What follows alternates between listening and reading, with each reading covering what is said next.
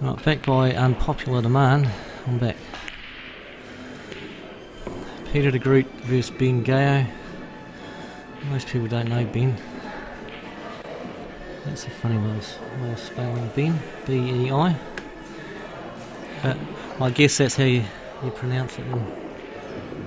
Yeah. But we just call him Ben. He's a good player, Ben. And Peter won't know much about him. Race to 4, which is great. I was a bit worried, to be honest, whether they were going to do a race to 4 for the first round, but they have, which is really what you want in the post section.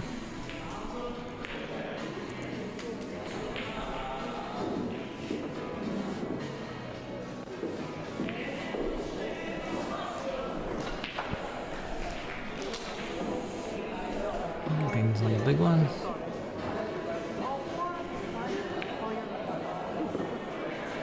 That's that.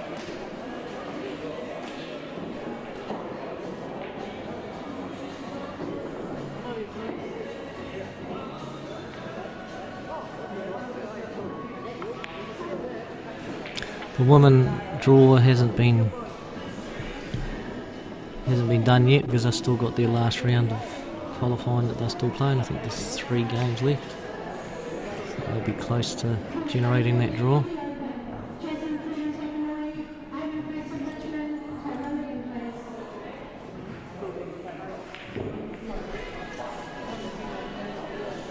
It's been got here, he's on the bigs. He really hasn't got a shot, I don't think. Oh wow, a bit harder, that would have gone over the pocket. It's not a bad result.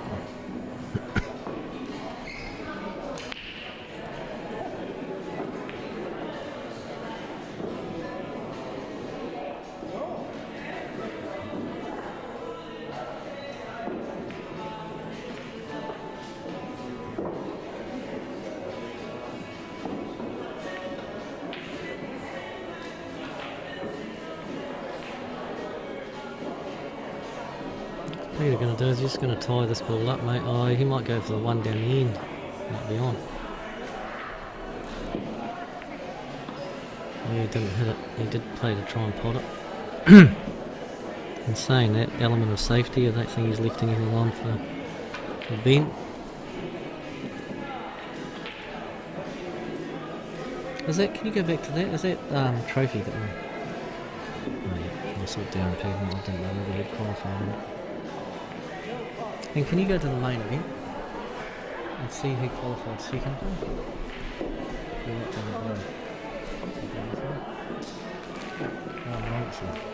That's a good effort.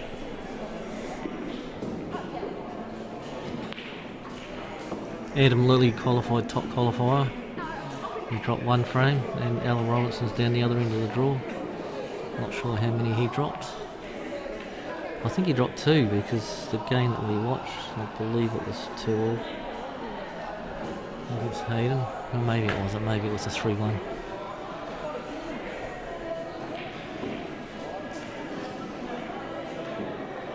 This is a tactical game, this. Just playing for the white ball. Don't know how Ben will handle that though. I don't know how he'd be handled if he got tied up and knocked by Peter. Peter's been around for a long time. And Ben's only new to tournaments.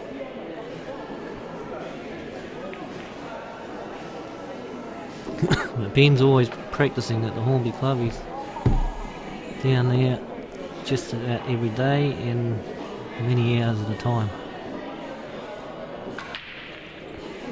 And he's a very good player.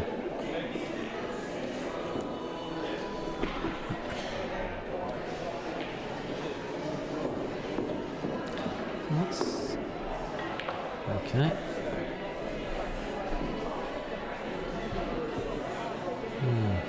So was that a free ball? Must have been. Yeah, he must have had a free ball. I was wondering why he was taking the big one. He was a free ball on the big one. Shot with Peter.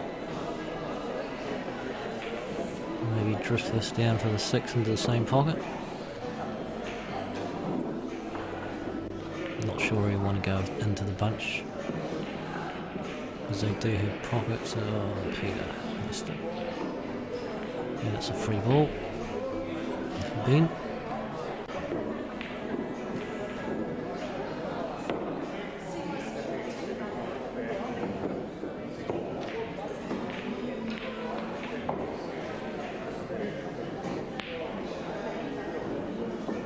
It is packed downstairs. We've got the whole field here.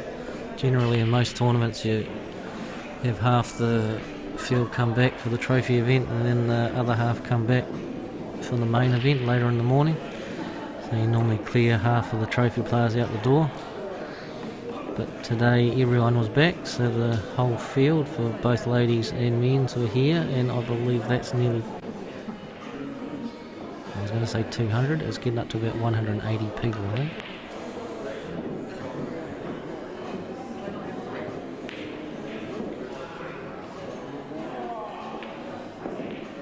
So he's, I don't know what he's nominated. Is he nominated the black, maybe? Interesting. Or is he nominated the three? Oh, I see. He was playing to get the 12 in. Not a bad effort. Black's severely tied up now, so Peter's got his balls open all apart from the 8 ball.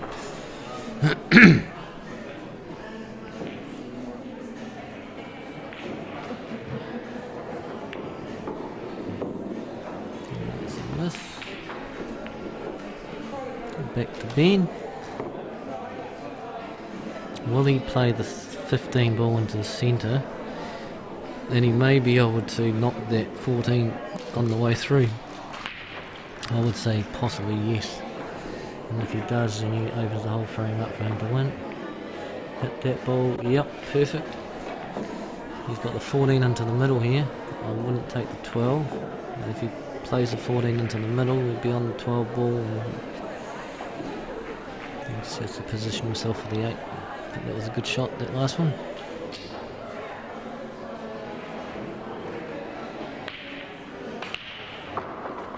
Nope.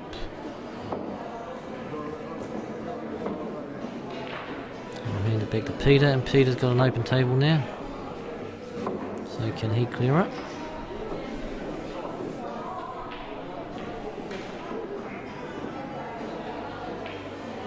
Terry Stewart, who be the commentator, please? I suppose that was a long time ago, wasn't it? Alright, it's in the top left hand side of your screen. John Renwick.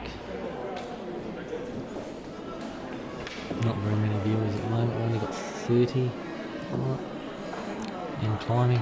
Most of the viewers previously, especially this morning, would be the players that are out there now listening and watching before they step up and try and do their best and put their best performance out there today.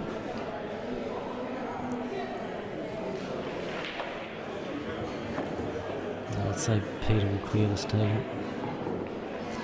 He can go either any way he wants to. 6, 5, 3, 3, 5, 6, whatever. It'll be 6, 5, 3. And the black should go inside of the 14 pocket, I think. Can we have the overview one? Okay, maybe it doesn't. It's hard to know really from that angle. We'll switch back. So he'll dig down on this and go in behind the black, take it into the opposite middle, I'd say. Just you played this like a drag shot if you wanted to. Just put a bottom on it. So bottom of the ball, screw the white ball across to the other side of the table and in behind the black for the middle. Okay, no, that's just as good, that's probably better. Better margin for error, that shot that he played, so he's taken it into the same pocket. And this is first frame, and that's in, so 1-0 to Peter.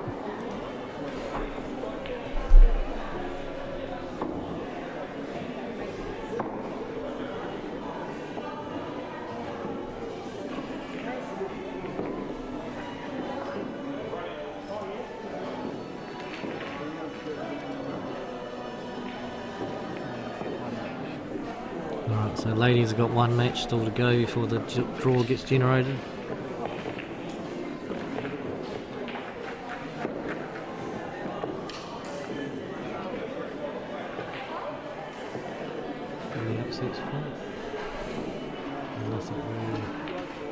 The only real upset I saw in the women's draw was Letitia, who missed out on qualifying because she wasn't here for the playoff.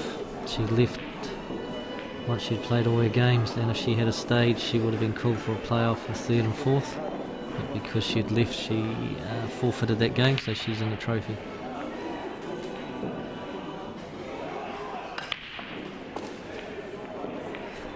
Everything else is all pretty straightforward. Jojo, oh, she had a loss to Larissa.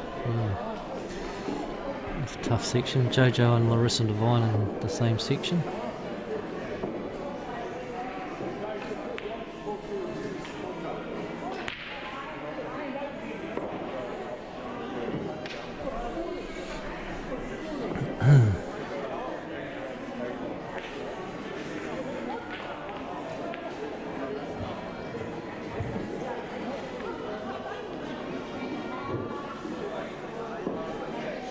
He could play the one, he won't do it, but he could play the one into the...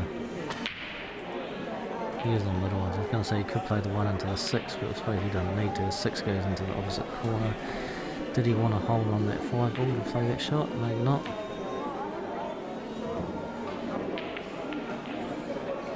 Take the 7 down here and then go back up table.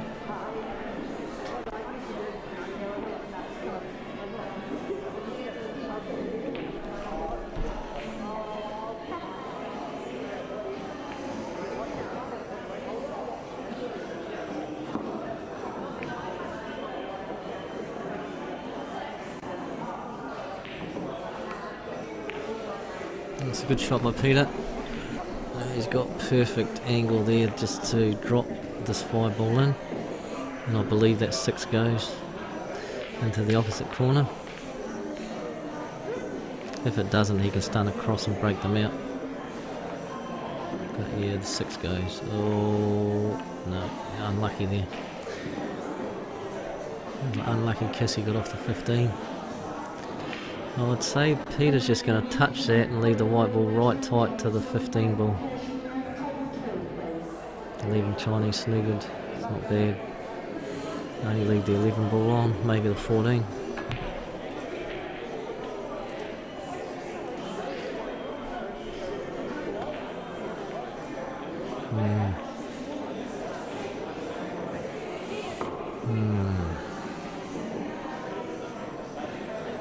The top view. I just want to see if the 4 goes and the 3 goes.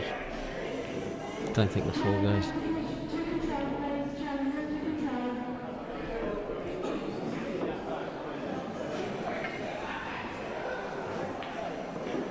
He might play to get a kiss on the black here. He got the kiss and he nearly got the pot. He really wanted to get that pot so he could put the 6 either over the pocket or in. I was going to say that 6 is now a problem, but not a problem if you get your white ball down that end of the table, but he's still got to get there. It's a good shot by Ben. Don't think he wants to slow roll that 10, because if he does, he's giving up the 6 ball to plant onto the 1. So, I'm saying that if you don't do that, you give away a free ball, I'd say. Maybe pop the 9 out and leave him on the 1 only. Don't know. Tricky.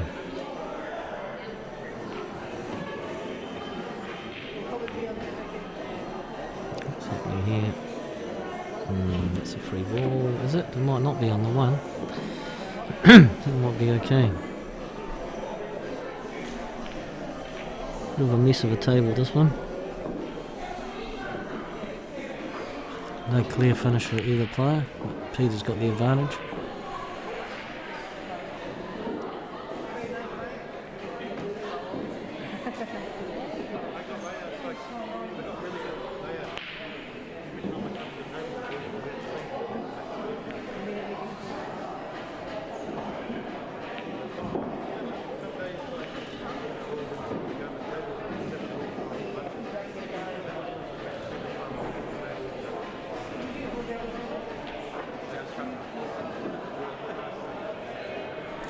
Yeah, so Peter got that 6 out. The right shot, because that black being pushed to the rail meant the 6 was no longer on anywhere, so just get it out. He's got control the left hand side of the table with the 1 over the pocket.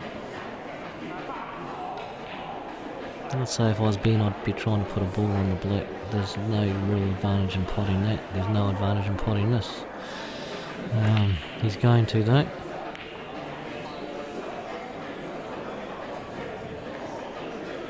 And if he was to put a ball on the black, and even that last one, if he was to put that on the black, he could bide some time to get all his other balls out in the open.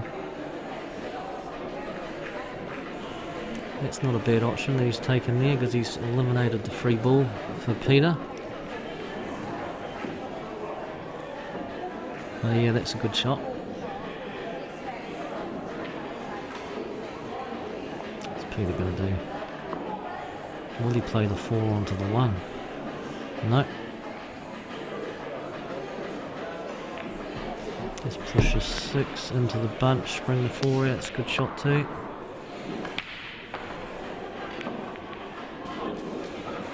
This is when the tactical part of the game's coming into it, and Ben being new to the game, I don't believe he will be able to match it with Peter as far as tactics go.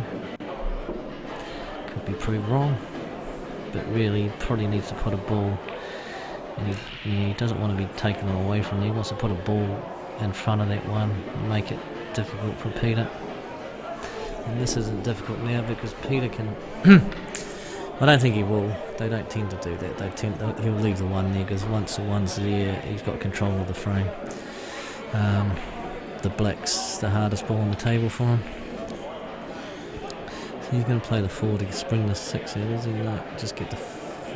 yep, kind of like that. So it now opens up the opportunity for Ben to hang that 9 ball if he wants to.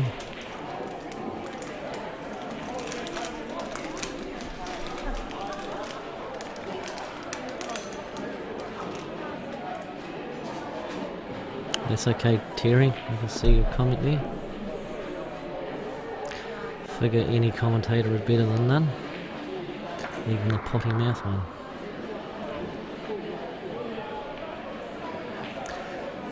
That's a good shot.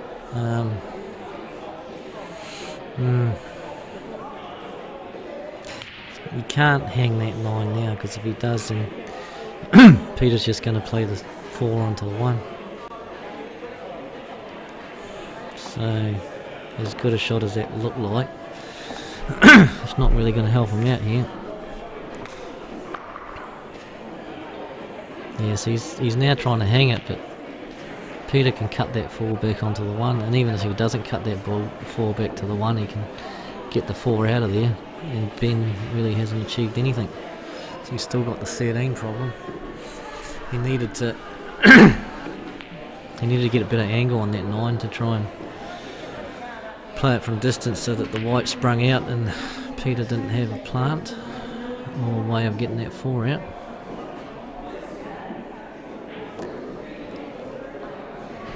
Ben's shot should be the 13 to come off the top rail and back on top of the 6 if he can. And then that way he's tied up the 6 ball. And you can say to Peter, if you wanted to go for it, you'd have the plant, but that would be it.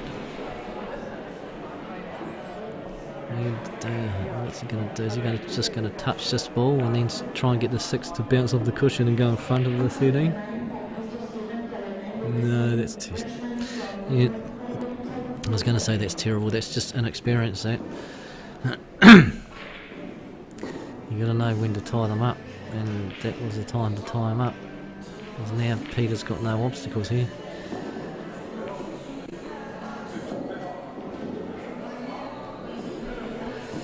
Really the only hard ball he's got is the black. He might not pull the trigger yet on that 1 ball. He might play the 3, and if he gets the 3 in, he'll probably be on the 4. And then play the plant with the 6 onto the 1. Not bad. He's not really worried that he's not potting the ball, he's just setting them all up. Waiting for a mistake for Ben, but Ben, he's getting no value here by potting his balls. He's got to make it difficult for Peter. He even cut the 14 into the rail where the 6 is. I mean, there's an off there, of course, but get some balls over there, make it awkward.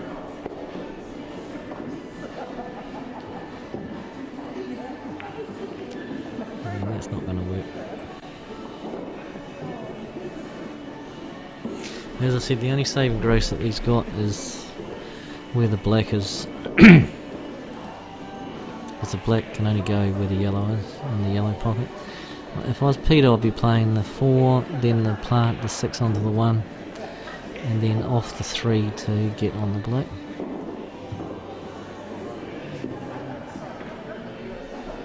Yeah. So the ladies now have finished. They'll be generating the draw. Doesn't take long. Push of a button. And there you go, there's a plant, and he will play that so that he's on the 3, and then he probably wants to finish straight on the 3 so he can draw the white ball back and go behind the black. Still a bit of work to do, but that's the path. Nice shot, and he's straight. He's pretty good. Good shot. It's just all about your queuing here. Well, these are the ones that have been letting me down all tournament. Screw back. I'd be lucky to get halfway back for the black, the way I've been hitting them this weekend.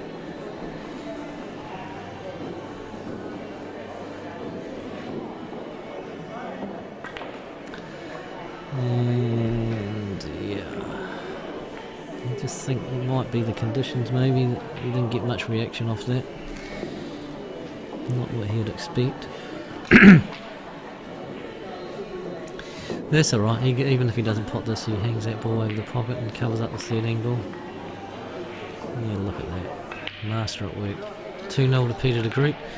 And I think Ben was just out fox in that game.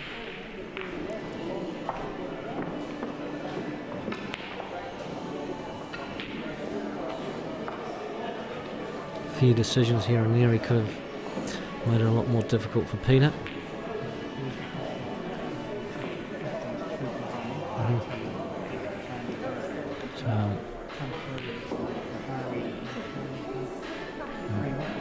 So the first result in the Open, Rahari Kingi has beaten Charlie Hunt 3-1 to go through to the last 64 to play Alan Robinson.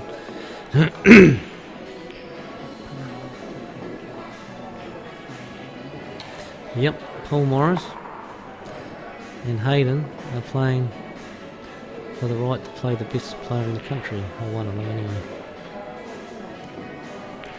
I don't know if that's a good thing or a bad thing, because the second game, if you lose your second game, you're out of the tournament, so there's no comeback tomorrow. Just always back yourself to win every match. Where is she?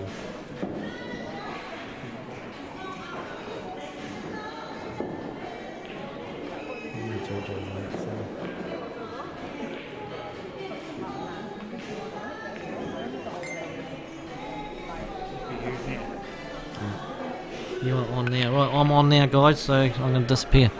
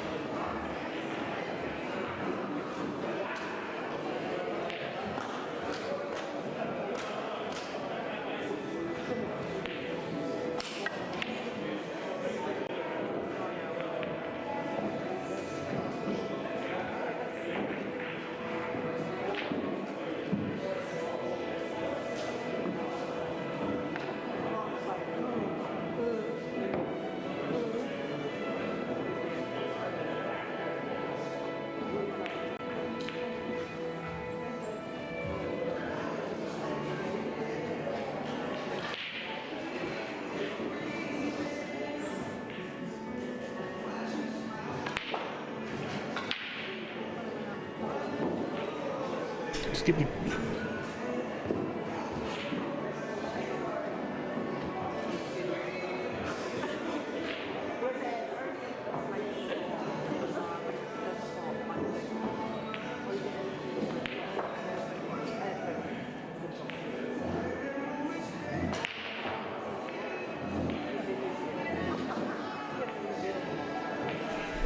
I'm back.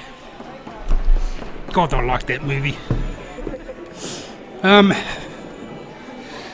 Anyway, Ben Gale, or Bay Gale, Ben, playing Div 1 last year. We dragged him up into Hornby Gold this year, Premiers. What we've got here with Peter de Groot and Ben is definitely the old versus the new. Ben's putting a lot of time into his game. He's spends a lot of time at the table, but he's first to admit he's still got a fair bit to learn. But by crikey, he can pot when he's on.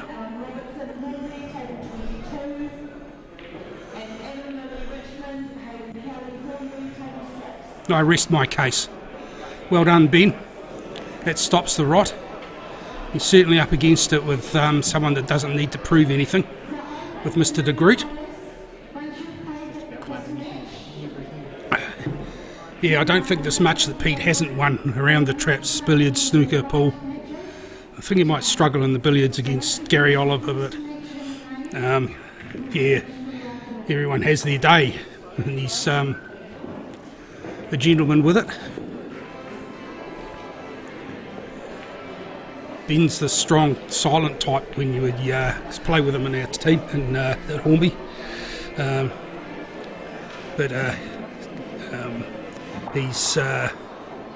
He always seems disappointed with his shots, whether it's got perfect position or not, because it's not within that half an inch of where he wants the cue ball to be.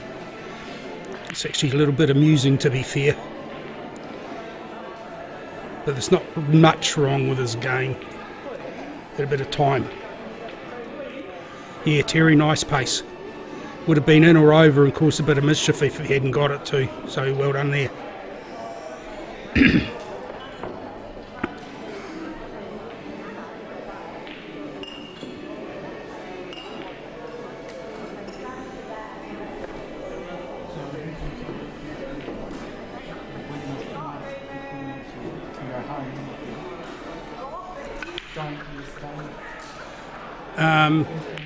No, the flight's at 9:30 tomorrow, I've just been told, because I will be in it, losing my first round game. Barely qualified, barely present in the first round game, and yeah, hanging in here. Those that can do, those that can't, talk about it. So, what was that, dry break? So what's Ben eyeing up here? Standing around here like he's looking at that 12 ball. Is that 12? Yep. So that should bring the white back down the middle of the table with a cut on for the 5 if he wants to take it. He's pointing up. Where's he going? Unless he's running that. It always looks like he's taking the 7 down onto the plant for the 1. That's a brave shot.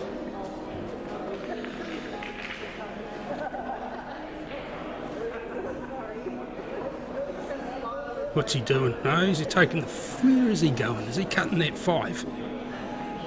Crikey.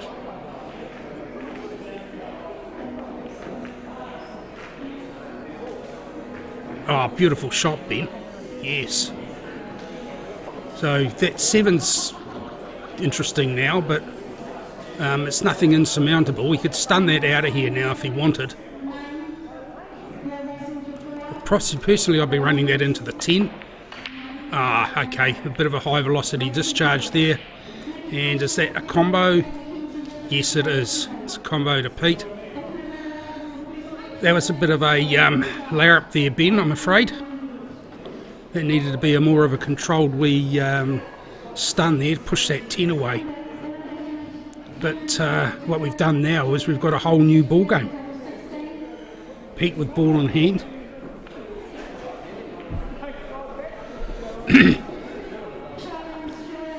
Well, Terry, lovely pace on that black. What do you got to say for yourself now with your cut there? Yeah, I think that was definitely a high velocity discharge. So Pete's taken the 4 as a free ball from the looks of it. That's a good idea to clear that pocket out.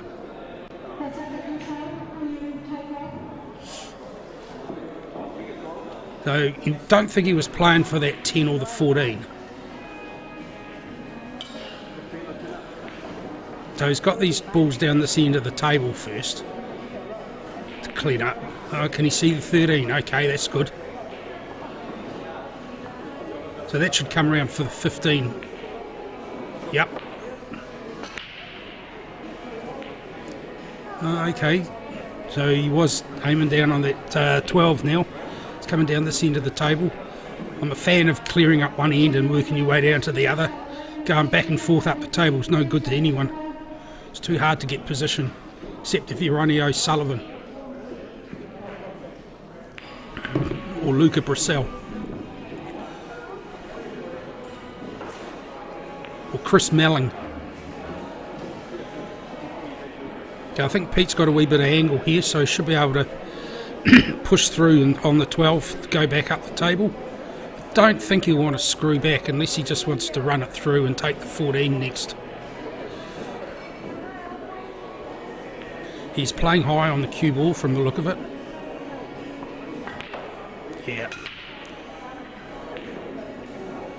Yeah, that's not bad. It's slightly overcooked, but it's not insurmountable there. And that'll just run down nicely off that cushion. He'll probably play this with a little bit of running side and bring the cue ball back over to the left-hand side of the table.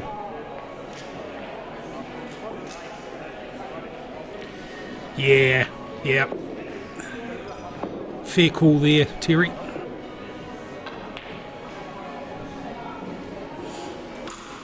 Okay, so I think we just got a wee stun here off the 14. Nothing drastic, even more like a drag.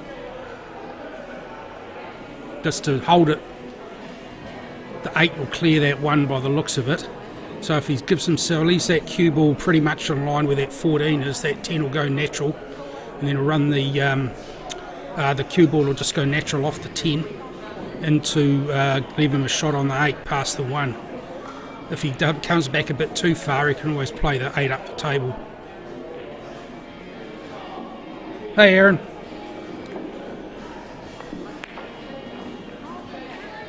Yeah, okay. Just going to flick on the overhead to see if that 10 goes past the... that goes past the 2 ball into the side. It may even go into the corner. He's having a good think about where he wants it. Personally, I'd be taking it in the side. That way you've got more control over the cue ball and you're going to run into the 2 and end up with a crap shot on the 8 if you get it.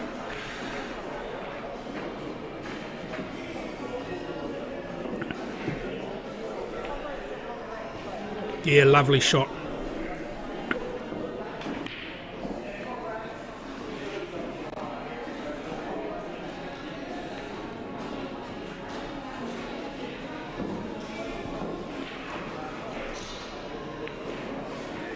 And there we have it.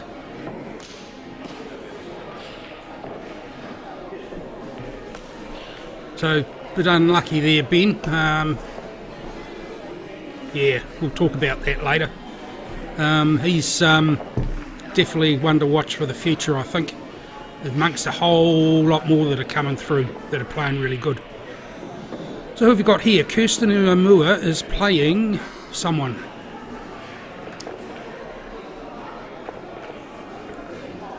We have no idea what the score is, but we do work out that it is Kirsten's break. I think Captain Obvious can work that one out. Here we've got the draw. Who's Kirsten playing? Oh, she's playing Shah Stewart.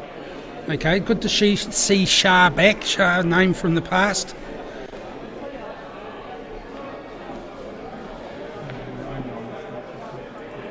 Yeah, we'll have someone going back up on the main table shortly. We have to drag back, but at least we'll get to see Kirsten break, I suspect. Kirsten playing Prems this year for Papanui.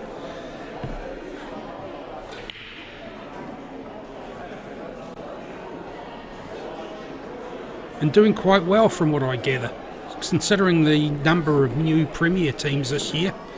I think there's 3, this Ice and the 2 Papanuis, and Woolston, but the Woolston one technically is just sort of like poached people from everywhere. I thought the poachers would have done the poaching, but apparently the poachers were poached.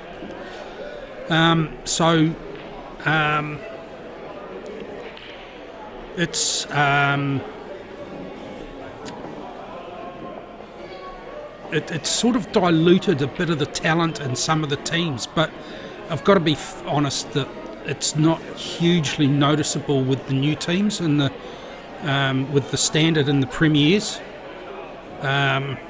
Not as much as you would have suspected it might have been. I think what's happened is that with the structures that we've got within Canterbury Pool, with the interclub and tournament structure, and the willingness and of people like Des Wilcox, Adam Lilly to take on a role of coaching, even if it's paid, but irrelevant. It's what it's meant is that the standard of juniors, well, the pool for schools as well. Sorry, not pool for schools. Secondary school pool is the juniors, and the level of players coming through the ranks is improving incredibly well. It's really good to see. It's not that flash when you're on the receiving end of it on a table, but if you take a step back and get over your own misery for not playing as well as you think you could, then it's really good to see the standard improving all over. And I think that's sort of reflected in the way that the sections have dropped in with this Canterbury Open. I was just having a discussion with Peter de Groot earlier, where we're sort of thinking that normally when you're looking at sections, you could say that there's 3 players in a section that are likely to qualify. There's always going to be outliers, that always happens, but generally 3 that will qualify when you look at them just for numbers. But you're looking through the draw for this tournament, and there's 4, maybe 5 in every section that could have got through. So the standard is definitely improving, and it's great to see. Great to see for the sport. Right. Kirsten's sort of limited her options here a little bit.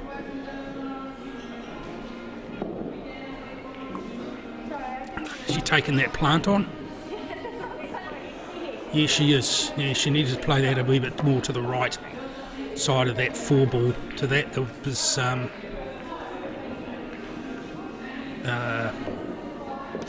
it wasn't on straight. Shah's good to see Shah back in the game. Used to be Charlene Ride, but had a name change in the meantime. Shah Stewart, so good to see her back. Hornby stalwart, had a few titles. Used to be Gus Templeton's partner, so there's a bit of pedigree there in learning and coaching.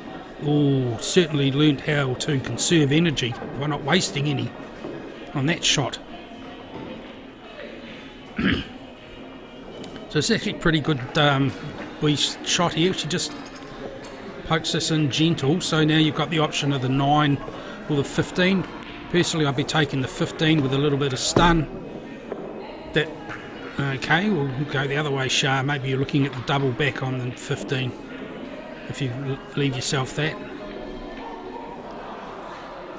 Okay, maybe you could take that cut. Okay, here we go. Now that's not Peter de Groot, that's Jody Chapman's head there. So we're going to put the names up soon. That's Jody to break. Dry break. Who's she playing? Maxine Sol. Well, here's an interesting thing. Both of them out of Hornby. Jody playing Div 2 for Hornby Green, I think, this year. Was Div 1 last year, got relegated. Maxine's playing for Hornby Silver, Div 1. Could easily play Premiers. It's one of those Hornby Silver team members that just play because they enjoy playing with each other. From a club captain point of view, it's very, very good to have a team that gets on so well, but it's bloody awful when you're needing to bring players through because they just want to stick together. Very hard to bring anyone through. So, you know, that's my little wee cry for the day. Yeah. Okay. John, did you just call me John? Do I need to swear just so that you can...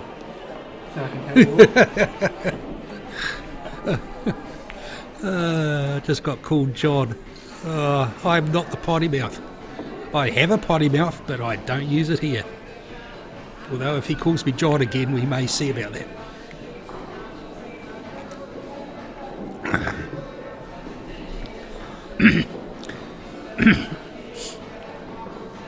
Right, so if this 12 doesn't go, it stays in there and causes a little bit of mischief for Maxine. Let's see if she wants to take it. No, she could have done a little better than that. The idea was there. That was the sort of pace for leaving it there to cause a bit of mischief, because there certainly wasn't anything on afterwards. But I think Shark and Maxine can tackle this 2 round there now. Oh no, she went that way. Well, that's right back at you. So Jody's options now is you take a poke on the 10 down the rail, or you take a poke on the 14 to over the other side and try and come back and hold it for the 10. I think I'd go for the 10 myself and screw it back a little bit. You've got to get those balls out of there.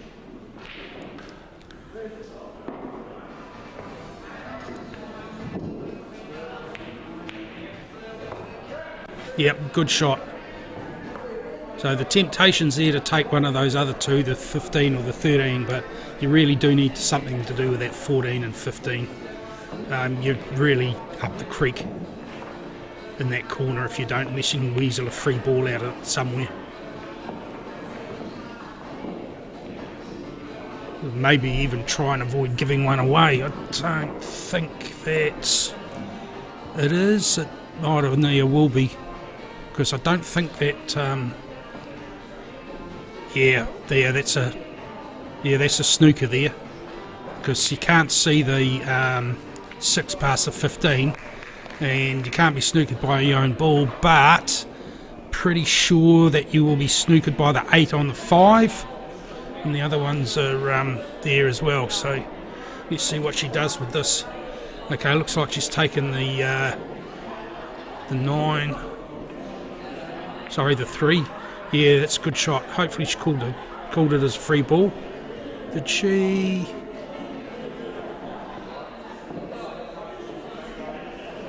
Yep, obviously.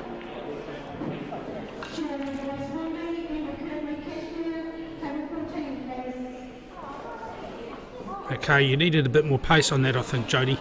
So this cut's just going to push that 6, the 9, into a bit more mischief with the 6. Oh, very brave girl. Very brave girl.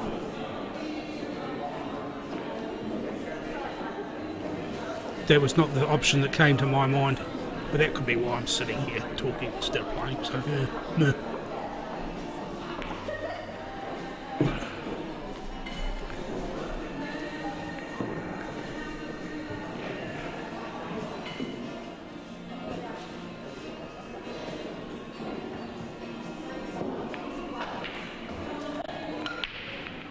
Okay. Yeah. I was thinking maybe play that with a bit of running side, you to come around for the 6, but that's one way of doing it. There is that thought that playing English on the ball all the time, it just complicates the game. I mean, you've got to know what you're doing.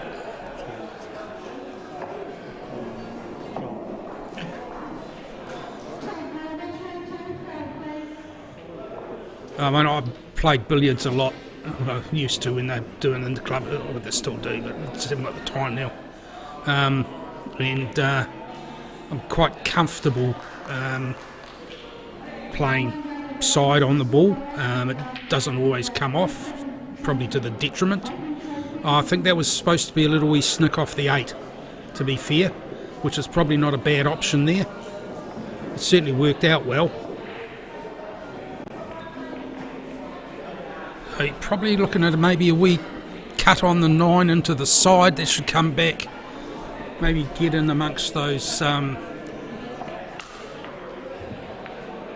Oh yeah, that was a shot to nowhere, Jody. I think the cut was the one, because that would have left you something to hit at. So you really are up the creek here, and I think the paddle's broken or it's too short to use.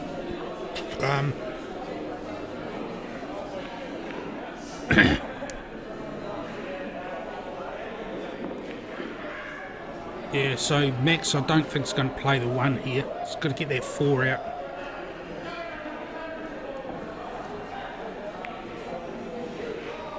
Oh, that could have been interesting if you'd potted that. You'd have had a shot on the 4. But that's actually put Jody in a whole power of effluent here.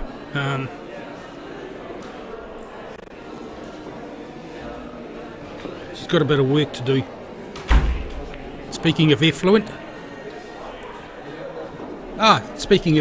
John Renwick's back, talking about his mouth.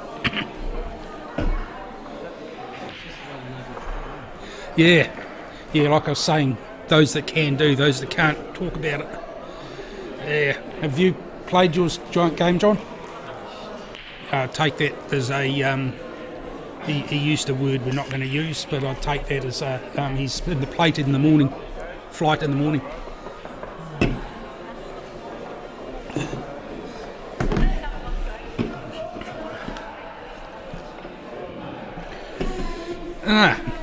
So John's got a can of Coke with what's a face on the name. Yeah.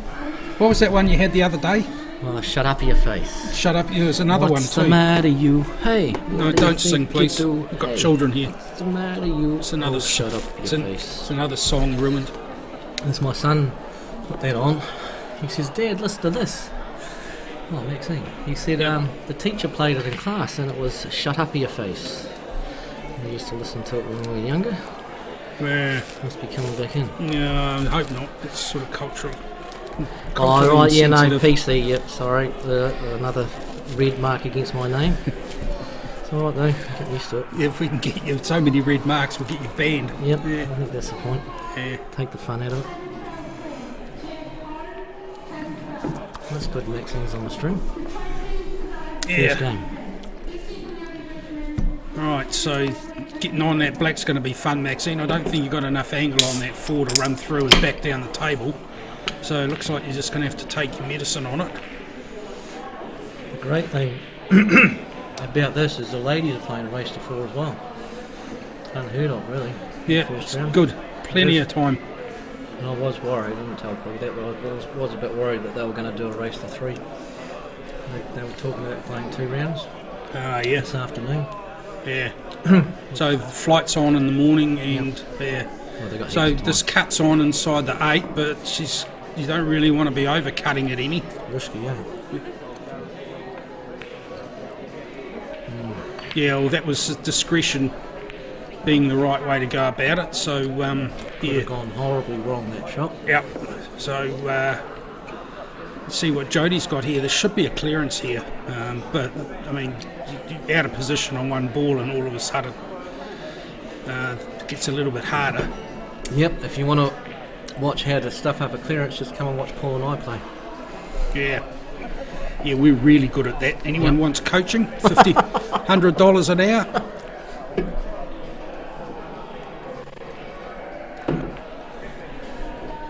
It will eliminate your mistakes by us teaching you them. Yeah. Okay, now this one here, if you overhit this, Jody, then you're going to have no position on that 15. You should have played the 15 next by just going a bit softer, because you're going to be flying. Yeah. Now it's a horrible shot. Yeah, and you overcut it. So what you've got to do now is make sure that that cue ball is down on that top bottom rail.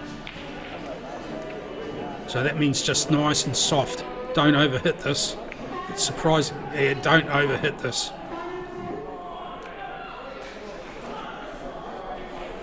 Yeah.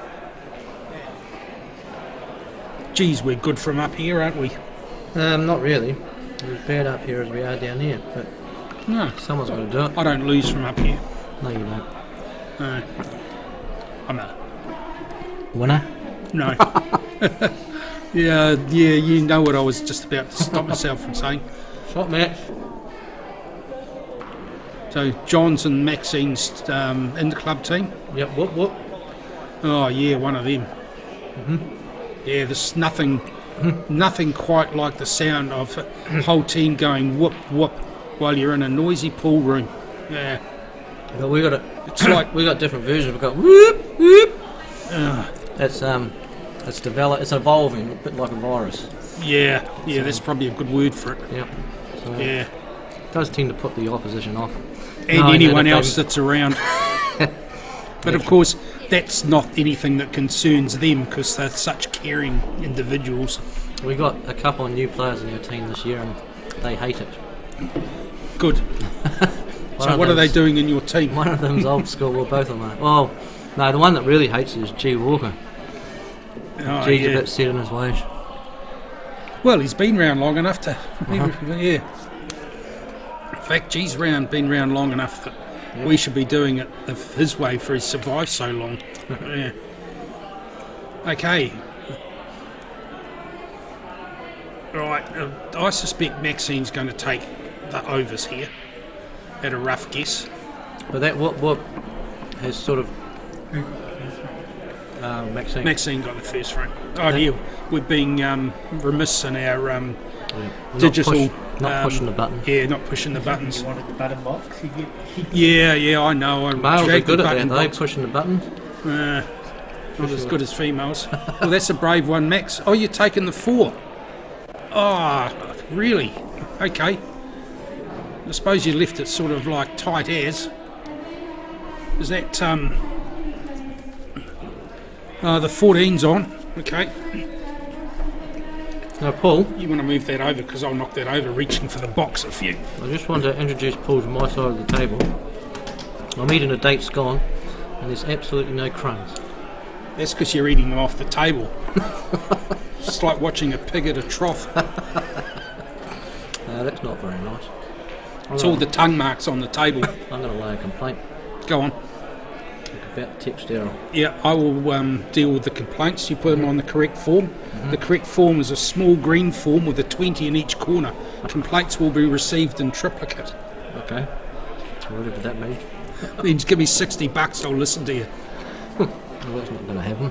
Right, so no complaints then. Terry Stewart, we're from Hornby.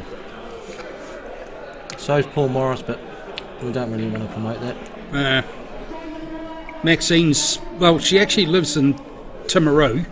Her and her husband Brendan, or AKA Nobby, own the... Noddy. Nobby. No, that's the other one in your team, isn't it? Noddy own the Robert Harris, just as you're going through Washdyke. Yeah.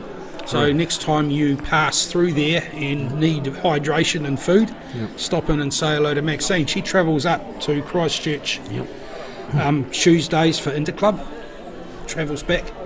I don't think she stays up in town much, does she? No, she doesn't. She has does got the travelling. a bed at our place if she wants it, but she decides that she has to be up early in the morning for work. But the food at Robert Harris is beautiful. Yep. Really, and if you're going to go there, have the chicken pasta. I have it every time I go up there. It's beautiful. Oh, I just go for the scones. Yeah, no good. It's always busy, so a busy place is a sign of a good food, good drink, good people. Okay, so looks like that 11 might be on. Oh, I think you need the spiky long one there, not the little short one, my dear. Maybe.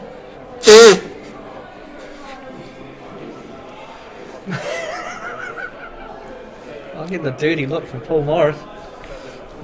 Yeah, well, not as dirty as what I got off his bloody nose. Say it, don't spray it. That would be my preference, John.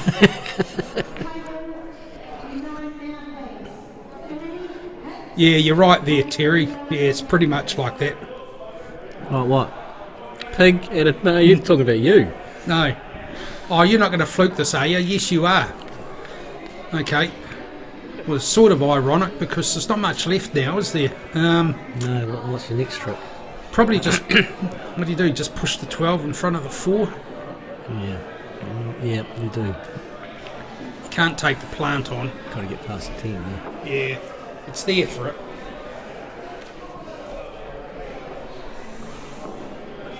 No, it looks like she's playing the 10. You hit it hard enough, something might happen, and that's not Yeah, good something result. did happen. Only saving grace is that 2 ball. Yeah. Not really helping anyone, is it? No. Well, it's helping Jody. Yeah, all the balls are past the side pocket, so makes the free ball a bit fraught. So he's taken the 4. I'd say this will be either up and down the table or just nice and gentle for the 7. Yeah. Good result. Yeah. So I'd suspect that we would be putting the 10 back inside the 8. Yeah, reverse double. All about the pace on this one. Yeah, if you get it, you'll have a shot at the 12. If you don't hit it too hard. If your stance is upright and you lift your head when you play your shot. I reckon Max should get that 2 out now. Push the black closer to the pocket and then you block off the pocket for the 10 and the 12. There's no shot really there. Yeah, she's been quite aggressive with it though. Ah, she's playing 4. 3 onto the 4. Goodness, I wouldn't have done that. Yeah, the theory was there. Well, that was the problem in my game, is that my theory was there every time I got to the table. Just the execution was the problem. Yeah. And a great plan. And I've walked away from the table a couple of times thinking I should have been executed. You should have been executed. That's a bit Not just, harsh. yeah. You don't take it that seriously, Paul. No, only internally. I make sure that you always make sure that you applaud your opposition's good shots. Go away with your head held high and you're really crying inside. Yeah, of course you are. Oh, look at that for a result. Yeah, I Is that don't. a free walk? No, I that's turbo, sorry. suspect that possibly wasn't planned. Yeah, that's good call.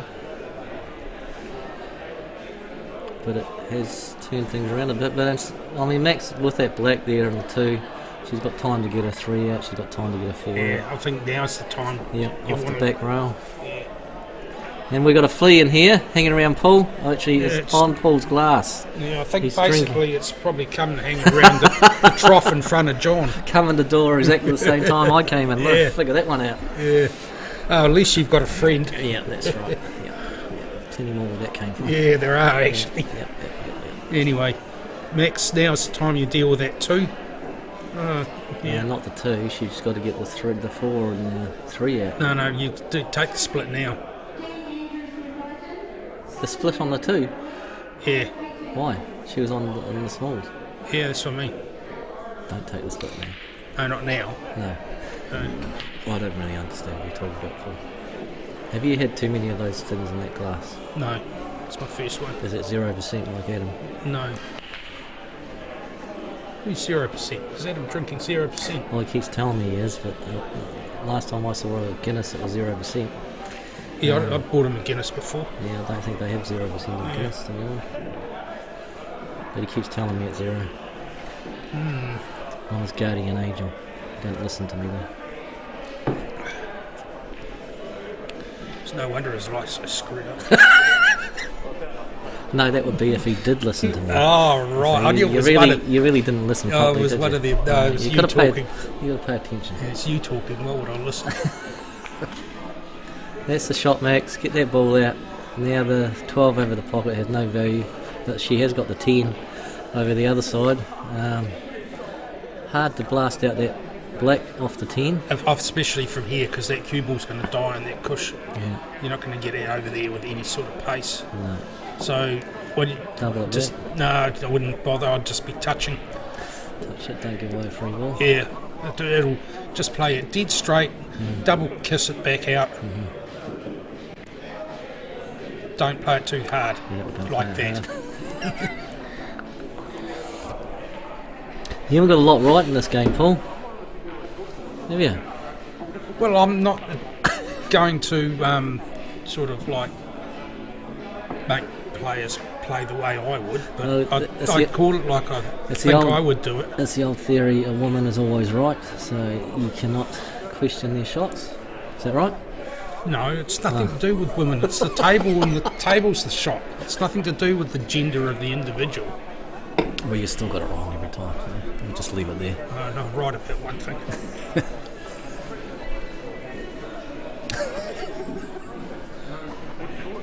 Thinking what I think, not saying it, so I'm right about that. Right. You just don't have too many of those beers that might come out in the stream. It's my commiseration beer and I'm enjoying it. Yeah.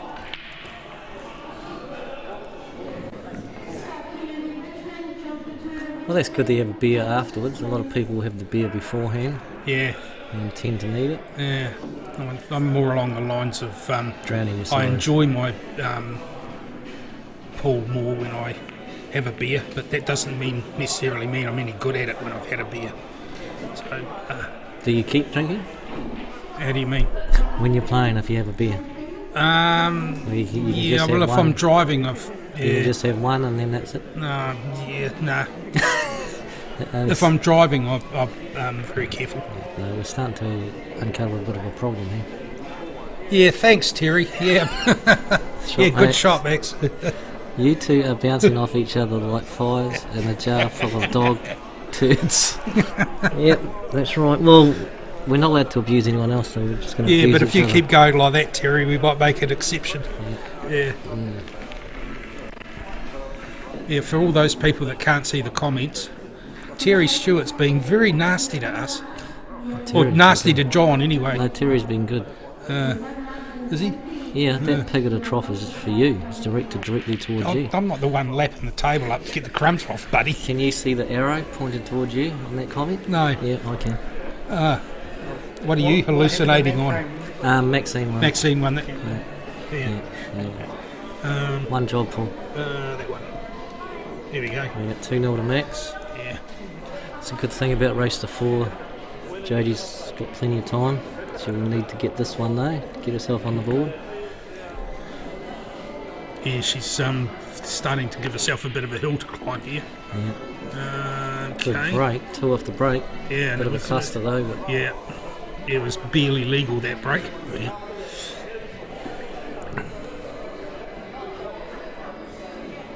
That is a nasty, nasty clump in the middle there.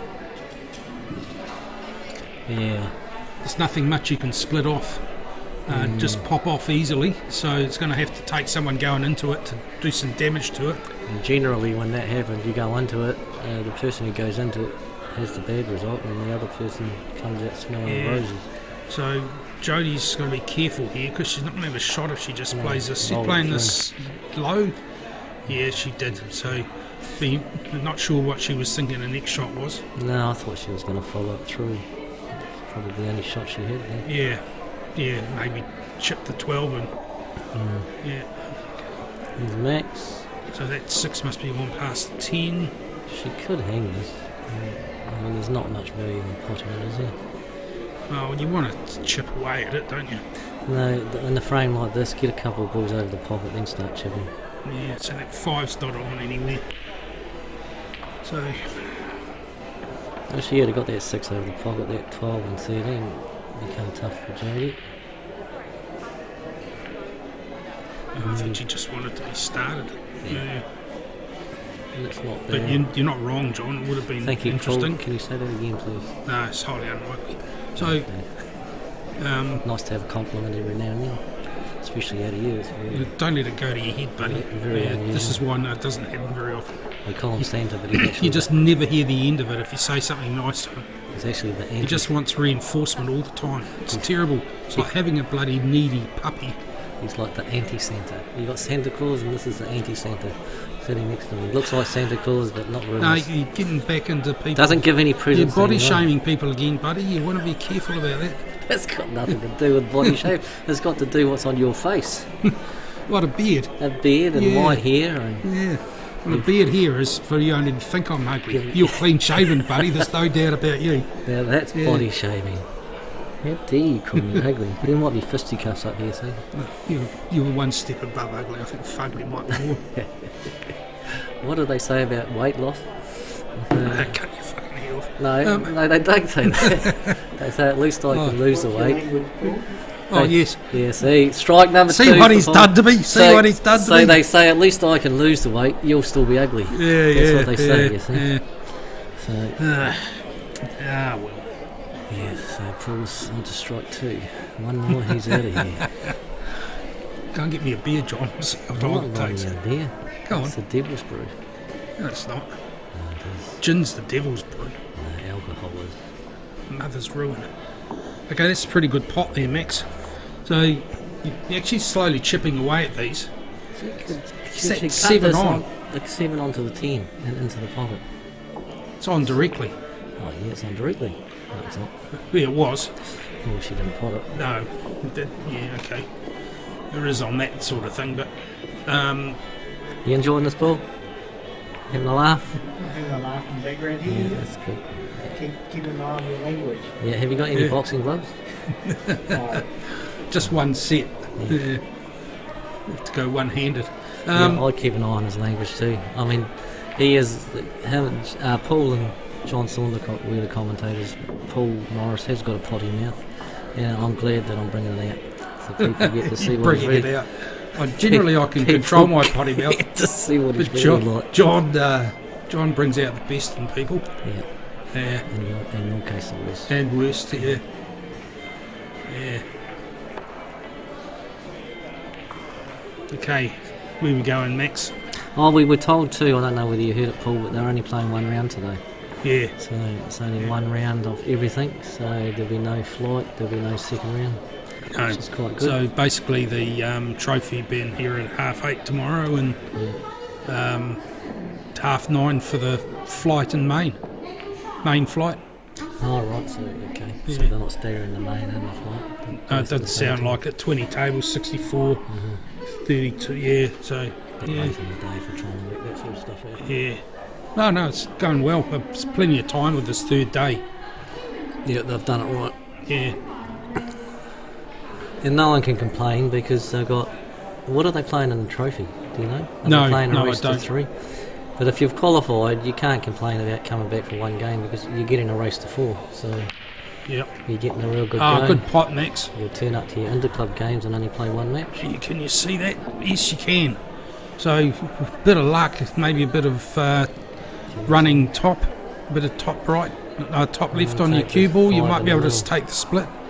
5 in the middle, is it? Am I seeing something? Yeah, looks like she's going to be doing that now. Call the ref for this one, maybe. Or maybe a double. She might double it into the middle. The 12's blocking that off, I think, if you're I don't taking... think- no, not on that angle. Oh, I might get away with it.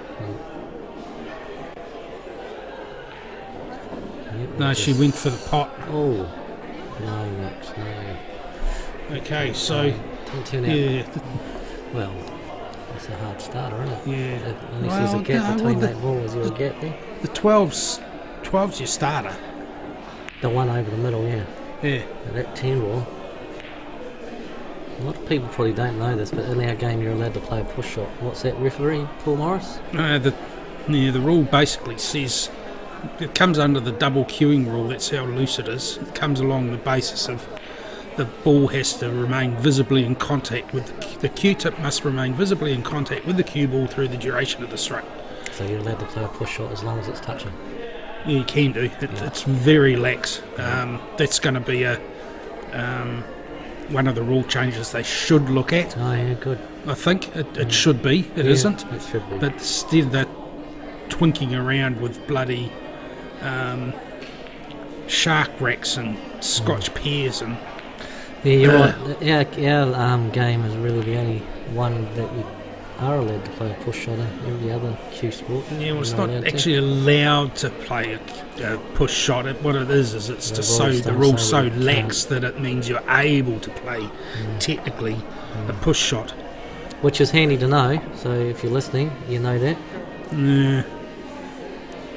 Yeah, we need a referee interpretation to make sure that I'm not talking out. No, you are. It was Barry. I played the Champions one time. I was playing Charlie Schooner. Yes, you can, Tony. Terry, you can play into the ball. Yeah.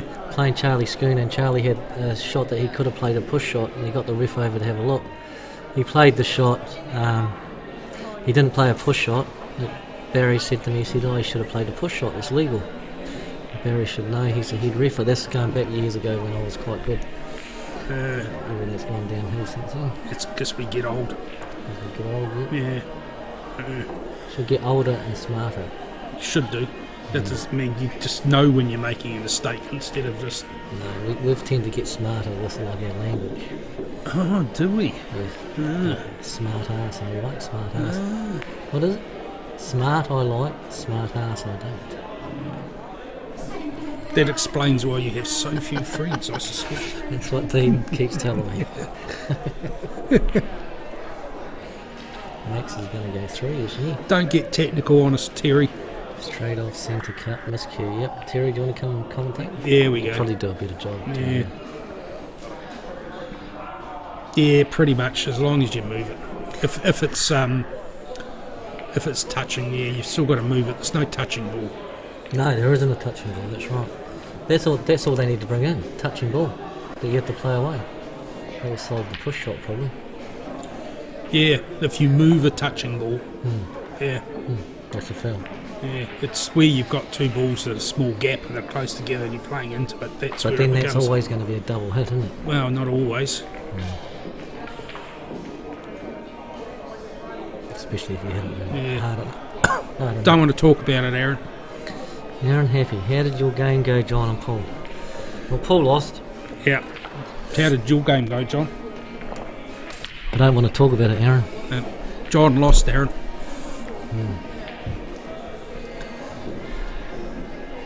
Thank you for asking. Oh, here we go. There's the man himself. No push shot, but a double Q foul. Oh, remiss in my finger work again. No push shot, so that's no. But a double Q foul. Double Q foul. Yeah, thank you, Mr. Appleton. Yeah. Nice to Yeah, know that's that the rule that it's under. Yeah. Yeah. Please type away if we're talking crap about this. I'd love to commentate. Yep, learning by asking questions and watching. No, that's great. You're not learning a hell of a lot off John. Yep. You're learning not what to say on the stream. Yep. So, yeah, if you keep listening, you'll just know that if you're going to come on the stream, just don't really say Okay, looks we like do. Jody's going to kill the baby. Well, that's bad, Paul. There we go. We ain't got a dingo around here. Not anymore, she's just knocked it off the head.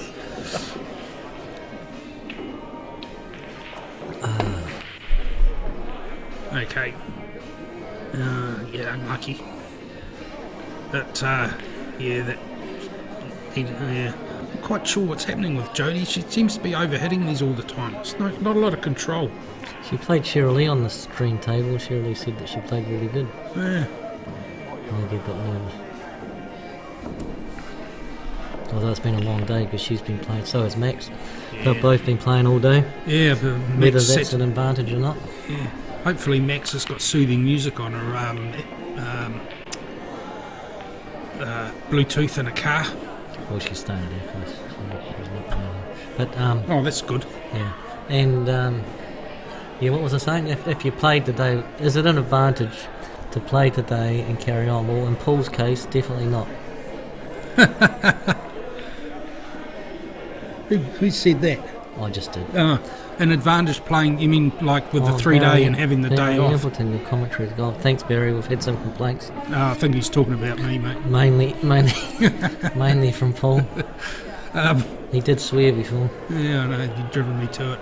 Yeah, driven me to drink too. Strike number 2. One more, he's out of here. Yeah. So, yeah, he's drinking. Got a problem.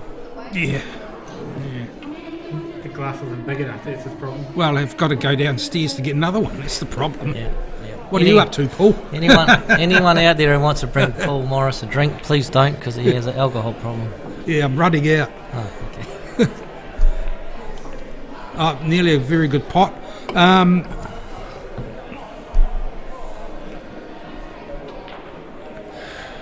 You're just going to give John a swollen head, Terry. You keep saying stuff like that. Yeah, no, he's number one fan, Terry. Anyway, what are we talking about? Maxine and the travel? I think we were... No, playing on... no, we were playing talking, Friday. we were talking about how terrible you having were a day off. Oh, that's just... I'm just decided... We were talking about, is it an advantage to play today, qualifying, and then carry on to play post-section? I like it. Yeah, Yeah. I would say it's a big advantage because you've got table time, you know the pace of the table, and the ones who are coming in fresh, it's their first game of the day. A bit like having a bye in a post-section round. Yeah, I'm in, like this, having everything through the same day. Yeah.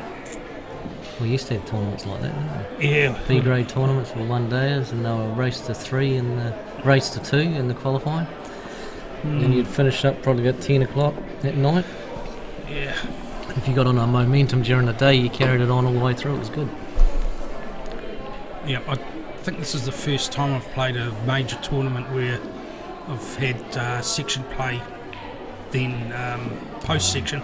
There's a good reason for that. And that is because they normally have trophy in the South Islands and the Nationals on a Friday after qualifying, but Paul Morris is such a good player, he doesn't go in the trophy, so he always comes back the next day. Suckhole.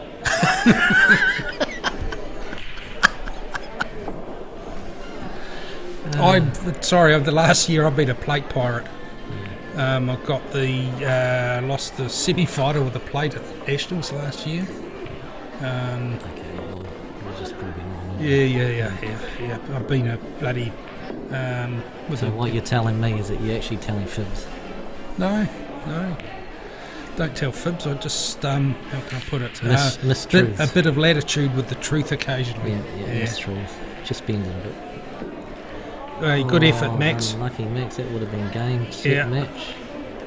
Yeah, this is definitely a difference in standard. Yeah, Max could play. Yeah. Oh, she's an international representative, of course. Well, so am I. Yeah, you are actually. No, there's no need to laugh about it. I mean, I did anyway. But, yeah. That's just due to no one else wanted to go, but I'd take it. Yeah, well, I think there's a few people that would have wanted to go if they could have. Yeah, well, they didn't, so bad luck. Yeah, circumstances. This year the right people were going, and it's going to be fun to watch them. But yeah, then we've got the Aussie one right up behind it as well. Yeah, and they've actually got, are you going to be watching the the Aussie tournament that Simon's going to? Simon, Brent Wells and Matt Edwards, the Reds and Yellows in Australia, If in it's another week or so. Free to watch, I It will probably be free. will. It will be on, then I will be watching. It's on Cue Ball TV. Yep. And they've got the Calcutta tonight, which is a massive Calcutta. At 7 o'clock, most people won't watch it because the rugby's on. But they'll probably be able to watch it back. It'll be entertaining. Yeah. I mean, they've got starting bids of the top players at $10,000 starting bid already before the auction started. And a few players there at $7,500. The Calcutta will probably get up to 100k. Yeah, I'll probably end up with my mouth washed out here, soap here, but I'm not a fan of Calcuttas or gambling on that. No. Like that sort of scenario, it's not good. Oh, someone's had a good go at bumping the table. I was gonna say, I mean, is that why she missed it? Oh, it looks like it, eh? Good God. Did you see the table jolt as she's playing the shot? Might have been an earthquake. Yeah. Camera table. Yeah. Just at the same time that she missed the black. Yeah, it's actually put the camera off skew. Look how skewed that is now. What Paul needs to do now is to stick his head out the window and yell down at them to bloody get off the freaking table. The only issue with being up here is you can't go and yell. Just wave your hands out the window. So see you. No, you make it look like you're a madman because they won't hear you. Well, the shoe fits. Yeah. You leave Paul alone. Yeah. Stop giving him a hard time. That's my job. It's just the name Paul. Normally when I hear Paul, I think of you. I mean, my living rent free in your head. No issue, but I just have to throw a bit of filth in there. Here we go, Jody. Keep travelling that white ball. That's not bad at all. Play this into the black pocket. Yep. And you're on the 15, and you have angle to pop the white ball off the cushion. Come back for the black. So key shot here. She can actually run the white. Oh, nicely done. Yeah, I was just going to say she could run Yeah. it. It was a two-way shot, So, really. where you going? Where you going with this, Jody? Oh Oh, my God, that's a free ball though. Isn't Yeah, it? it's only not a free ball. It's not a combo. but having said that, do you take the 15 or do you take the cut on direct? That's a good point, because if you take the 15 and miss it, you'd probably hang it. Yeah, so you take the direct, but then again, if you miss the black, your 15's on anyway. Yeah, so it's not a bad foul, what Ball's trying to say. So possibly what you could do is take that 15 with a bit of pace, screw it over, Actually going for the black, go for the black. You must be comfortable with that. I think that's off the rail. Cue ball's not going anywhere if it's going to cause any mischief. Yeah, there we go. Good shot, mate. Well, It's game, set, 4-0. match. Yeah. Yeah. It was. I don't think Jody will.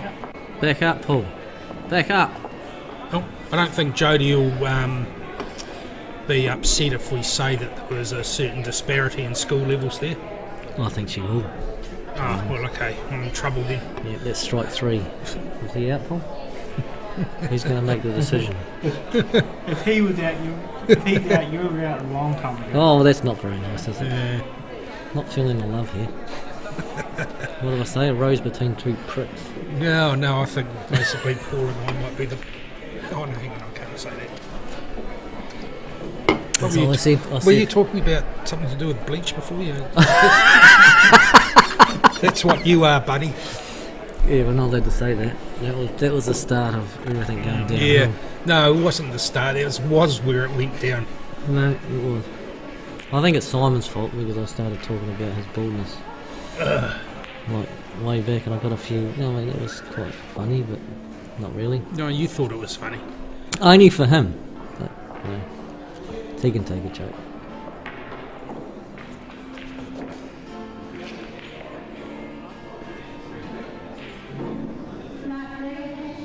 Now, who's on here? So this is Kirsten and Shah. Oh, is Kirsten this, Amua, Shah Stewart. is it main event? It is main event. Yes, it is. Yeah. We've got no idea what the score is. Does Shah still play for Hornby? Yes. Yeah, I think she's playing for Hornby Green. Oh, yeah.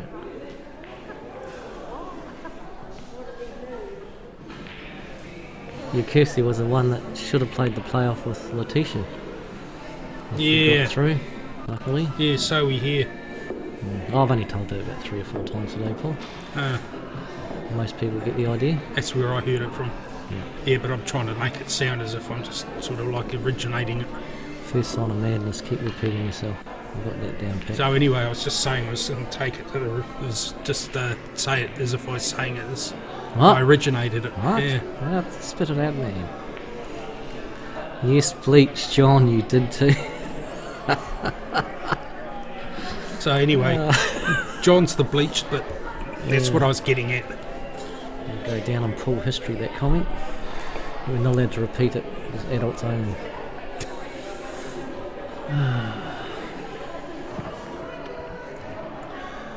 So yeah, you probably leave that too where it is. It's, mind you, if you leave that, Yeah, it's not yeah, a good thing. it's a big gap in there.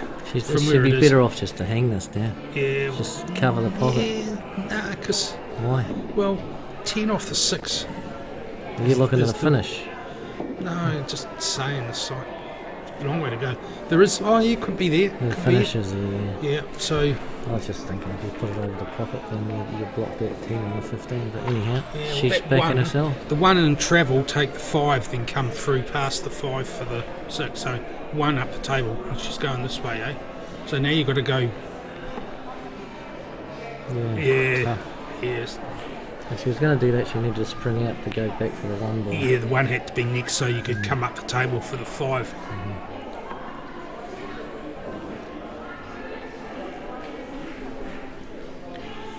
It's quite. It astonishes me how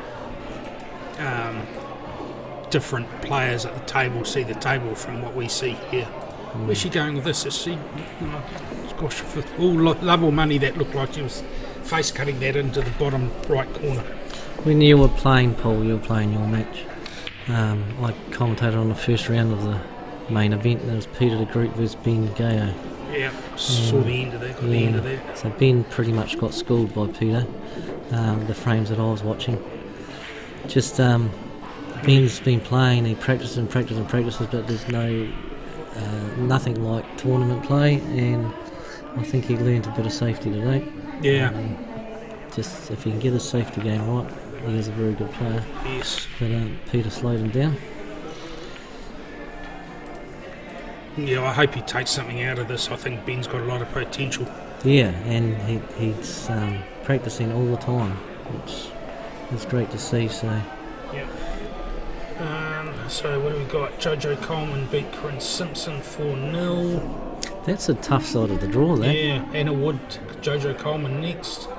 Maxine's going to be playing Wendy Stevenson and James.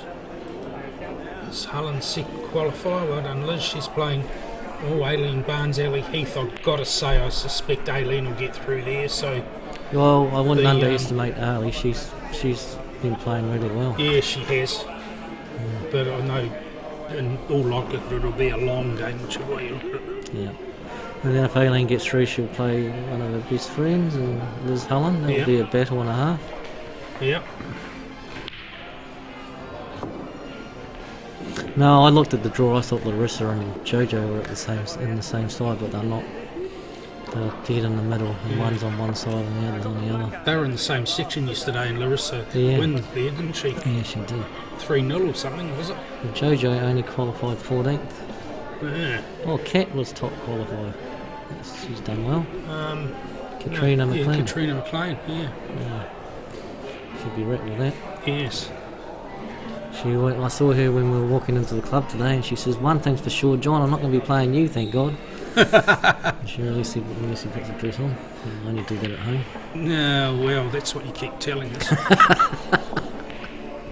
There's a whole lot of people around Hagley Park probably think a bit different. Yeah, the old Hagley Park toilets, eh?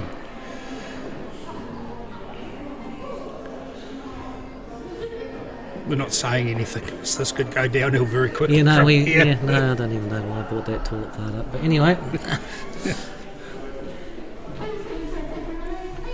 there's been some bad things going on, Paul, since you left. Mainly, John. We've had strike 3, 4, 5 and 6, both of us. We haven't been called. The umpire's out. Yeah. Oh, is this the main table again? Who's this? It's Bill Stevenson. Yeah. So Top bloke, Bill. Yep. Who's Bill playing? Apart from pinching our Darren White from our silver team. Yeah. Didn't go down well. Well, Darren wanted to play premiers. Yeah, well, we were slow off the mark. We were slow off the mark. Anyway, what are the yarns doing today? Coming back home, is he coming home? I think he's enjoying himself where he is. Oh, you can't get any better than our team, Paul. He played for us last year, our team. And yet he left. No, he left because he wanted to play Premier. And yet he left. But, so, who's Bill playing? Mark Grigger. Mark Grigger. The old Grigster.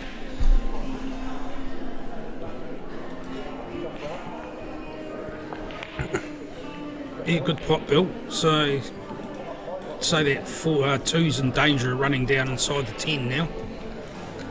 Yep. Because he ain't got much else on. No, if he hangs that 2, he's in complete control. So he's using a carbon fibre shaft. Yep. So this shot here could go tits up quickly. No, I think... Oh, yes, well done. Yeah. That was terrible. Yeah. Yeah, because that was a bit tucked onto there. Grigger can pull a game out when he needs to. Yeah, I think people underestimate Mark. I certainly do. And we do an interclub as well, and he tends to always get the win when we play his team. Yeah, I don't think Mark Grigger plays for Hornby. No, when we play his team. He's Papanui, isn't he? He's Cashmere Panthers, Paul, but you're doing a good Panthers? job. Have a third time at trying to get something right. Hey, at least I got that he wasn't Hornby. I think they're racing the three. Is this the flight? The trophy. Ah. Oh, Shivers, did neither of these... Mr. Shivers, did neither of these qualify? Is that the right pronunciation for? Chivers. Shivers, you said Shivers. Yeah, I nearly said something else. That's the third strike, I believe. Yeah. Oh, it's not a matter of whether or not it happens, it's how deep it is and how frequently. Oh, good. Yeah. Don't get a grab baseball some beer bat. while you're down there. See, yeah. Anyway, Yeah, so the trophy yeah. is a Okay, race to 3. yeah. So interesting wee situation with that 2 and 10 and the 1 and 13 here. So if he's going for this cut, that's the shot of someone that doesn't expect to get the pot.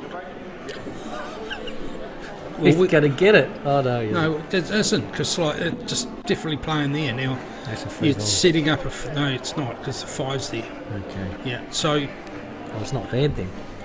That's a good no, shot. that's what I mean. It was a shot of someone not Yeah, expecting to get to the get the pot. ball. Yeah, right. Yeah. The trophy event have Oh, got... did Ellie beat Aileen last time they played? Yeah. Hell, Ellie's game's coming. Ali, she was the reason why Wilson Storm won the Shield off Cashmere Panthers and did one. And she was playing, I can't remember the guy's name, but he 8-balled her in the first frame, and Ali needed to win the next 4 frames to take the Shield, and she did. Gosh. And she won 4-1. Cashmere Panthers, who had had the Shield for... That was their That's a final... good shot, Bill. That was their final defence for them to get their name on the Shield. Yeah. And they missed out. And then the Wilson Storm played us next week and we beat them. Well, good, well done there, Ellie. Aileen's she no played really good. no easy beat, no matter what's happening. She's a fighter right to the last ball. Yeah, if you're going to play Aileen, just prepare for a battle and knuckle down. Don't let it get to you that the game's going to take a long So time. what do you do here, John? Do you run off that 1 into the 2 and hopefully push the 10 away, or do you take the 2? He's on the bigs, right? He's on the littles. Oh, yeah, okay, that's 50-50 chance, isn't it? Yeah, well, I actually come across and take the 2 into the same pocket. Precision parking with the white ball. Yeah, okay. I doubt he's going to do it. What are you going to but do in real life? Here we go. See, look at that. I called it, Paul, you know. Yeah, right. Yeah. Call it more often than not. That's what they bring me up here for. Is it? Yep. Well, you got to have someone that gets some right, don't you? Race to 3, we need that. Well, it's got race to 3. I changed it. Yeah, no, we know. Oh, unlucky mark. Oh, yeah, okay, so start times for tomorrow. Open and ladies main trophy event, 8:20 be here, and they start at 8:30. Open main event and open flight, be here at 9:20 and 9:30 start. Ladies main and ladies flight, be here at 9:45, 10 o'clock start. So Shirley gets a half an hour sleep in from you, John. Yes, she does. What do we got? We got 4:27. I'm going to disappear. John Saundercott's just coming here, and he's going to put some sense into the commentary because these 2 idiots up here are not worth the price of admission, to be honest. So I'm going to love you and leave you, and unfortunately The sooner the better. You're still stuck with Paul Morris talking absolute rubbish, not getting much right, but we're going to have a bit of sensibility. I told you, into John, the there is commentary. one thing I'm right about, and it's what I'm thinking right now. And there's one great John replaced by another great John. So over and out. See ya. See ya, Paul. One big John replaced by a great John. See you tomorrow. Thanks, John. It's nice to see you back. No, I'm not talking to you. I'm seeing John as he's leaving. no. It's nice to see us back. Yeah. Anyway, welcome to The Voice, Saundercock. I take it you're still working your way through the main? Yes, I've already played against Corey Hall first game and won 4-2. Well done. I think that was on the table next to me when I was embarrassing myself. That's another Yes. story. Well, I know you were playing, but thanks for telling me the result indirectly. Yeah, it's good to see these new players coming through. It's not good when you're on the receiving end of seeing these new players coming through. But all power to him. Anyway, looks like Bill's got the first frame here.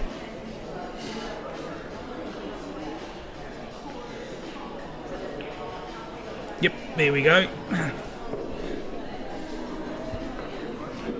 I tell you what, Get the right I'm buttons. gonna say this very, very early, but the trophy that's going to be a tough one to win. Oh yeah.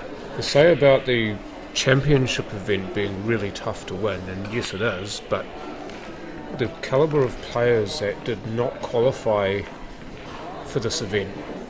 And it's a Canterbury, so you expect some of the better players you would expect to qualify to not do so. You know that they're going to be going hard to win this thing. Yeah. But you ever look through the sections and you look just about 4, maybe 5 in every section that you would look at saying going to be qualifying top 3. You look at any of those. Normally, when you've got the volume of players, you look at it and you've got 3. You're looking at 3 and then 3 also rans. But here, some of the ones that haven't qualified would normally be the ones you'd expect to qualify in a normal section. I'm pretty sure it's showing the improvement in the standard that we're starting to see in Canterbury Pool. Yeah. You've got Issy Pinelli, Ernie Hicks. Both of those players you would have expected to qualify. Yeah. J.R. Robinson from Papanui. Yeah. You would have expected him to get through every day of the week, but he won 3 games, as I understood it, in section play and didn't qualify. Yeah. These 2, Bill Stevenson, Mark Grigger. Who else we got in there? For a young player. Yeah. Lance Harper. Well, Tom was in my section. To be fair, he had a very tricky section. Well, my section was quite hard because myself and Michael Hayes was my second seed. Yeah. Only because he would have not been receiving ranking points because he wasn't playing as much. Yes. But he was my second seed. Good shot there, Bill. And then I had Dean Skelton, and then Richard Lilly, Lindsay Linton, and Tommy McNaught coming in as a 6th seed because Shiloh Tukua pulled out. Yep. So I saw the fact that I had unlucky there, Bill. That was a good pot. I saw the fact that I had Tom McNaught as my 6th seed, and I thought, this could be a bit tricky. Yeah, but you've got that standard coming through that just makes a mess of some of the sections. You had several sections where you had 5 players you would pick to qualify if they were in other sections, if that makes any sense. Yes. But they're all in the same section, so 2 of them aren't going to. Yeah. But when you get a bigger spread, like you would in tournaments like the South Islands and the Nationals, those players would naturally not be playing in the same section as each other, so you don't get that happening as much. Yeah, do you think it's the numbers are down a little bit maybe?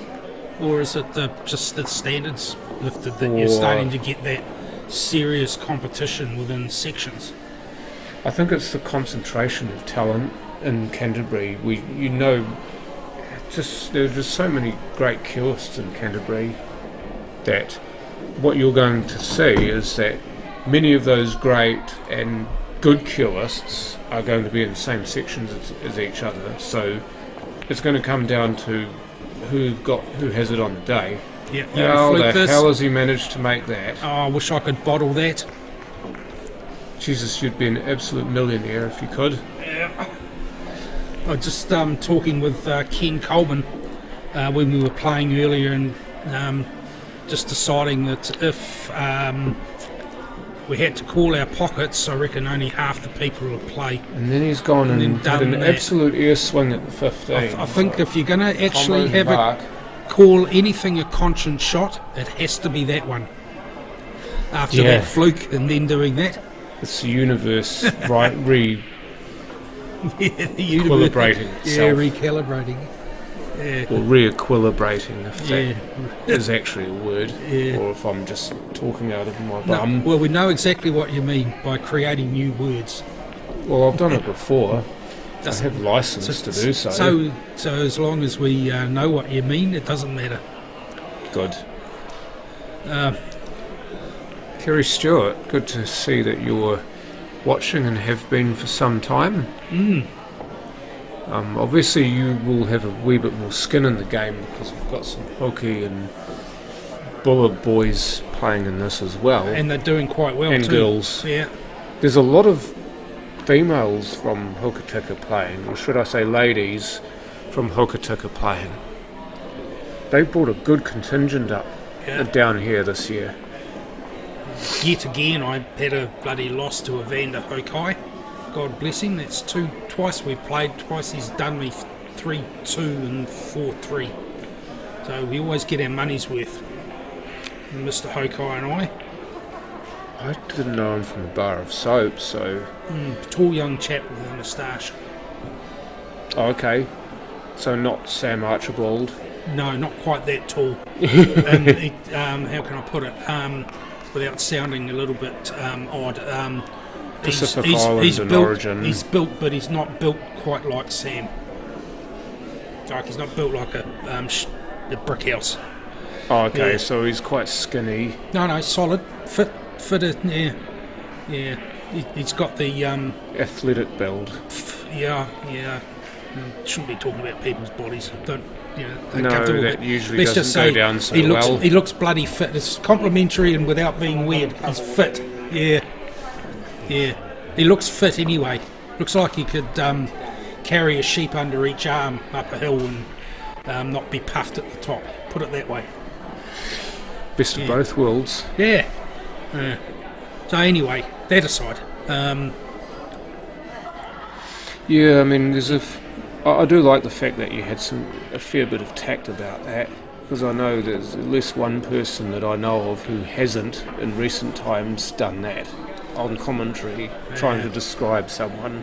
I'm not going to name names, but I heard about it. I actually heard the comments that were made, and I thought, you stupid person. Yeah, it's not. It's an awkward thing because you know you're talking about people and you know they're going to be listening with their friends are listening, so you definitely have to be cognizant of what you're saying about who.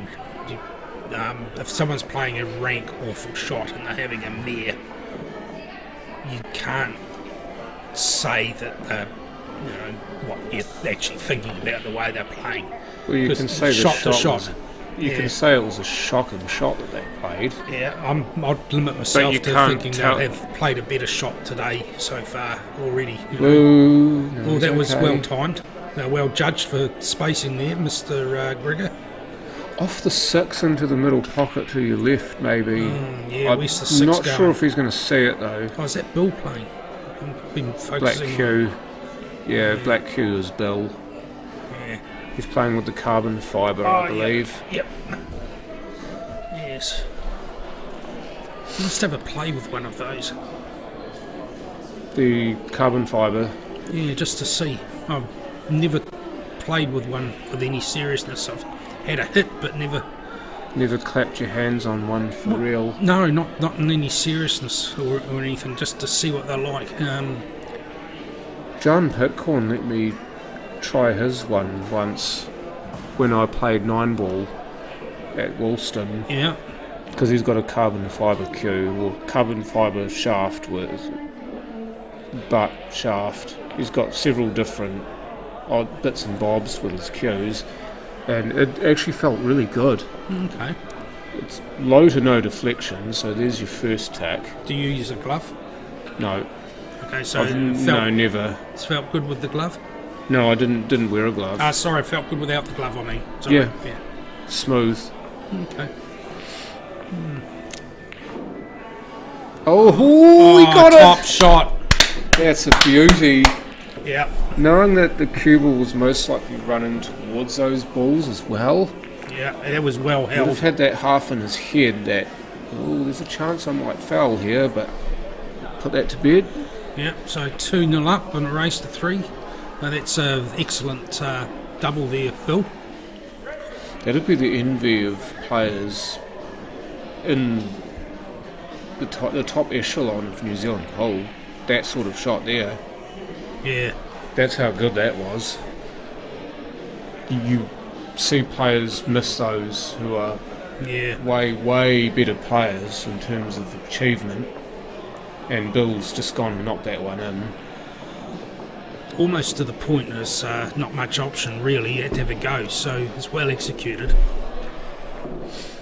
And sometimes shots like that, you do get a bit of license to just have a go, Yeah. because you know that it's either it's in or it's not, and your opponent walks to the table. So that almost it's a freeing aspect, isn't it? Yeah. Knowing that it's a binary, it's either a 0 or a 1. Yep.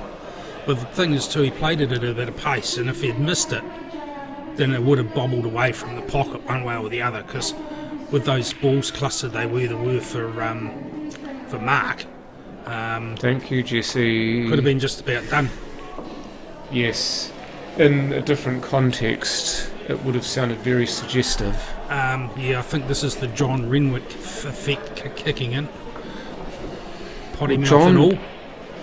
Well, John doesn't have an excuse because he's teetotal at the moment. Well, at the moment, for him, he would hope that he remains that way.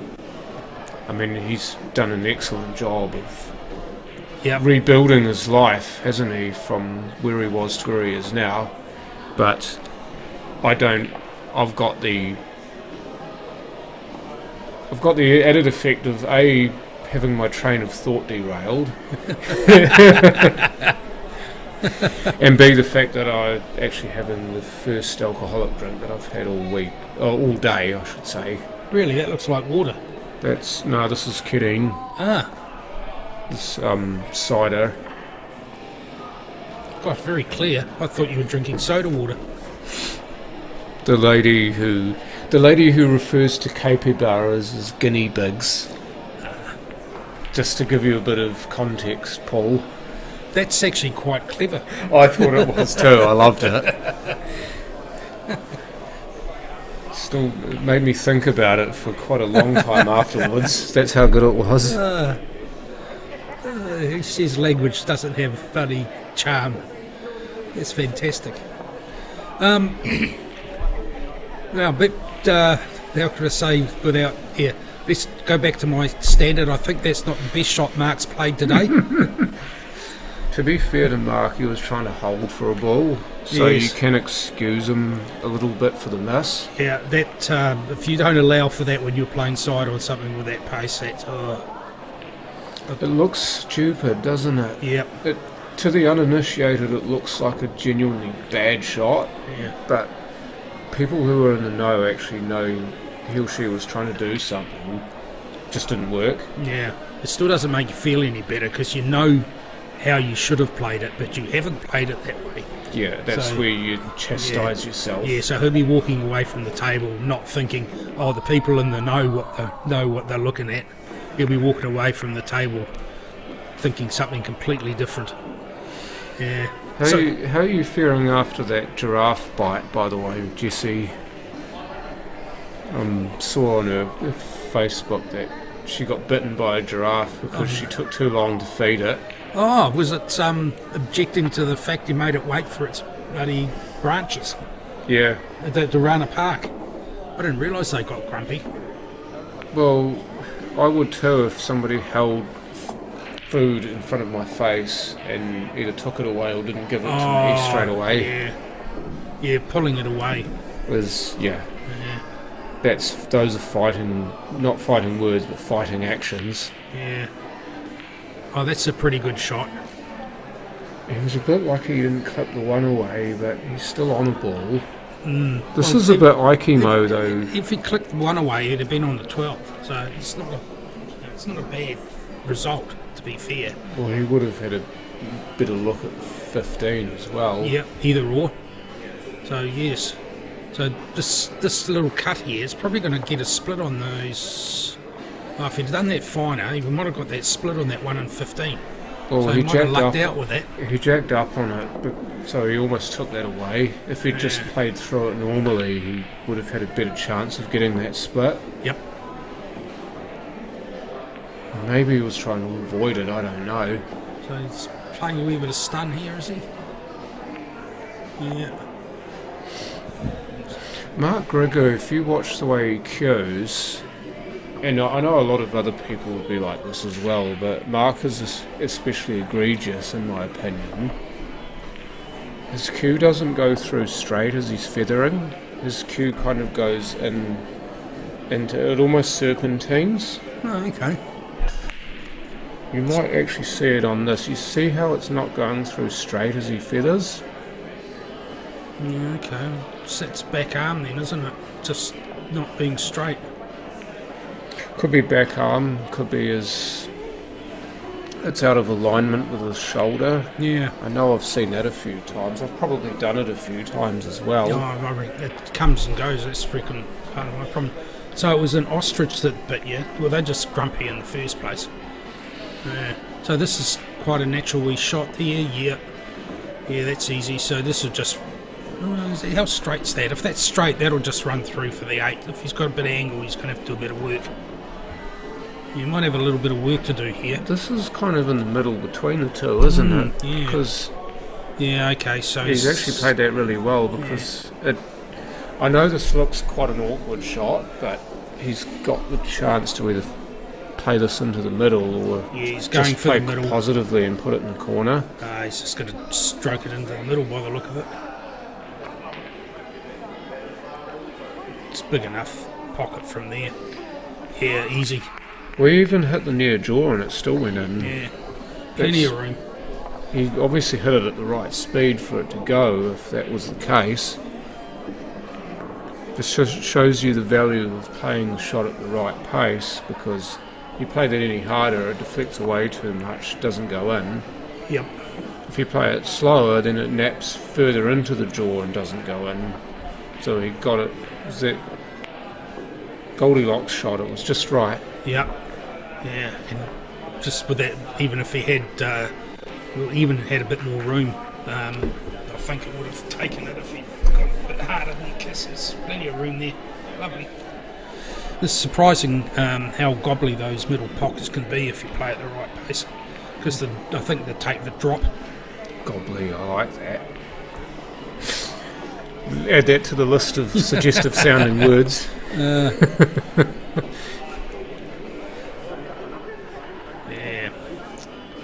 It's one thing that I never tire of commentating with you is the ways that you find to describe things. Love it. Yeah. So I think other people have told me the same thing. So it's good to actually have somebody else who does it. Thank you. Yeah. Orthodoxy not known here. Right. Well, apparently King Herod was unorthodox in the way he handled children as well, so... Yeah. Here it is! More than one way too. Yeah. Yeah, not just yeah. This that factor is with the firstborn, but there's also the Masada issue as well. This is another way of dealing with it. But anyway, it's not going to bore you with ancient bloody Israeli history. Now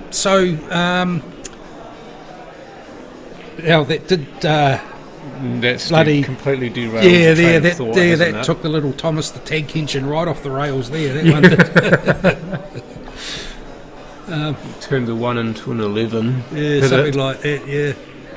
Yeah. So anyway, so Mark's.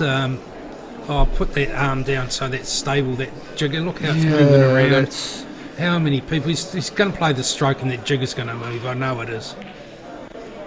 No, he didn't, but he still missed it.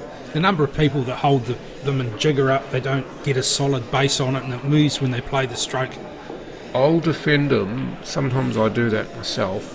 No, there's absolutely no situation where you need to, as far as I'm concerned. I think the worry for Mark was the fact that the 2 was where it was. He wanted to try to hold the jigger so that he wasn't going to accidentally place it on top of the 2. If it's raised, he knows that it's away from the balls on the table. Well, if you think you should ground it. You're right. Yeah, for extra stability. You are dead right there. So the way that you line up with those, there's absolutely no arc that you can not have a stable thing. You can have the arm holding the cue. Say, for example, you're playing right-handed with the cue. You can have your left arm in front of you so that it's way over to your right. or you can have it way out to the left, and it doesn't matter because your body is lining up along the line of your cue, not where your front arm is, like when you're bridging, if you understand what I mean. It's quite technical, isn't it? Yeah. If you ever want to know how to use a jigger, talk to a short snooker player. Yeah, because of course they need to use a jigger more than most other people. Yeah. But so that stability, you compensate by being good with it. Yeah, that stability is really important with holding that jigger. That's a good shot there, Bill. I suspect he was trying to play the 5, but yeah, well, that was always on that with the that 4 Karen was on. Yeah. Would have factored into the decision to play the shot. Yeah, it probably a little bit overhit it. I mean, he might have been going for the 5 and took the 4 as a bonus, but if he'd played it a bit softer, he might have had a better shot on the 2. But the 2's on there. You'd almost play this at kind of pocket weight if you can, because the natural angle should be running back somewhere towards the middle of the table here. Yeah, it's going to be down those 2 diamonds down in the bottom. I call them diamonds, they're actually studs, but I call them diamonds as yeah, well. Just for bolts. Yeah. Okay. Yeah. Oh, he might get away with that. No, he won't. I was thinking if it got past that 8, he might have a shot on that 6 a bit. That was a bit overhit, I think, but yeah, you got to make sure you get enough on it, pot it, because it's a fine cut. Yeah. So your speed is always going to be compromised on those, because you've at least got to hit it a certain speed, but how much more than that? Yeah. So where are we going with this, Bill? What are you going to do with this? Bank. Doesn't look bad either. Yeah. Those long banks, they'd have to be pretty much pocket weight, so it's actually a bit fraught with danger, that pot there now. It's not as easy as it could be. I mean, if you're hitting it hard for position, that's fine, but I don't think it needed to there. It was a bit of a speculator, to be fair. He left himself no option after that hard shot on the 2. It was an attempt at a rescue shot, wasn't it? Because he lost his pos. He was trying to make the best out of a not so good situation. Yeah, and all that stemmed back from that hard shot on the 5 he missed and got the carom on the 4. So a couple of hard shots he played there that if he'd had a bit more less pace and control, he might have been in better positions. I mean, coulda, shoulda, didn't, so it is what it is. It's part of our job is to speculate on what could have been, right? So it fits into the job description. So let's have a look and see if that 11 goes past the 5. I would say yes. Yep. Before you change the view, I would have said yes. Yeah. Okay. So if you're going to sweepstake it, yeah, fine. Otherwise, we'll just do it. So this a road map here for Mark. Okay. Probably. No, it's not bad. That's straight enough. He's still got enough. Got to be careful though. If you are slightly off angle towards the 5, that you don't naturally run into or behind the 5. Yeah. Playing with bottom, so he's cognizant of the 5 being. Yeah. So you see what I mean? He missed it, so the cue ball wouldn't have ended up there had he potted it. But that was always a possibility. Yeah, I think he needed to stun that. He had enough room. He would have been jacked up slightly. Stunning it. Yeah.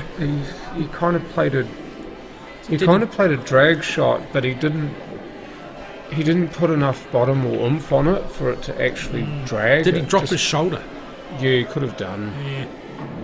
That was an excellent pot on the 5, but unfortunately nothing doing on the 6. This will triple though. Triple's on, yep, I'm just saying that. Top corner pocket on your screen. Now the left middle pocket on your screen. Yeah. Forget about the double, because the black's in the road, so try and triple it. Oh, we nearly doubled it. Yeah. I didn't think it was on, but... Yeah, I don't know if it was. Okay, so maybe he saw something we didn't. Well, he's down in the coalface. We're back up in the support office, so yeah. I think for me here, because of where the 6 and the 11 are, or how they're lined up, I'd be playing the right edge of the 15, trying to get the cue ball about where it is now. Yep. just exactly thinking that, possible. John. Yeah, thin cut on it and bring that across. But you don't want to get too wide. See, that's a possibility of going too wide.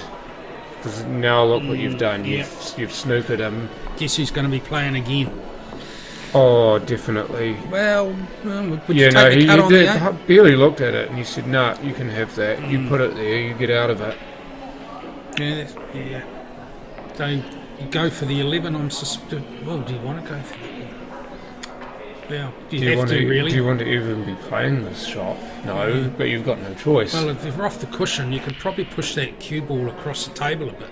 He's going to try and pot the 11 off the rail here. I think he's trying to hit the 11 off the rail. I don't think he's going to try and pot it. This shot's all about position of that cue ball. He needs to be in line with the 6 and the up and down the table. He's playing this with right hand side. Oh yeah. He's managed to avoid the foul. Yeah, but it hasn't done himself any favours. Well, it might have done because this is not easy. He's at least not given a combo away. So Bill's got to play this as is. It's on and that black's on everywhere, so yeah. He's still got to make the pot though. So he's done the bare minimum there. He has made the pot and he's in good shape for the 8. And that's a match. Yeah. Just needs to do one more of those and he will be through to the last 32 of the trophy. Yeah, there we go. Wow. 3-1 to Bill. So back up table. Shah and Kirsten still going. Somebody knows the names of the players. I know Kirsten, of course. Wouldn't have known she was playing because I can't see much of her. We were looking at it before. You might remember Shah as Charlene Wright instead of Charlene Stewart. She would have been playing when you first started, then she went away from the game for a while and came back. I think she First might have been playing Interclub in 2002. Yeah, she might have been 2002. So she was Gus Templeton's partner way back in the day.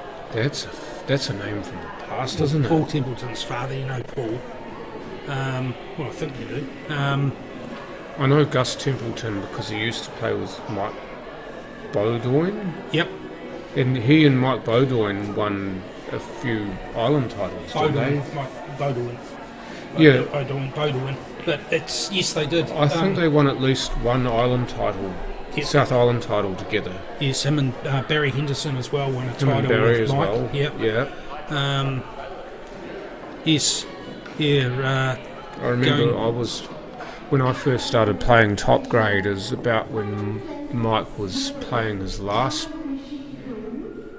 year of top grade. Oh yeah, that's quite a few years ago. 2005 was my first year playing top grade, so it wouldn't have been much longer after that Mike stopped playing. Yeah, he got the golf bug. Because I did play against him once in top grade and beat him. Yeah, so here he's... Knowing how good a player he was, I thought, I'm going to have to tighten up here.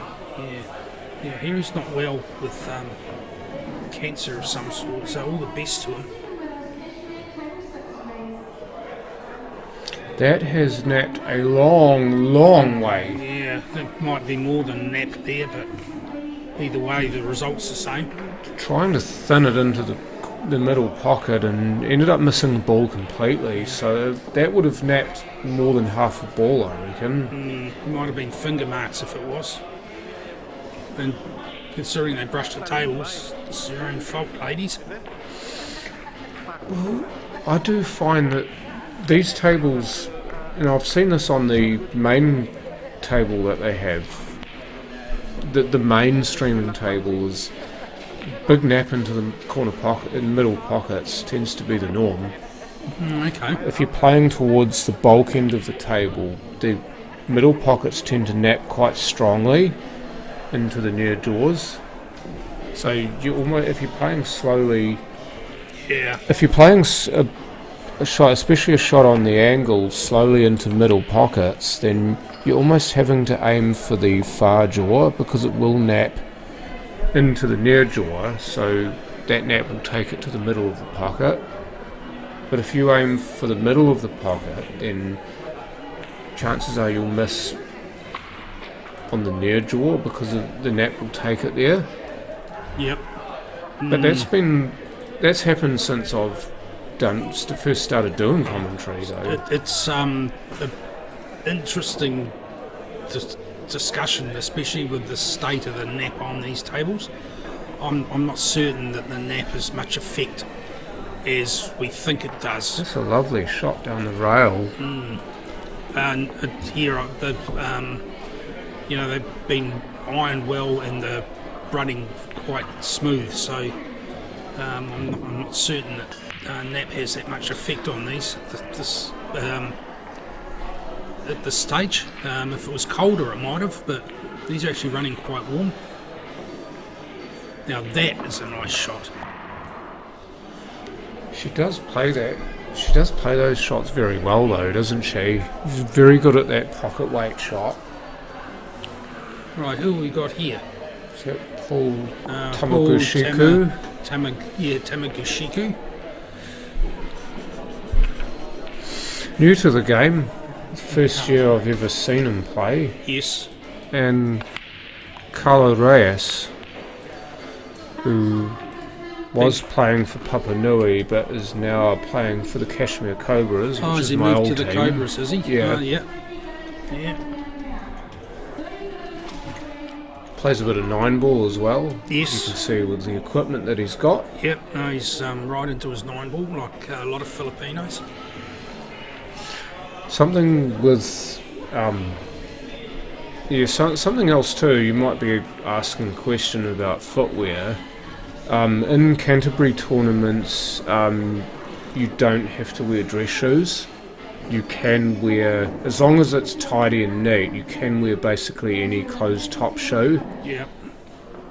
So those of you asking, or who will be asking about that, then that is why. No, sorry, there, Super Tech. We don't know the score on the Shah Kirsten game. It's just the backup table that we just go into while we're waiting for the main. Is this because the other game that I saw some of would have been the under-20s, was it? Or the New South Wales Cup. Ooh, that would have been one to pretty sure he would have taken that. Yeah, might have to have held his hand up for that one if he got it. Those of you interested in the league, the Warriors versus the Panthers has just kicked off. Oh, I'm going to sleep already. But I wash my mouth out with soap, and I have to. No, I don't. We're allowed our own opinions. Sorry, I'm rugby man through and through. Don't look at me like that, John. No, that's fair. To be on... Oh, Paul. That's actually well done getting that in there from that. Yeah.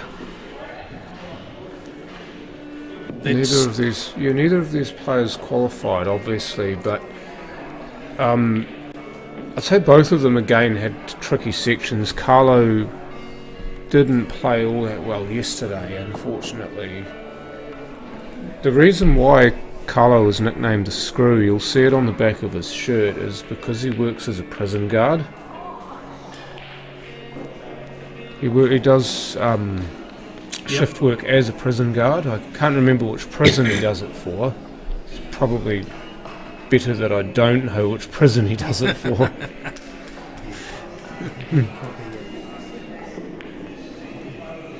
But he's a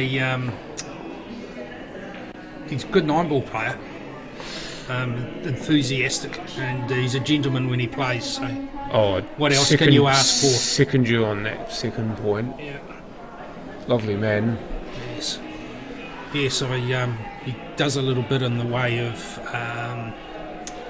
obtaining cues and equipment, and I asked him to organise me a couple of pairs of gloves, and today he just slipped a couple into my pocket. I said, what do you want for those? And he says a smile. So Did you smile? I hope you smiled. Yeah, of course I smiled. Yeah, probably creeped him out, but I still smiled. It counts. Yes, but he is, whichever way you look at it, he is a gentleman.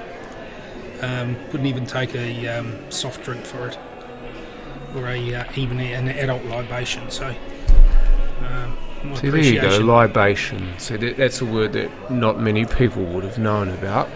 We'll get this vocabulary going, John. There's a few that you come up with. Egregious you used before. So Egregious. Egregious. Egregious. Egregious. Egregious almost sounds like it's to do with the land. Yes, egregious. Egregious. Yeah. Now I've just made up a word. Egregious comes from the Latin ex grigio, which means out of the flock. Right. So it stands out like a sore thumb, or a green cap with an orange bell. That's where the word egregious comes from.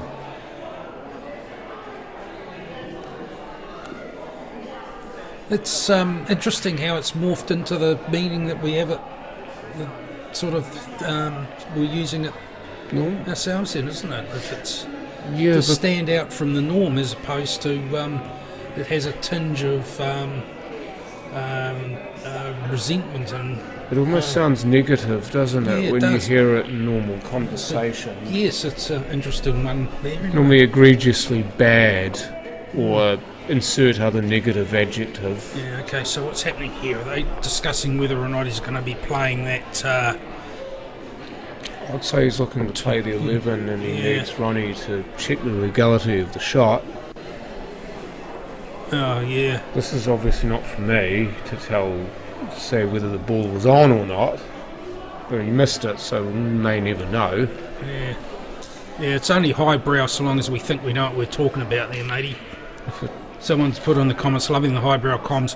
Yeah, well, If we're talking out of our anal orifices, then obviously it doesn't strike work. Strike one, talking about that. Yeah. So, it's... Just to run this down. There's also the making stuff up factor too. That you can, if you tell a load of crap with confidence, people often believe you. See Donald Trump. Don't start me. No, shouldn't have even said anything. No, you shouldn't have. I had to get my jab in, though. Yeah, I absolutely had to. Don't you be starting to be accused as being a victim of the compliant media, surely. Anyway. That's another sore topic for a lot of people, isn't it? Yeah. Yes, I think the world shifted with those parliamentary protests and the crap that came out of it. Shall we look at this on the overhead? So he's playing that 3. That's smooth, by the way, Paul. Yeah. That's a lovely cut in subject matter there, as well as a cut to the camera. Yeah. Oh, he's screwed himself here, hasn't he? Yes, he's he a bit has. unlucky that stuck there instead of Oh, following. look, that wasn't the ball going that anywhere came else. out. Yeah, that wasn't going anywhere else, was it? Not with that shot. I didn't see how he could do much with that. So he's playing a bit of right-hand side on here. So that didn't take it all. That took nothing off the cushion with that right-hand side he put on there. I suspect that what he might have done is played across the cue ball a little bit. Instead of playing along the line that he wanted with right, he might have just changed the angle on the cue ball, changed the angle of his cue rather than the line of the cue. That could be your back arm being at fault as well, couldn't it? If your back arm doesn't go straight through, then your cue won't go straight through. It'll come through on the angle to hit the cue ball, and the side that you wanted to put on it becomes almost none or lessened because you didn't hit it properly. Yeah. You didn't have the lovely cueing that you should have had. Righto, Paul, you don't have the confidence to take that 12 on, which I think should be the ball that's causing you the most grief. Probably should have been taking that 12, matey. If you're going to do it now. Unless you want to get a little bit further back towards where you are now with the cue ball by screwing off the 9. I would be sort of thinking about that a little bit. I think he's I looking to think- play it last, which is dangerous. You'd say it's dangerous. Remember, of course, that Paul's relatively new to this game, so again, you have to take what he plays with a grain of salt. I mean, I commentate based on what I think I would do and how it sees compared Yes, to. well, so do I, to be fair. And You have to also take into account the skill level or the experience of the player. If the player's inexperienced, they may not see the shot that we do. Yeah. So he's absolutely hamstrung himself there because he thought he could get the other side of it and back up the table, and obviously the way he's cued it is contrary to that. Yep. Well, that's not a bad out, is it? That's a rescue shot. That's excellent. Oh, that's just found that gap. That was so close to pushing that 4 over. Cutting that gap like that. Yeah. I think he's got out of that better than he deserved, to be fair. Well, now Carlo's got issues because there's every chance of a snooker here. You've got 3 balls that you're playing. But not if you play it that way, you won't snooker. I was thinking that the plant was the one way to go there. Oh, I would have played the plant every day of the week, and if I snookered Paul, then so be it. Yeah. Would have been the more. It would have been the more aggressive shot to me to play the plant, because you're actually trying to do something other than just smacking the balls and hoping for a result. Now, if we go back a step in our conversation and the way that we're talking and how we're talking and what we're talking about, Paul is Tamagashika is new to the game, and I actually like going back and listening to commentators talking about games I play if I'm on the TV table, because it gives me a different aspect to what I see is happening on the table. Danny Bowen is very good, and he calls it like it is. Yeah. But he's got a view on the game that's quite different to mine, and I respect his view a lot more than mine, to be fair, because of his ability and what he's straight done. up, isn't he? And he's Keeps it a buck. He's got the mana to do that because he's been there and done that, right? Yeah. So I don't necessarily agree with everything he says, because I play the ball and the cue ball based on what I know and what I think I can do, whereas Danny's playing it a little bit different because he's obviously got a better range of skills and better eye and all this sort of thing. So, but it's still worthwhile listening because it gives you some insight occasionally, and it's a different way of looking at it. So I'm talking to Paul about what I see this game. Now he can take what I say at face value, or he can discount it, but I'm saying how I think I would do it. And so it's irrespective of Paul's skill level, I'll say what I think is the right shot to play. And other players won't see the shot the same way you do. No. They might see a shot that's perhaps more difficult looking but doable for them, which you either haven't seen or you'd say, no, I'm not playing that because I don't believe I can execute it. Yep. See, that sort of thing there, if you've had more experience in the game, you wouldn't be playing it like that. You'd probably be playing it as a stun. Yep. Or and you just a lot play softer. To punch off the rail. Yeah. If it's just off the rail. Yeah. See, Carlo's not going to play this too hard. He's going to play it quite soft and up to get posse. So.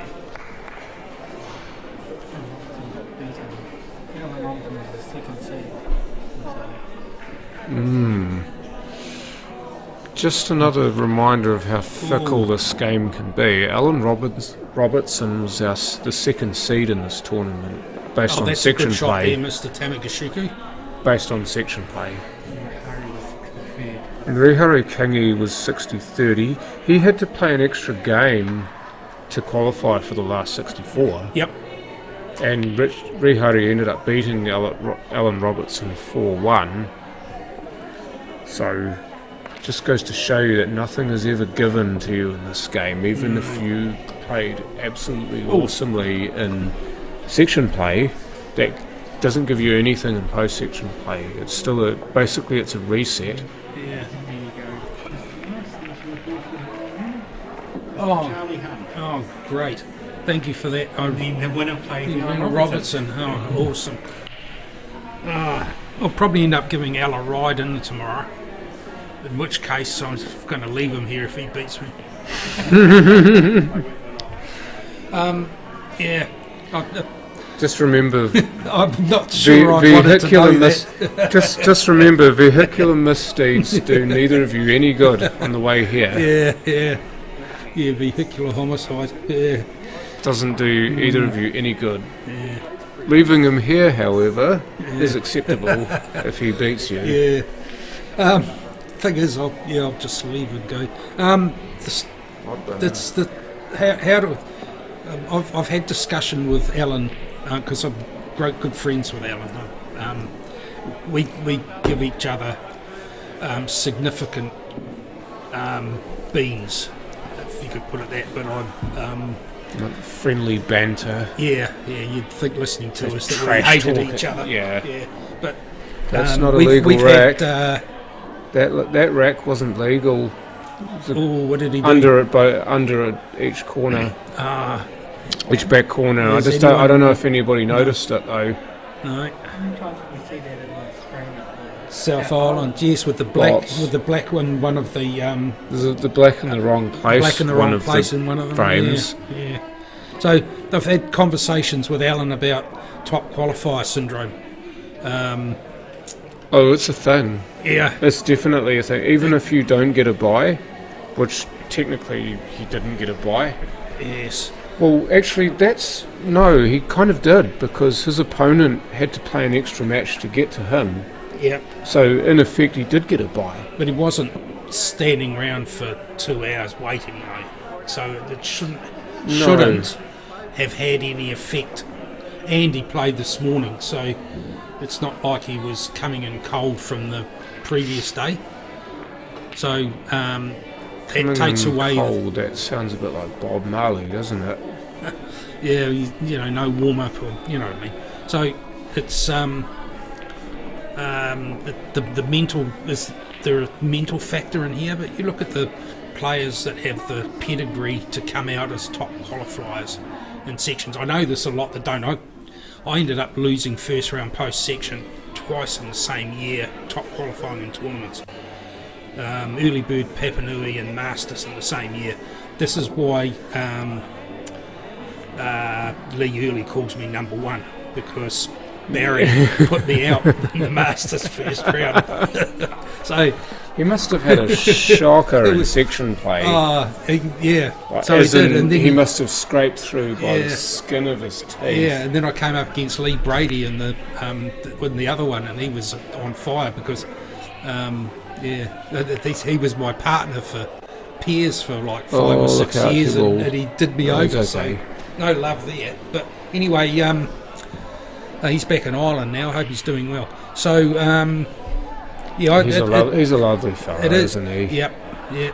He's a guy who's had substance issues in the past, but has now done well to overcome them and become a great version of himself. Yes. Yeah. Just the alcohol was.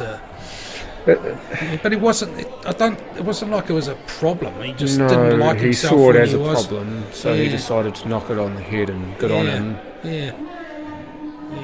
It was. He didn't like himself when he was drunk, I think. Anyway, I don't want to talk about that with someone, but he's a good friend of mine, so hopefully he won't be too upset. It's what it is. So this first top qualifier thing, is it a head thing? I didn't think it was a head thing at the time. It can be a head thing, but also it feeds into your opponent's psyche, because they're even more determined to beat you, because that's a big notch on their belt. if they can beat the top qualifier, then Nice pot there, Paul. then that gives them so much confidence leading into the next game. And if they lose, then they will know that they were bested by a better player. Well, yes, the side of it, in theory, your opponent's mental state shouldn't come into it. You should be playing the table and Yep. doing what you do. But So, pool is a funny game. Top 2 inches Yep. screws with everybody eventually, doesn't it? yes, It's just in what way and when. yep. That's absolutely missed everything, and I don't know how. I Yep. don't know how he's missed every ball on the table from there. Yeah, more to the point, how did it end up down there anyway? He should have just screwed that back. He was trying to go into the 6, I think, and then from the 6 would have developed the 9 and the 10, but he's Yeah. just air swung at the whole thing. Yep, so that's a Medicine. good. That is a good riposte, as we might say. So, Fitting. yeah.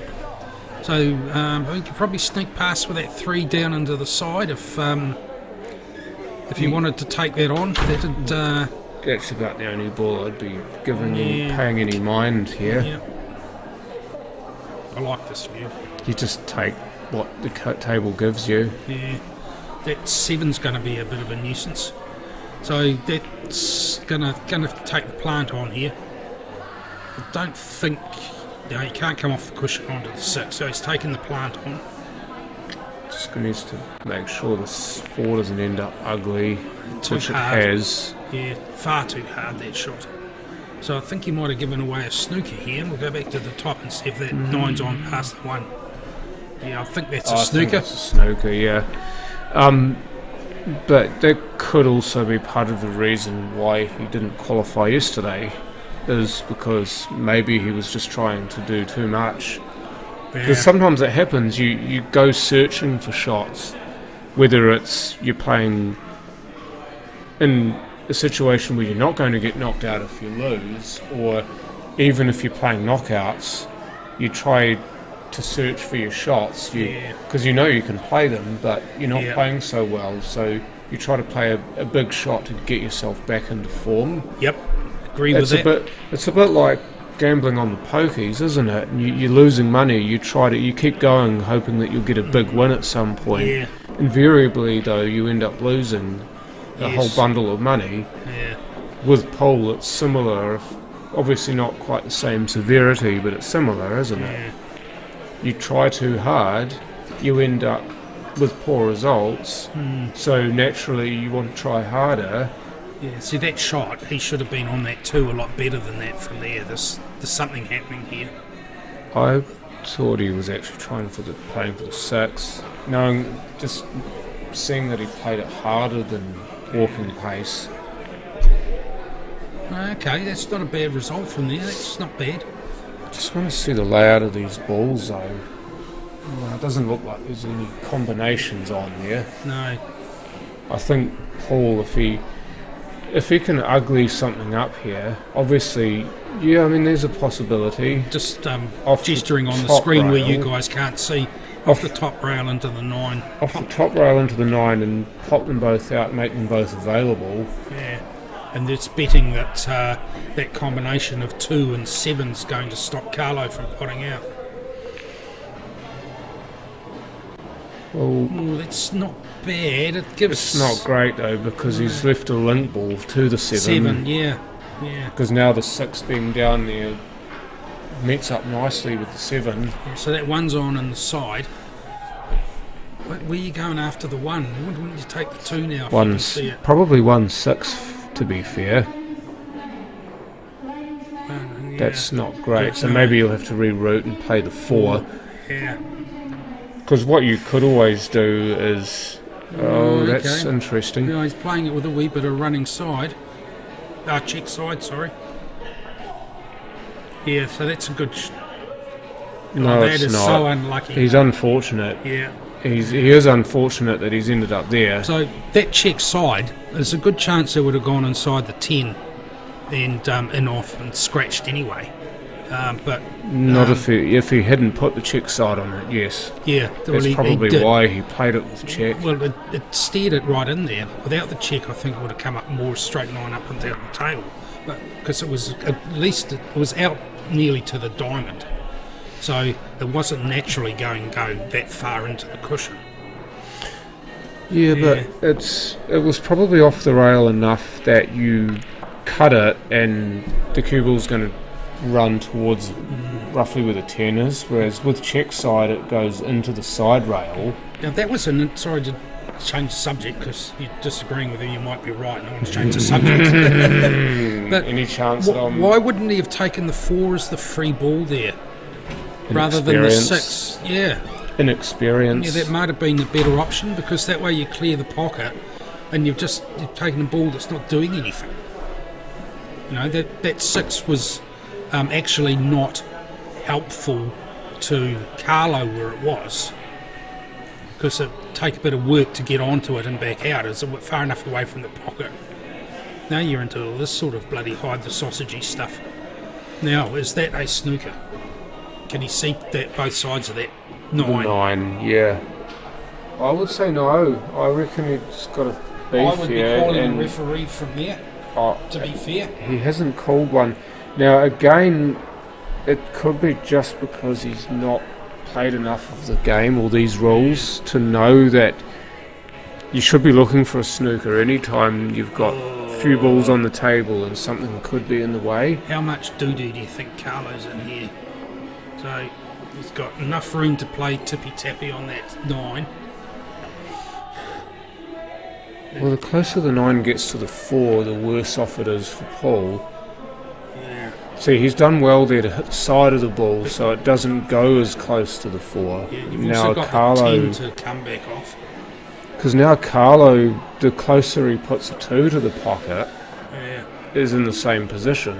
So if The 10's almost glued to the 4, so you wouldn't want to touch it.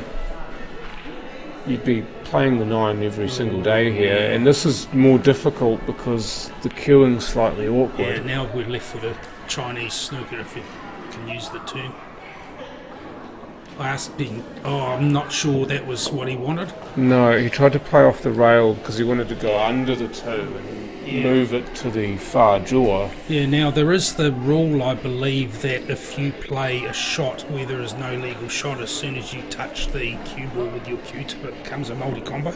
Well, what do you do there in that case? There is no legal shot here. No, so therefore, you cannot get into therefore that as soon as he touches that cue ball with the tip of the cue, it becomes a multi-combo. I believe that is the rule. Barry, if you're still listening, is that accurate? If you buy your keyboard? I'd say by definition it would be a multi-combo because you have to make an honest attempt at your ball. Yeah, there's no shot there, so I mean, you cannot legally play a shot. Yeah, so if he plays into that 9 or the 10, right, that straight away that is playing the opposition ball directly with intent. So that's straight away a combo for that reason, a multi-combo for that reason. Because you could not play, it was not possible for you to play a legal shot at your own ball. By rule definition, it is playing your opposition's ball with intent. Yeah. Which are the A and B, the two things you need together for it to be a multi-combo. Yeah. See, Ronnie's probably going to tell Paul about this now. Yeah. Because I'll bet you $1,000,000 to 1 Paul didn't know this. Yeah. And getting in your head how to play these when you're inexperienced is also a little bit of interest. The number of times you see people that don't know much about the game and they overthink it. Basically, you've just got a combo and then you've got another shot. But you've got to take the free ball combo on the first shot, then you can pot a couple and you get another shot. You can't take the free ball or the combo later and you dig like you used to be able to. So it's quite similar to the black ball, isn't it? He's got to take the missed shot first. I beg your pardon, I believe that's the new ruling. It used to be you could take it any part. So no carry. Yeah, so now it's basically over and done with as 2 far shots, as it no goes. carry. Yeah, I believe that's over and done with. Barry, if you're still there, help us out. So yeah, okay. So I think that's the part that confuses people the most. That's he's paced that really well, because that could cue ball could so have easily have been in bulk there. Yeah, or died. Or it dies. He's underneath it, but no, he's good.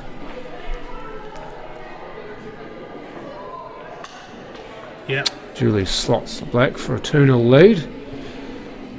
Yeah, that's But the way that the multi used to be, as I understand it, is the 2 shots carried. yes. So your first shot was basically a free shot. Every ball on the table is yours for that one shot. Yes. Similar to black ball, if you've ever played the black ball rule set.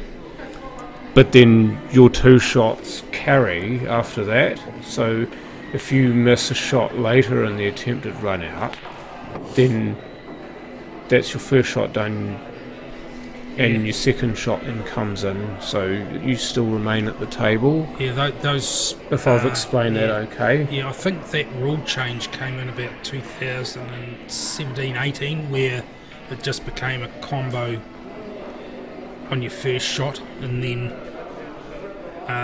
No, there's every single ball on the table is yours. Yeah, you could do now. anything you wanted to. Not now, you have to nominate a ball now for the multi, I believe. I'm going to drag the rule set up, because I think that changed in the last iteration of the rules, or the one before. Well, oh yes, and if you miss, then you get a second shot. Yeah, but it's got That's to be how on it that differentiates from a normal combo. first shot. Yeah. Flipped. Hold up. Sorry, I had an eye on the league next to me and an eye on this game. Oh, we're talking highbrow now, you talk about league. Do you think it's a game for thugs, do you? Don't get me into that. My father accompanied the Kiwis to France and England in 1972. As the team photographer, he came back with lots of photos and a new wife. It was an interesting concept for my mother.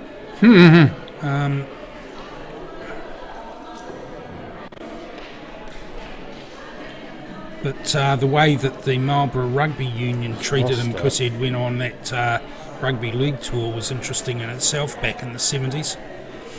Because as you know, there was no love lost then. Different game back then. Different people. Oh, I tell you what, he's stuck himself nastily behind the 9 here. I think the 10 may actually go off the back. Yeah, it does. Just rubs off the back of the 5. Well, went in directly. He didn't even touch the 5. That was actually quite a good pot. It was. I could have sworn that wasn't on the way he played it, but what do I know? No, it's the way the angle shows it, to be fair. The distortion. Yeah. So you're still looking up your rules. Yes, I am. I want to make sure I'm right, because, I mean, Barry It's a Appleton was on here replay. before and commenting, but he must have turned off. Replay.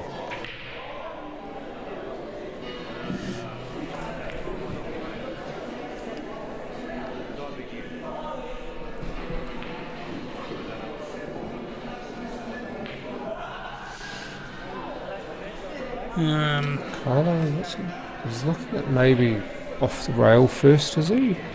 Yeah, off the rail first to pot the 11. Because you see the way he's lining that up. He's trying to use a... Yeah, at the conclusion of the first turn, the player will be given a second turn and must execute this option. Yeah, so it is the first turn. Oh dear. Oop. Sorry. He's not made a contact with anything there. How can you not make contact with anything going through that traffic? Well, he missed the 11 to the right, and then off the top rail missed the 5 somehow, and then the 4 as well. So he hit nothing except for the cue ball. Well, He was trying to come off the rail, pot the 11, because the 7 was in the road. okay. He did have other shots that he could have played, but he decided that was the shot I want to play. Okay, so, right, this angle, that's not a bad angle to play that. So that's... Yeah, well, it was a good angle to play the ball, but the result wasn't that flash. It's all good, well and good seeing it, isn't it? Yeah. But then you've got to execute the shot. Yep. Carlo there, Carlo. talking about execution. Yep. I think. You may want to consider doing that to himself. Do you really after want that. to talk about execution to a prison guard? I'm not sure about that. I thought they did away with that sort of stuff. Yes, I know, I understand that didn't sound so great, and I apologise to anybody who found that triggering. No, honestly, straight away, as soon as I said it, I thought, oh, John, you idiot. Bring back the other John. Potty mouth. We want the potty mouth. Yeah. Off the 10? It might rub off the 11, this. Yeah, it will. Yep. Yeah. It's Hopefully, made things if he easy saw for that, him. well done to him. That makes things a bit easier for him too. Yeah. Is that 5? Let's go past the 4 for the 5. We'll find out in a Yep. sec. I'd Yes, say it does. Well, it's now a moot point because Yeah.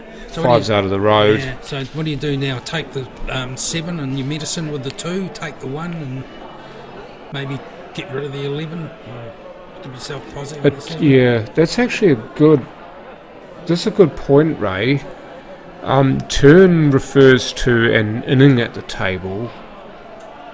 So your inning at the table, like a sequence of shots that you play whilst you are at the table, is an inning, as opposed to a shot, which is one particular event within that inning. If you know what I mean. I'm borrowing a 9-ball term here, or an American pool term here.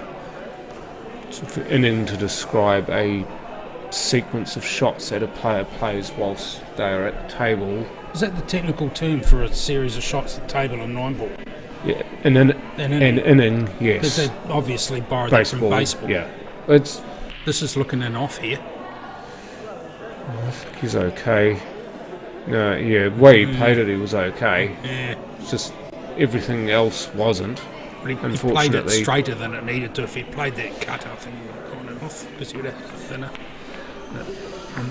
Because it was jaw I too think it would in. have jawed and... No, it would have probably jawed and hit too flush and he would have been fine. Set it up again. See how it goes. Try the iterations. Wouldn't that be good to be able to do that? Yeah, turn. Well, it's called a AI. break in snooker. I know that much. A turn in 8-ball pool, or if you're playing American pool, it's an inning. Yeah, a shot is a strike of the cue ball within an inning, or a break in snooker, or a turn in pool. Righto, If that Paul. makes absolutely any sense Let's to see how anyone. brave you are, mate. Which one of these are you going for? I'd be taking the 7 The if 7? I'm really brave. Yeah, In but are fact, you going to be brave in the side or brave down the rail? inside. I'd be taking this inside just because it's relatively straight. All you need to do is exactly what he has It's done. Right, and now do you take the plant or do you... Well, depends on how good your cue ball control is, because you could very easily snooker yourself behind the 8 if you hit this wrong. If you hit it wrong, it's not like it's thin and you've got no control on it. I think that plant is the shot here. If you're good at getting a He's position decided from not to. balls in pockets, which is a learned skill in itself, Yeah. then you take the shot that he has played, which is the 3. And as it turns out, he's actually got reasonable position on this, even though that's probably not, It's not very the flash, intended to lie. Yeah, I'm not... I don't think he's that rapt about that, to be fair. I'd be okay about that, because all I need to do is make a good strike on this ball, whether it's the corner or the middle again. A good strike will give you a shot at the back. Yeah, I think he's... Yeah. But either way... To me, it's to my mind, he's looking for the middle here. He needed to be playing that inside the 11. Off, coming off... Was it the 1 in the corner? The 3? 3. Either of those, yeah. Whatever was in the corner, he needed to be playing. So now, Carlo's got a finish here that he didn't have an opportunity for a minute ago. So and again, this is where you talk about shot selection. Would you be brave enough to take 13 first? No, I'd be playing the 11 now, and I'd be playing it low and with playing it out towards 7, 8 o'clock, a bit like that, so that you've got a better position. Maybe not that hard, but it's actually better than where it is now than where it was to play that shot, even though it's almost the same line.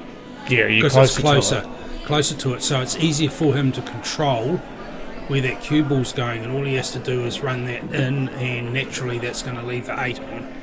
So if he's got that pocket weight, then he's going to be on the 8. See, look.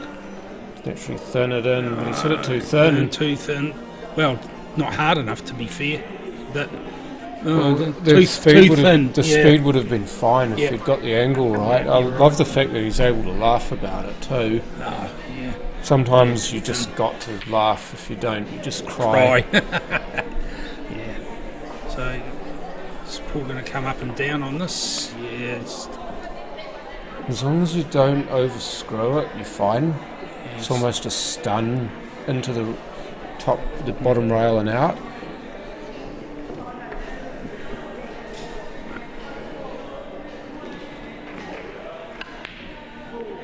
Wow. No, he's not, is he? No, he isn't. That's That's still not easy there. You take that off the rail, or do you play direct? I'd probably be taking this off the rail, to be fair. Yeah, you can't play it on if the... it's right over the hole, I'd be just potting it normally, but it's not. No, you can't play it on the left-hand side as you see it here.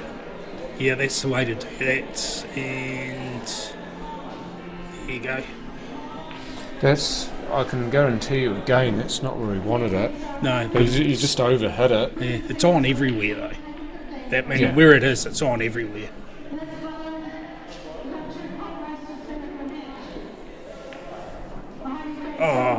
Oh dear.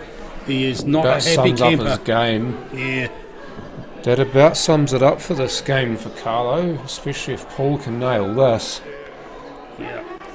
He's going for the open pocket rather than the closed one, which people will tell you is the best way of playing this. Because it's bigger. It's bigger, but I mean that obviously was more luck than anything. But It needed to be a lot bigger. the thing too is that the chance of you scratching is a lot less than if you had gone for the closed pocket on that occasion. What do you do here if you're Carlo? Do you just thin it, No, or do you have a go? have it go somewhere. Just leave the cue ball on the cushion. Is this going to wind up? Oh, hello and goodbye. Yeah. It's about time you had a bit of luck, Carlo. Yes. Well, to be fair, Paul had chances there. He had And, two shots at the black. He should have got the first one. Yep. So you're just inviting that if you faff around with it. I mean, you could say he was unlucky because Carlo fluked the black, but at the same time, he shouldn't have got a shot on the black. If you're being really, really harsh. Yes. Well, You say that to yourself if you're in Paul's position, you'd say, well, he shouldn't have even got a shot on the black because I should have potted it the first time. Yeah. But then again, you're looking at where Carlo left that cue ball in the pocket. It should have been over before then as well. So, how far back do you want to go? Is this one of these like Balkan feuds where someone's grandfather offended someone else's grandmother's donkey or something? Yeah, and then let's go to war over that because we're taking it so many generations back. Yeah. Yeah, and what iteration do you bloody realise that it is what it is? Yeah.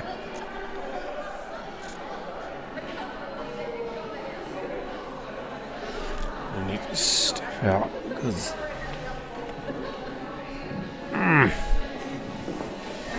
if I don't,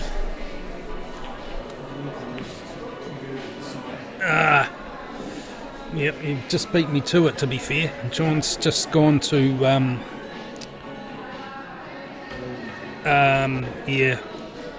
make room for the next one. No, he's just beaten me to it. So Carlo's taking the big uns. Going to take the big uns.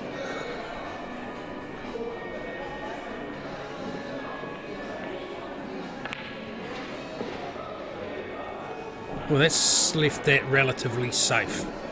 Don't think you can see that 15 along the cushion. No, he can't. So, bit of a Hobson's choice here for Paul.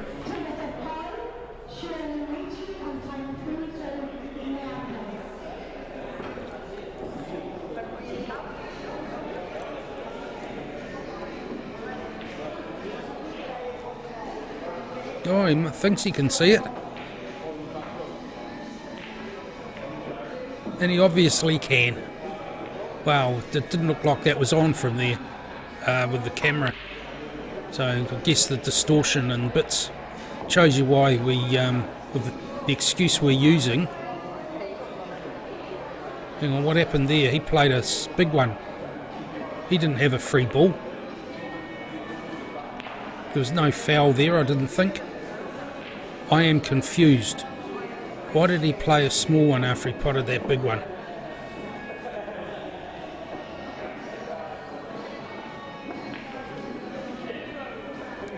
Didn't look like there was any foul anywhere, unless I didn't notice it.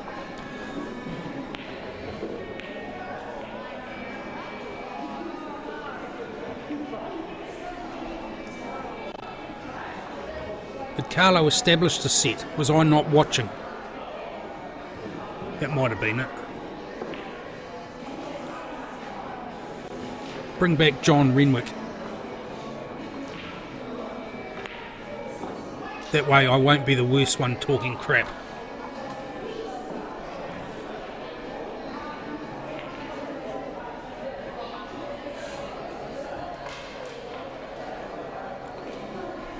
Oh, excellent shot there. Perfect. Beautiful.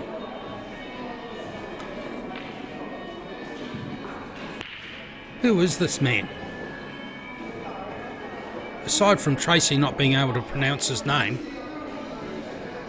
which causes everyone lots and lots of amusement, he's actually playing pretty well.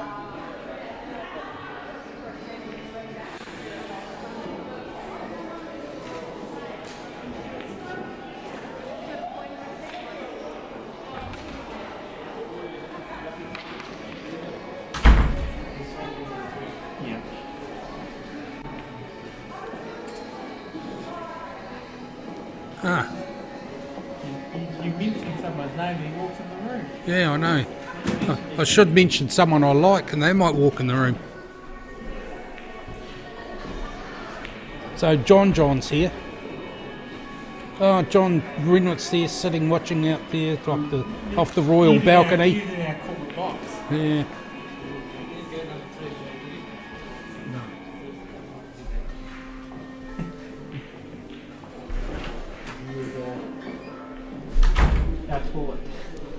Oh my god.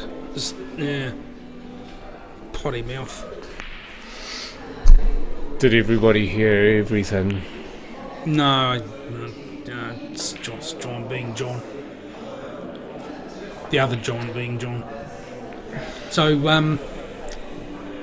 yeah, I just went off in a big spiel of rubbish, so I said bring back John, because I need someone to make it look as if I'm not talking so much crap because he's worse than I am, and then he walks in the room, so hence the comment.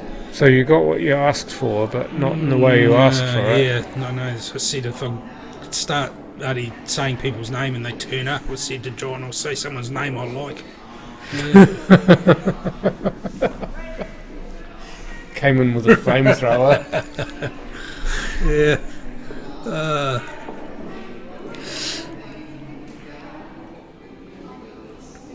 What's he trying to do? Is this face cutting this? No. No. That's a very good pot. It is a very good pot because these pockets are not forgiving if you play at that speed. You have to be millimetre perfect. Yeah. It's not a 9-ball table. No, absolutely not on. Yeah. So just run this through gentle. Don't get too adventurous. There we go. Okay, so theoretically, you've just got yourself a nice wee angle. You do. If you are just off straight, though, you've got to be careful that you don't clip the black on the way through. There we go. So that's... Or even on the way back. Yeah. He's gotten away with this. You But- might have to. So, Yeah, you almost want to play that shot to either go around the back of the black, or if it's straighter, you just go the same side as the ball you played and play the black in the opposite pocket. I'm just going to jump away when this frame finishes. John Renwick's hovering around like a... Who was it that said something about flies and something in bags? Oh, really? That's what it is it? Yeah. Carlo's not made the pot there, so Paul... So that double inside the 8's on, or just going to cause some mischief there, or you could take it, face it back. Not face cut it, just double it back inside to the other side if you're brave enough. So, yeah, I'd be going inside the 8, cause some mischief in the corner if I could. This is another one of those shots that's dependent on how good you're feeling. And also if this is a sort of shot that you play often. If you play it often, you don't even look at anything else. See, Paul's tried it there and he's ended up short. But, I mean, you've got to give him some credit for having a go. Yep. Obviously, he's not going to get it in the form of a result. Or he shouldn't, anyway. And he doesn't, because Carlo has made it 2-all. And, yeah. So I apologise, I'm leaving, and you're going to be stuck with John Renwick.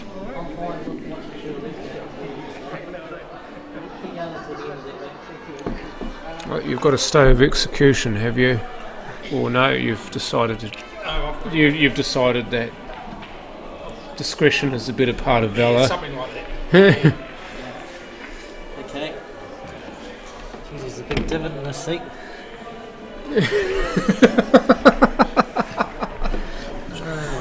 Squish it for me. Yeah, I think so. If it's wet, I don't care. It's all for you.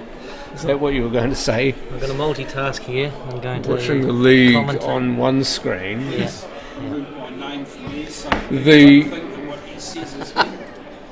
The league on the screen in front of you. The biggest screen is the poll. Yeah, which is... And then oh, and look at then this. Paul He's brought out Paul the big Chivers blocker. has just Tell you what, Paul, brought out the it's not about size, mate, but you have got a big one. Hey! Oh, it's half time anyway, so But the bugger. but Warriors are down 8-6, and everyone's been saying the Panthers are going to get smashed in this game because they've got all their Origin stars out. Right, so Paul. Yeah, I mean, there's some people who are not happy at the fact that the Panthers had to play with a depleted squad because of that, but It had to do with them travelling over. it was in Perth. The Right, game was in yeah. Perth, first of I all. see. So are other State of Origin players playing if they're in Australia? Or It they're depends all- on their club's stance, I think. Because because Capewell's not playing for the Warriors, so he's sitting out as well. Yeah, well, I mean, he had to fly the same distance to get to this game as the Panthers players did, who were in the State of Origin for either team. How do you pronounce that name, John? Tamagushiku. Jesus, that's good. Yeah, the only one who's got it correct.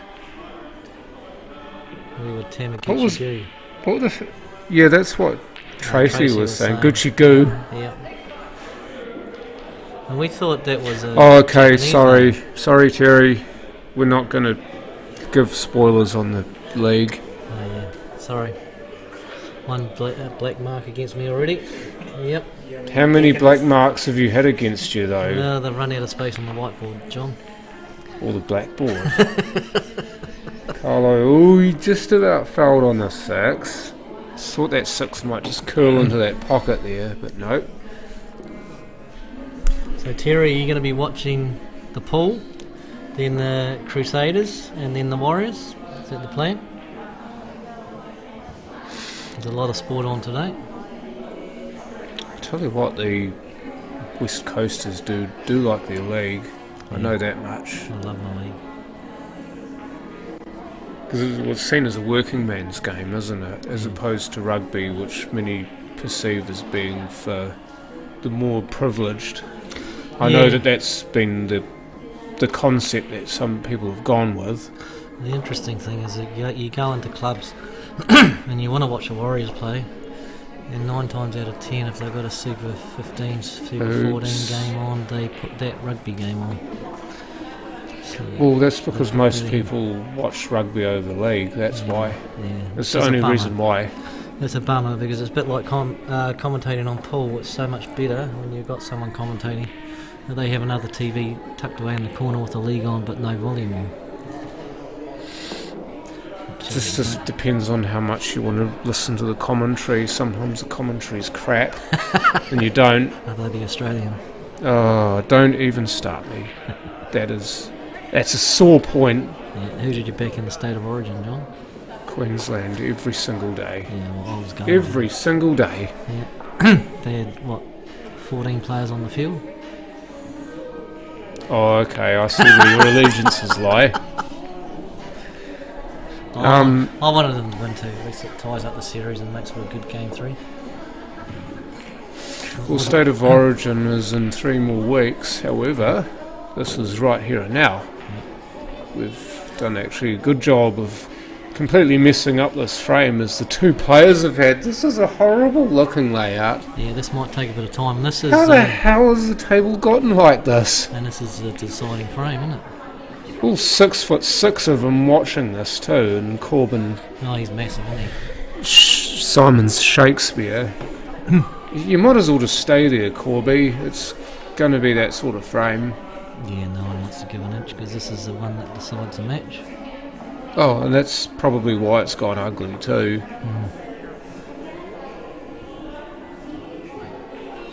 I wonder if you'd ever call a stalemate in this position. They just go tippy tappy, tippy tappy. With this many balls on the table. Well, what's potable? He's looking to see if the 15 goes. So okay, maybe there's a pot on there. I'll put it over. But then what? Yeah, right. It's one of those things if you decide to go and. Oh, okay, so that already right there, because he's on the unders, that doesn't track. That's a foul. So this might open the frame up here, because Carlo's got a free ball. Because Carlo on the big ones, he's got a free ball here. Yeah, might decide to take some liberties with this. What's he going to do though? He's on bigs, isn't he? He is. Now, I don't know if the 15 passes the 1 and the 10. In that little gap, you reckon? In the gap between the This 5 would and suggest the 2. this would suggest that it does. Yeah, but if you went between the 2 and the 5, you could cannon that 11 ball down the pocket. You're not going to. That would have opened everything Wow. up. There we are. We didn't see that coming. That was a horrible, flashy looking fluke. Yeah. Well, the shot that you described actually had some basis. Not many people would have seen that actually, and I'd guarantee you Carlo didn't see it. Boy, that's a shocker. That ball was on and he's actually hit the wrong side of the ball. He did open up one of the bunches, eh? Only a little bit. Unless I'm an idiot and that's what he was trying to do, but I would have put some sort of money on it that he was trying to pot that ball and he just hit it so wrong. So that actually ties the frame up further, I reckon. He was trying to pot a ball, so you can't knock him for that, but he's just gone and pushed a few balls ugly there. Even uglier than they were. Cross double the 9 into the 7 pocket and then try and break that bunch up or just double it across the table. Someone's got to hang a ball over the pocket and then they can start getting their balls out. Yeah, that might actually work against the potential stalemate because then they start to promote balls. Yeah, that's right. And whilst they're not trying to pot balls, then there will come a time where the finish reveals itself. And the pocket, the block, is the top left hand pocket where the bloke is. If you get a ball over there, then you can just pick your balls away. All I'm saying, it's hard to get a ball there from the position of these ones. Yeah, you don't really, I can't really see an obvious way. Maybe the 2 inside the 11 and then down the rail Yeah, kiss is about the only thing I can see, Yeah. because everything else has something in the road, or to the point where you can't actually get it to that corner pocket. There is a point here though for Carlos, is that he can't do it now, but he could just touch into his ball on his next shot. We can't now, but he could have, and get free ball combo, free ball. Yeah, ball, that's combo, the thing. You play for multi-combo. you play to the rules, don't you? Yeah, but that's gone terribly wrong. I think he's going to try 2 rails here and up the back side of the I think 10. he's going for the 11. Oh no, he did. Oh, he hit it. He reversed it. He reverse uno'd it. That was a great shot. You can only see half that ball. This is why I thought he was going to go 2 rails and try and hit the 10, but yeah, spring no, he got enough side on it to reverse into the 11. Yeah. And now this is the opportunity where Paul needs to not give away a free ball, so he needs to open a few of these balls up here. Or does he just touch in this and go in behind the 11? Pot it? Made the pot. Now, I don't know if that's really helped him. No. For me, I'd be taking 2, get that 2 out of there, Yeah. and you sacrifice the 11. Oh, he's going to play. This is not bad. You can play the 10, will go off the cushion and rest on the 11. Bit harder, it would have. Not bad. If Free it's ball. behind the 13, it's not. That doesn't help. Then you've got to look at the 10. The 10 looks snookered. Do you It's think just that's whether a it's snooker on the 13? I've always seen those shots and thought there's no way that you can physically hit the 4 without hitting the 13. No, I don't It think just that's depends how on how the ball close works. it actually is to the 13. If it's close enough to the 13, it won't be a snooker, because you look at the alignment of the balls there. The cue ball's basically on the rail, the 13's off the rail, so if both balls were on the rail, it would be a snooker 100%. But because the 13's just off the rail, it's obviously going to call a referee in here, because of the fact that your angles are now distorted. I would say chances are it will be a free ball, because the cue ball isn't behind the 13 Ah, enough. she's not even looking at the 4. Well, is she? I think Corbyn's just eliminating everything else first. It might be one of those My ones. guess is that it is a free ball on this and the 10, but he just wants to take that out of the equation first. Yeah, I think that's definitely a free. Because, okay, if that one's snookered, then you can move on. It's a bit like a review in cricket. 10? You make sure the first thing passes, i.e. it's a fair delivery, and then you go to your tracking to see where it's tracked. If you're going for, let's say, an LBW. So, on this occasion, it's a fair delivery, because the 11's snookered, and so is the 10. So what you call in the question here is whether the 13 is snookered. I reckon you'll be getting the senior ref over here. Well, because Corbyn's a junior referee, you can ask for a second opinion. So whether either player actually knows this as well, I don't know. But it is in the rules where if you've got a junior or a trainee referee, you can ask for a senior referee's opinion. Even after the junior or trainee referee makes a decision, you can ask for another opinion. Now, he must have said no, it's not a snooker, He must have. because Carlo's just played that straight up. That's a good shot. Well, it's clued on the 4. He can't really do much better than that.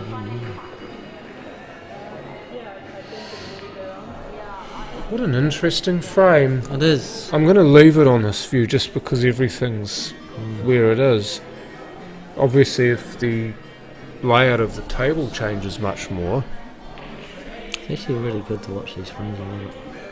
Oh, thank you, 10-15. thank you, Schnauzers. That's much appreciated. Ah, commentators are top notch. It's probably because you had Paul Morris and John Thorndicott commentating. Well, he just made the comment, so Oh, okay, no. take Paul, some credit. Yeah, I do. Paul Morris is terrible. Ollie, don't tear someone else down No, to build yourself up. Well, hang on, That, John. by the way, in off, so unlike most other rule sets, it's not a ball in hand, it's just goes in the D. We were just about in fisticuffs, John Thorndicott. Me and Paul Morris. You and Paul, okay. Yeah, no, it wasn't pretty. Wouldn't have been, I can tell you that much. He had to get in the way a few times. They were laughing it up on the people who were watching. I don't know whether he was trying to pot that or not.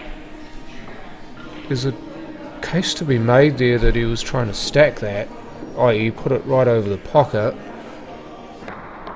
He's going to try and bank this here because the shot's on and he was not far away. And that one bunch has been opened up. There's only one problem bunch left now. So the players have done well for this to not go into stalemate territory because that's where it was looking early on. That foul actually helped, didn't it? The guy going in off. Well, the fouls naturally open up Yeah. the game for the player incoming because they can do more than just having to play their own ball. They can start nominating other balls to clear pockets or clear bunches away. The shot here is to hang this 11 ball. If he does that, he would go a long way to winning this frame. No. He scratched again. But he probably won't get punished too much for that, but the shot was to hang that ball and then hopefully Standings of the other players. So get you're on the talking 13. about how the tournament sits at the moment. If in the bio, is it actually posted on the chat? Okay, it's not on the chat. So in the biography here of this particular video, there is a link for both the Open and the Ladies. Remember, the Open and the Ladies, the Canterbury singles are being played concurrently.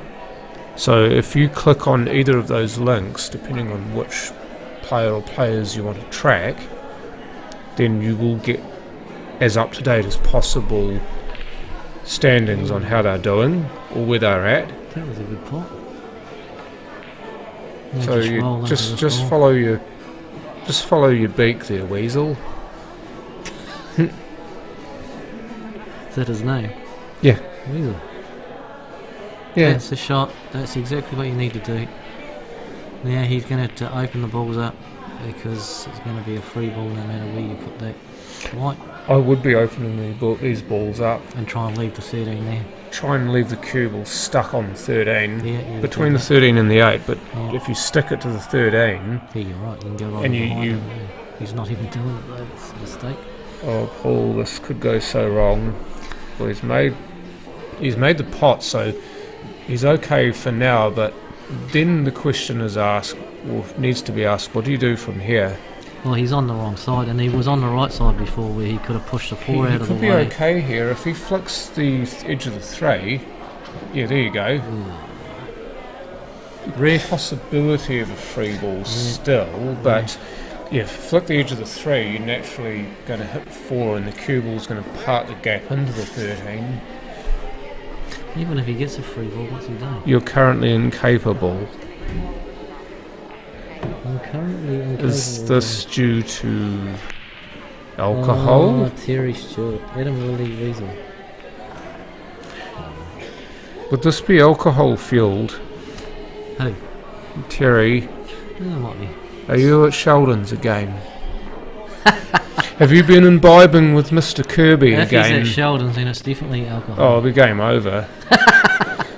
Well, hang on, it might not just be. It is. Nah.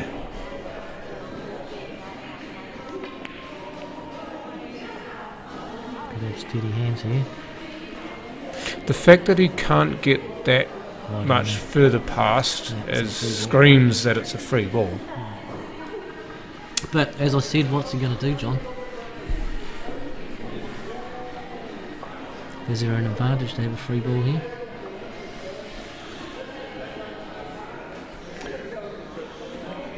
I would say yes, because Play it the gives black. you options. Play the black. You could play the black here and just to pretty much stack it. I'll stack the 4. Oh, guess what? Guess where the black's going? Didn't think about that one, did you? Oh no. Oh, Carlo, dear, oh dear. Yeah, that's what happens. It's a horrible feeling too. You think you played a good shot, why do you see the black get respotted in the way? Then that's play going off. to be difficult not to give a free ball now, otherwise you're going to go No, up from I wouldn't be behind. bothered about the free ball. I'd be bothered about not giving combo foul. away. Well, he is on the 3. He could try and get the 3 and leave the white ball down here somewhere. Got to play this with right. He's going to miss that. Played it with right. He missed it by a long way. Was he going for the 4? He wasn't going for the 4. He was going for the 2. He's going for the 13 because that's what he's on. Oh, he was on the 13. Oh, He's on the sorry. overs. He's snookered Sorry. himself on the 13. Yeah, no, wasn't paying attention. Don't laugh. Clearly, Don't laugh, Paul. clearly you weren't paying attention. Been here for a long time. 9 o'clock this morning I was here. I was here earlier than that, John. Well, it's not a competition. So. But he'd be winning if it was. Yeah. Now, you got the nuts to play the 13 into the 3 because I would have taken the 13 as a free ball and yes. played the plant. Because it But was a combo, yeah, right. again, Now what do you do with the 3?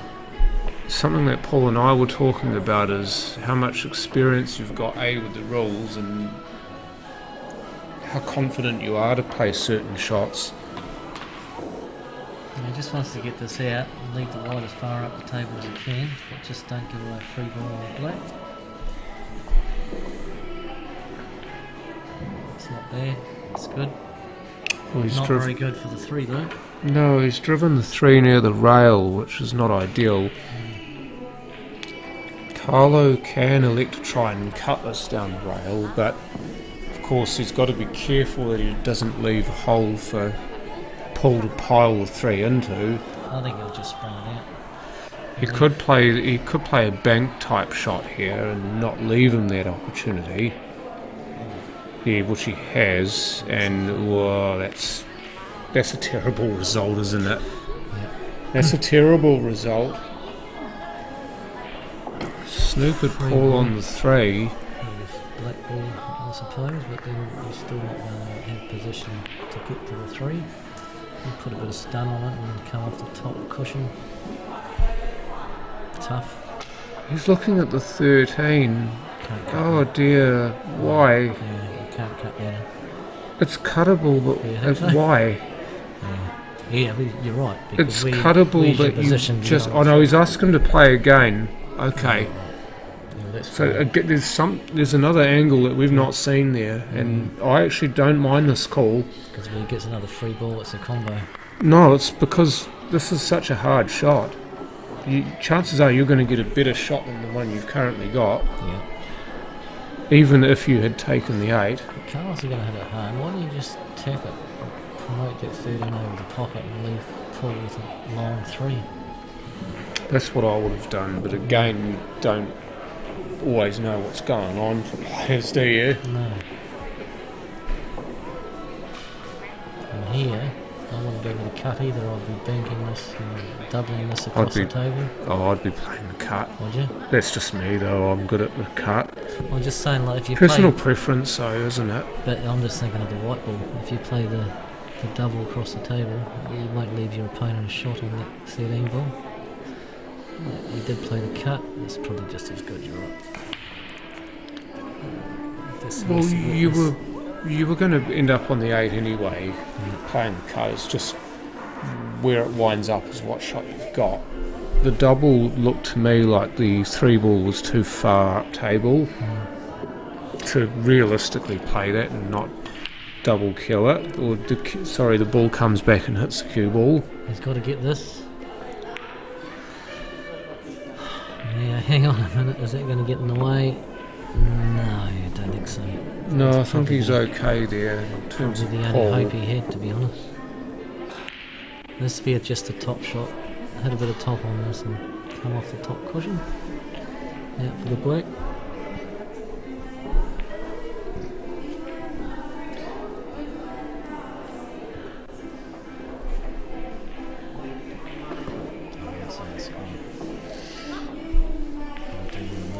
He's just going to have to make sure the pot, but which he hasn't done. He's missed it.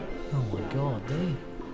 He's missed it. Oh, shit. This game might never finish.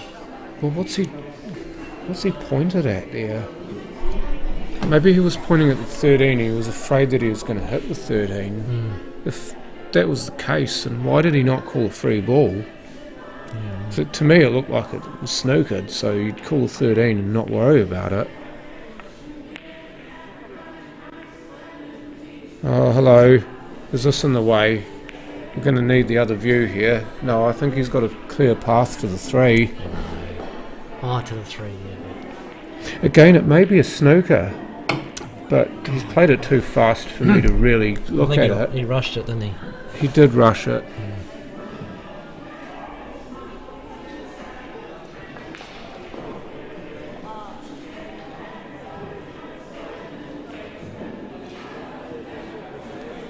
It's just one of those awkward frames, isn't it? Look at this shot, though. It's just a shame he got no pos on the black, but Yeah, that's a big shot for a long time, that one. that from where it was, The old story, get the hard ones and miss the easy ones. yeah, game's funny like that. Yeah. Looks like a bank.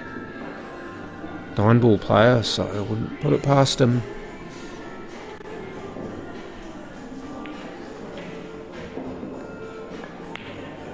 Looks like a bank. He was not a million miles away. It's a good white too. Left a double, but it's difficult. Well, he's forced Paul to make a decision here. Does he decide to try and bank this? Or go safe.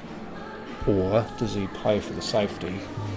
Because you could play for the safety here and leave the cue ball basically on the top rail, which is the rail rightmost on your screen.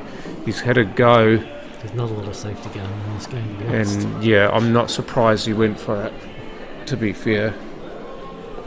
Obviously depends on what shot you should have played, but that's by the by.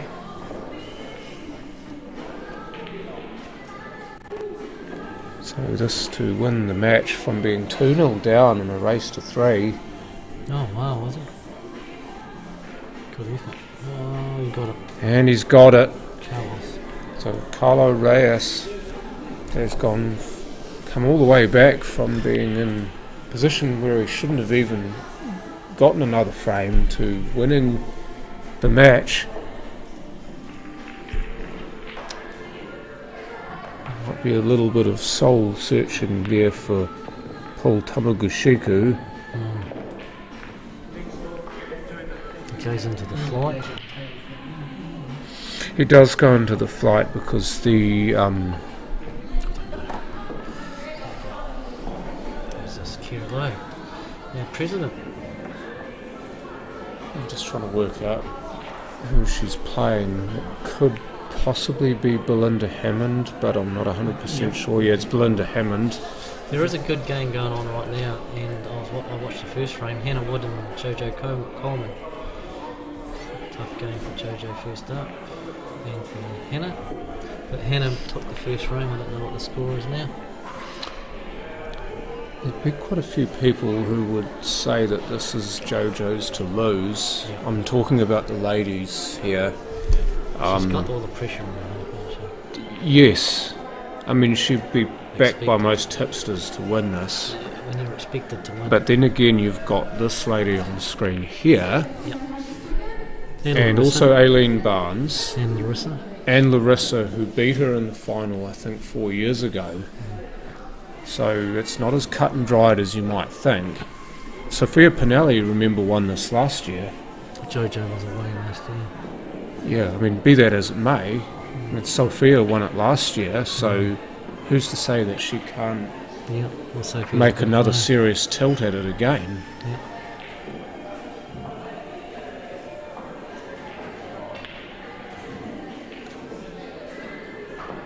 Katrina McLean actually was the top qualifier overall for the ladies, She did well, didn't she?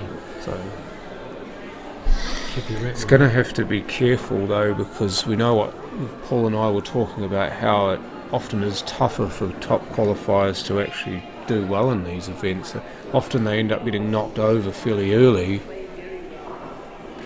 They've got buys on this too, haven't they? They haven't got They've buys got in the- the main event. The top 5 players in the ladies got buys, Yeah, so that doesn't really because help. 27 qualified and they didn't fill the buys. Yeah. So Kat's had to wait for quite a while before she plays her game, and she'll be up now playing Kat McKenzie. So it's Kat versus Kat.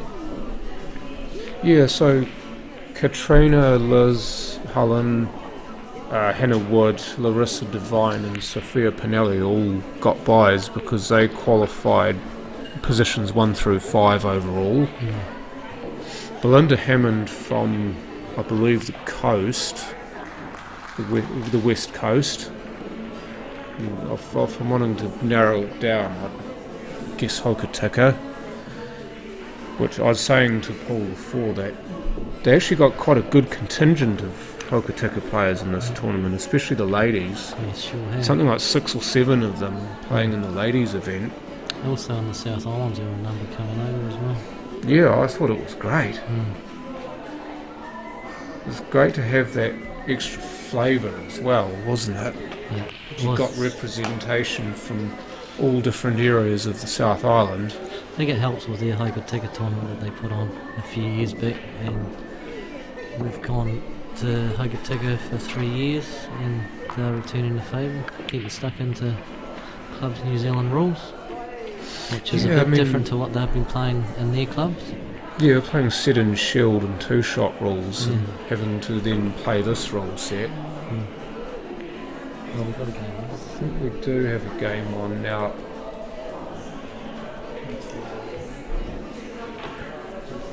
I would say it'll be a ladies match because the ladies are playing 2 rounds, whereas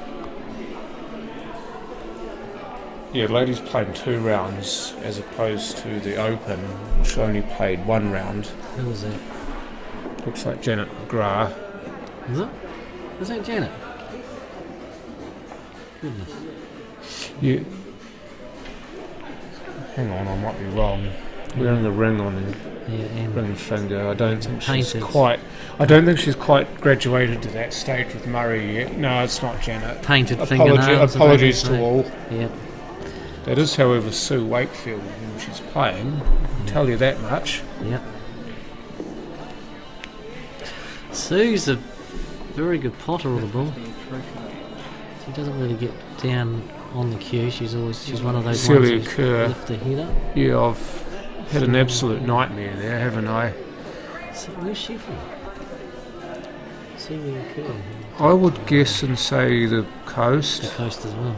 but I probably again I'm wrong. So you got an Ashburton player and the coaster. Well, we're going to have a look at where Celia's from because he's got the right screen up. I just need to find her name. Yeah, that's why you're best in that seat because we need to- you've got far more chops than we do. We On need to change the score. Who does? Hokitika, yes, Yeah, I got one right. John, points for John. Who does these? That's Paul. Okay. Well, you can I can do the. We can do the score. And it's a race to 3, is it? This is a trophy, right? Yeah, so the race length is done by Paul, but scores can be anyone with access to the stream deck. That's a good shot.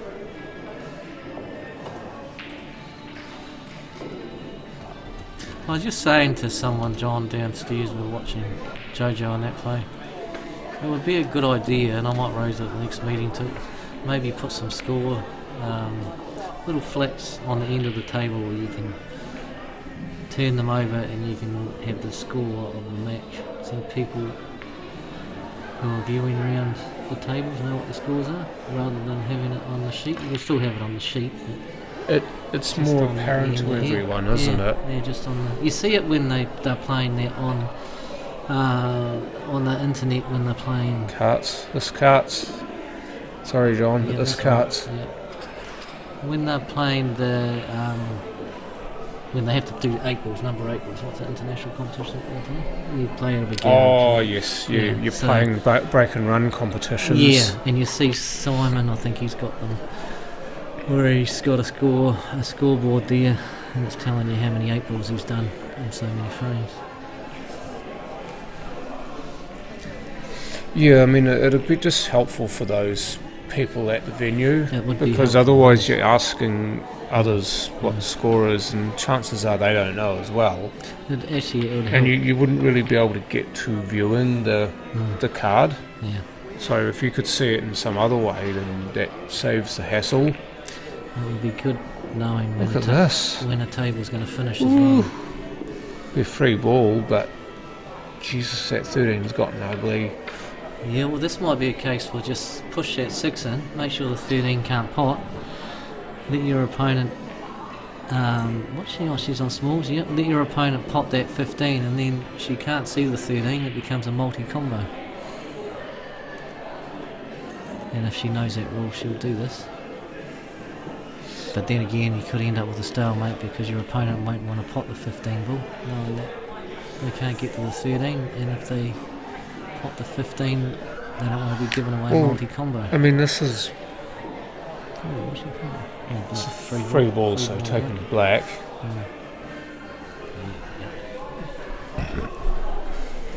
Better you girls than us, I would say. I did see that, by the way. Oh no.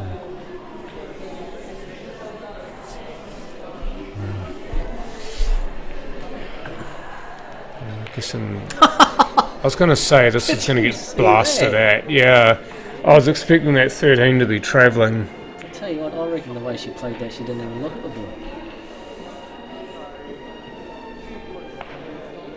There goes the multi-combo concept. I'm guessing there wasn't much viewing on that either. It was just basically just make sure you make a good cue on it.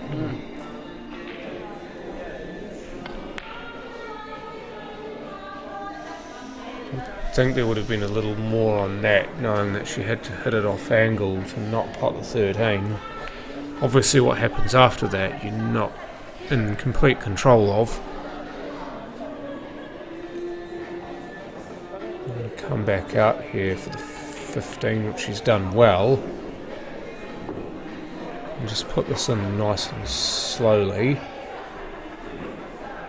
This will offer a nice shot on the 8. Well, that would have done. In trouble now. The only saving grace about that shot is she's now having to travel the white to get to that 6. Is there a flight for the trophy? No. No, there is not. Not for the ladies, but there is a flight for the trophy in the Open. It just That's comes down to numbers. I like that. Didn't take great the shot, obvious wasn't ball there. No, well, she would have struggled to get on that 6 anyway if she had taken the 7. So she Just stun this in. look at that. That Ooh. jumped out of the pocket, didn't it? Jumped straight up. Well, Sue, as I said, she can pot anything, this girl. Just needs to connect one more time. Got a horrible. Well, at the start, you'd think, oh my god, how can she pot anything? She doesn't crouch down for the cue, and she's got her head to the side, but must have a great eye. She's from the Murray Campbell school of cueing. Yeah, right. Murray Campbell, very similar, except he stands more in line with Stands the up, ball, yeah. but he almost stands up straight, it would seem. And Kerry Works.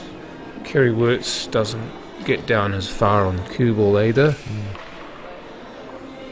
I think it's just your hand-eye. Can you cue straight, Yep. despite the fact that you're not looking straight down the line of your cue? Oh, That is an excellent pot from anyone at any stage. Yeah, there's some. Those are not easy shots. No, and if she had missed that, she probably would have given the frame away. So there was some good potting at the tail end of that frame. I get the feeling, I could be wrong, that the West Coast is counted as part of Canterbury for this purpose. Obviously, in terms of strict geography, it's not. It's Westland.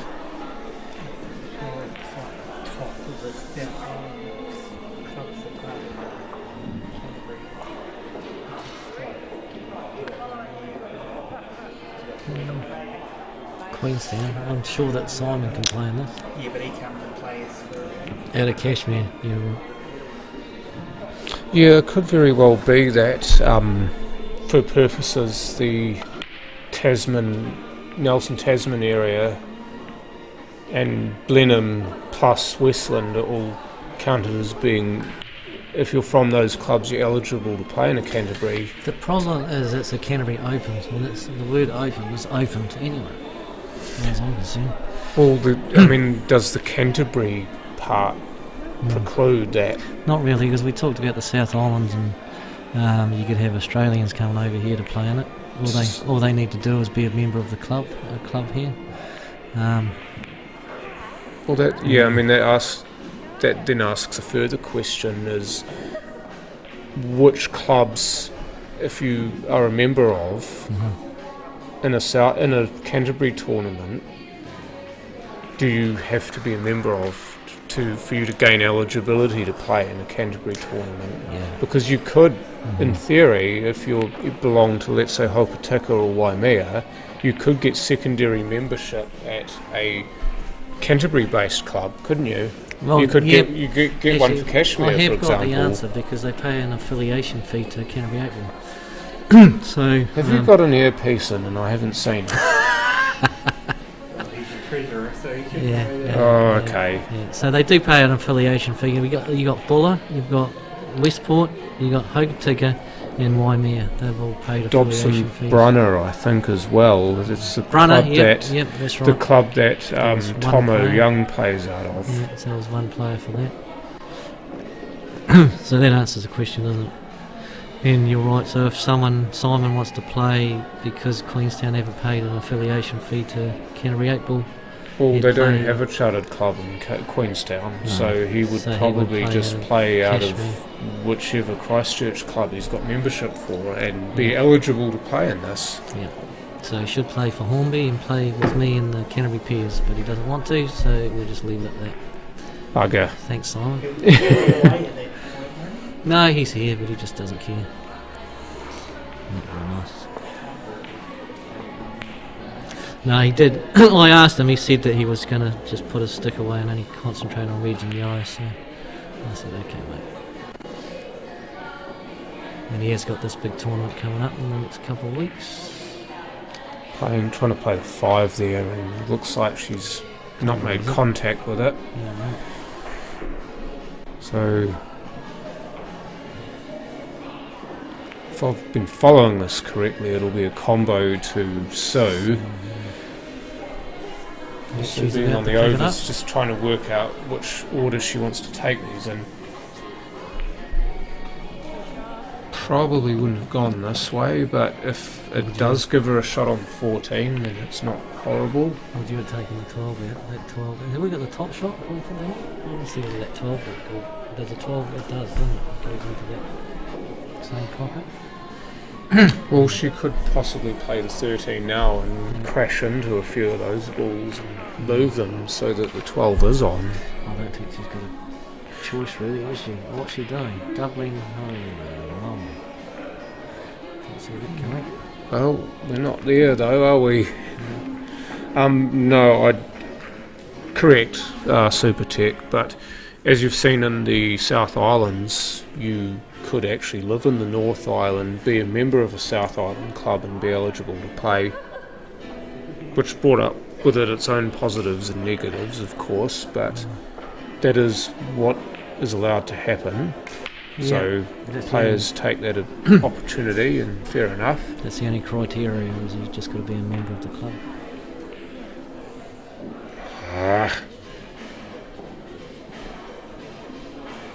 Oh, shit. Oh, sorry. Oh, that's a Number nasty 2. overcut. I was worried about that, Jody. Now then,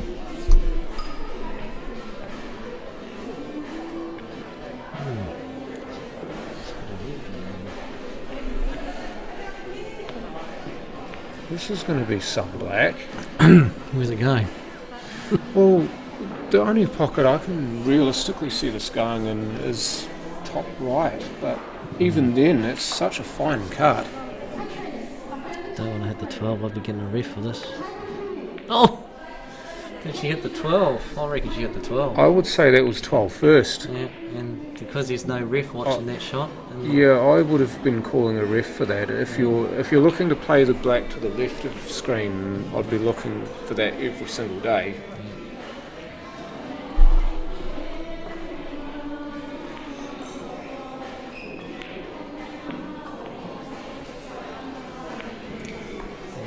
It's not a bad white.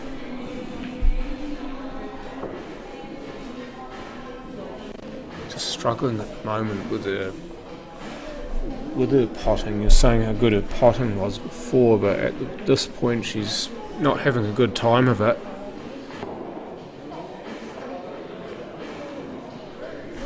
This is very, very fine if this cuts in the middle. Yeah, this would be a great shot. Look at that. Yeah, unlucky. That's a great effort. It is really. You don't see a lot of women taking those shots on.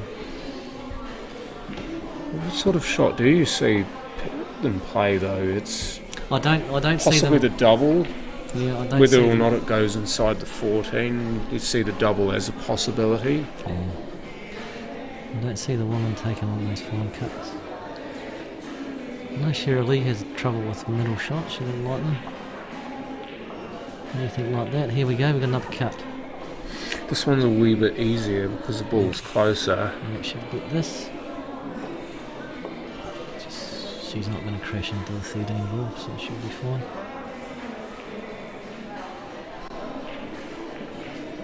Got to be fine. Oh, No, she's undercut it again.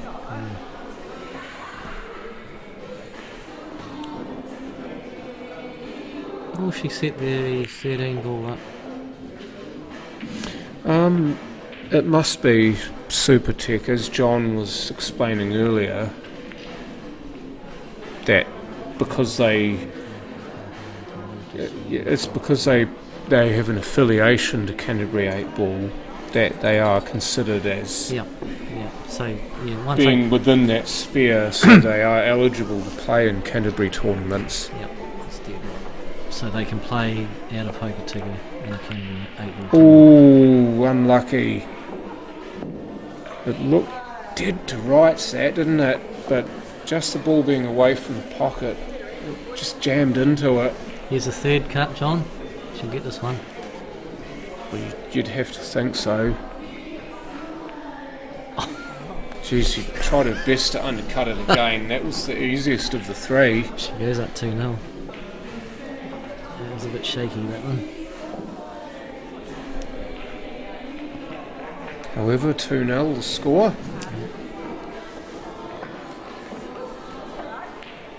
Yeah, exactly right, Stefan. So, because they've done that, that gives them the right to play in Canterbury events, as we just discussed. I did not know that, Christine, but thank you for telling me that. You are right for your first part there, Super Tech, but because it is the way that the rule is written, essentially, is that doesn't matter which part of the country you're from, you just have to have a valid membership in the island in which you want to play in, which is what's given Simon the opportunity to play in both events, the North Islands and the South Islands, because he's a member of a North Island club and a member of a South Island club, and despite the North Island's best attempts at trying to stop him from doing so, he still did it. And he still won both events. Show off. Absolutely.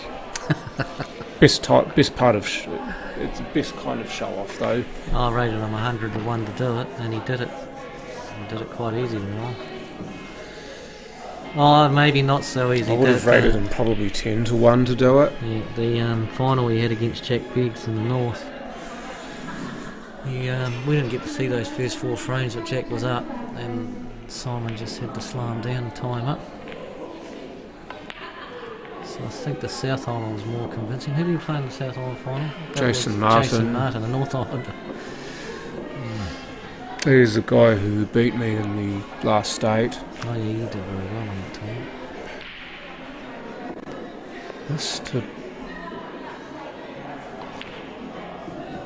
Yeah, it was hard to see any other pocket for that to go in except for the one she tried for. Is she on? She's on the littles. Right? Silla's, yes. Celia just approaching the table now is on the overs. Play the cut first here.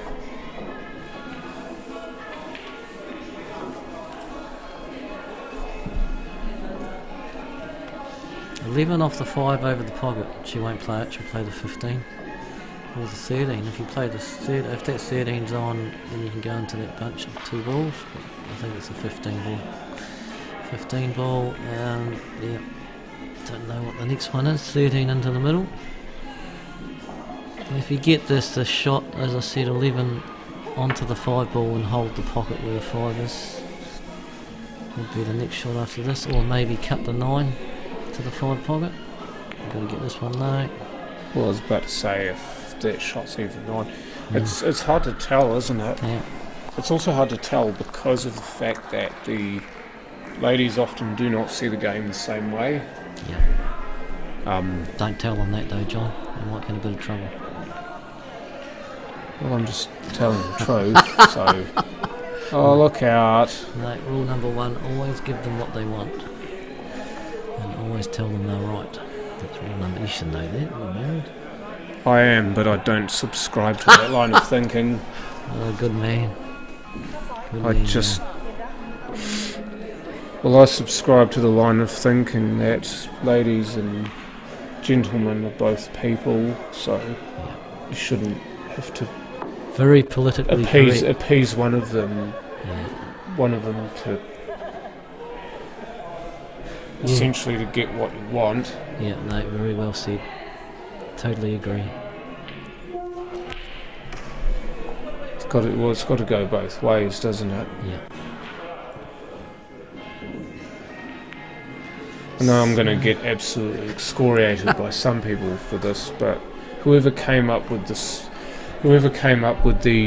saying "happy wife, happy life," I'm guessing has never been truly married. happy in their entire life. Or they've never been married. Or they've never been married. That was a great shot she just played there. Because this is on, I think. Yeah, look at that. Oh my goodness, they're both on. Little She's manipulated this really, really well. She has. This could be one of the top finishes if she can pull it off. Oh, but hard. She just needed to put a bit of bottom on that ball and hold it. That's a plant, isn't it? The 7 onto the 1. Yep. This 14 made the pocket big too. She's actually got that same shot help there. She overcuts one into cuts. 14 hit it hard, helps. you get the 2 out. But if you undercut it by that much, it still doesn't go. This is the plant, isn't it? The only problem with this is where's the 12 going to go after you hit it. So if you hit it sweet and flush, it will still be in the same position as the 14. That's good. Take that. Oh, every day of the week. But call the ball and play. Yeah, exactly. If at least a quarter of that ball overhangs the lip, then you can call the ball and play. Yeah. At least a quarter of the ball must overhang the lip for a ball and play call to actually stand legally. Yeah, I didn't know that until if the ball is none of the ball overhangs the pocket, then you can't actually legally call ball and play. It doesn't matter anyway because the ball isn't going to drop. So taking the 8 as a free ball here. If she gets this, it'll be good. even if she hangs it over the pocket, it's just as good. Not bad. She's got domination of this frame. So Sue would do well to put the 7 in front of the 12 here if she can. If she can get the 7 off that rail and bring the 7 back in front of the 12. She's not even looking at it. Bosh! Yeah, okay, Take that, pocket. She knows better. Just absolutely rams it in. So this one here, Sue, just touch this and block the black. She's going to whack it, isn't she? No. Sense prevails. And she didn't want that to go in. The sense did prevail. It was just unfortunate that it didn't work out the way she would have hoped. So off the back cushion, John. You A Hail Mary or just a touch? Just a touch. Yeah. Just a touch. Just run up and touch Leave the it on 7 14. off the rail. Touch the 7. She's getting a ref. If she's getting a ref, it would imply that she's going flush at the ball, doesn't it? No, I'd say it's because she wants to play it slow. Although I've not really known Sue to play the slow shot. Yeah, flush. That's got to be a foul. Flush, That's She had 12 to- first every day of the week. She had to go up from behind on that one, and she would have given herself a chance. So that's a combo. See this one here, that you play the 12 onto the 14, and the 12's going to stay over that pocket. She hasn't got any problems there. I think she's just asking the referee what is the actual The call rule. here, and it is a combo. Yeah. Again, from hooker tip and maybe new to the rule set, so Oh, don't take this. I don't know about this. No. I really don't know about this. It was fine where it was. It was set up perfectly where it was. It was yeah. fine where it was. You're going to make it a difficult, well not a difficult, but it's more distance with that black there. And even the angle she got here, that white ball's travelling towards the 7. Yeah, she's just got away with that. Not necessarily. What's she queuing? You just touch it. What's she queuing? That's alright. And now this black, if she had left the black where it was, this would be an easy shot. Not back to get it, but there's a bit of pressure on it. There is. This is to progress to the next round of the trophy. Yeah, nailed it. Well played. In the end, it was a bit. In the end, there was a little bit of. Well, I wouldn't say rubbish, but not the best play you've ever seen. But there was some nuggets in amongst it. Is this, Most definitely. I think this is the. Michelle? No, this will be the trophy. Yeah, no wonder Kerry got on. Kerry got on a lot. I believe this is the trophy.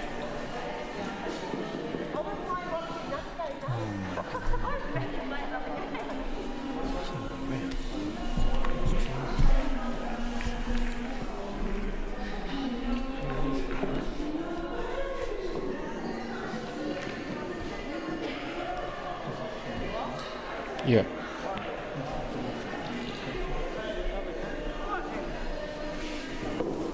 So this is the last thing of Kerry Lowe with 10. Ooh, here's an upset. Is Jojo in? Oh, were you kidding? Yeah, I thought they might have it. She had a bit of support, Hannah. And Jojo didn't have a lot of support there. Well, I mean, Jojo's got the support of almost everyone in the room here, you would say. Yes, yes. But obviously having it right there with you, Well, that's a big upset for me. I actually wouldn't have picked that. I know Hannah can definitely play, but I would have had Jojo over her almost every time. Hannah on a day, she can pot anything and she can pot out, she can clear table.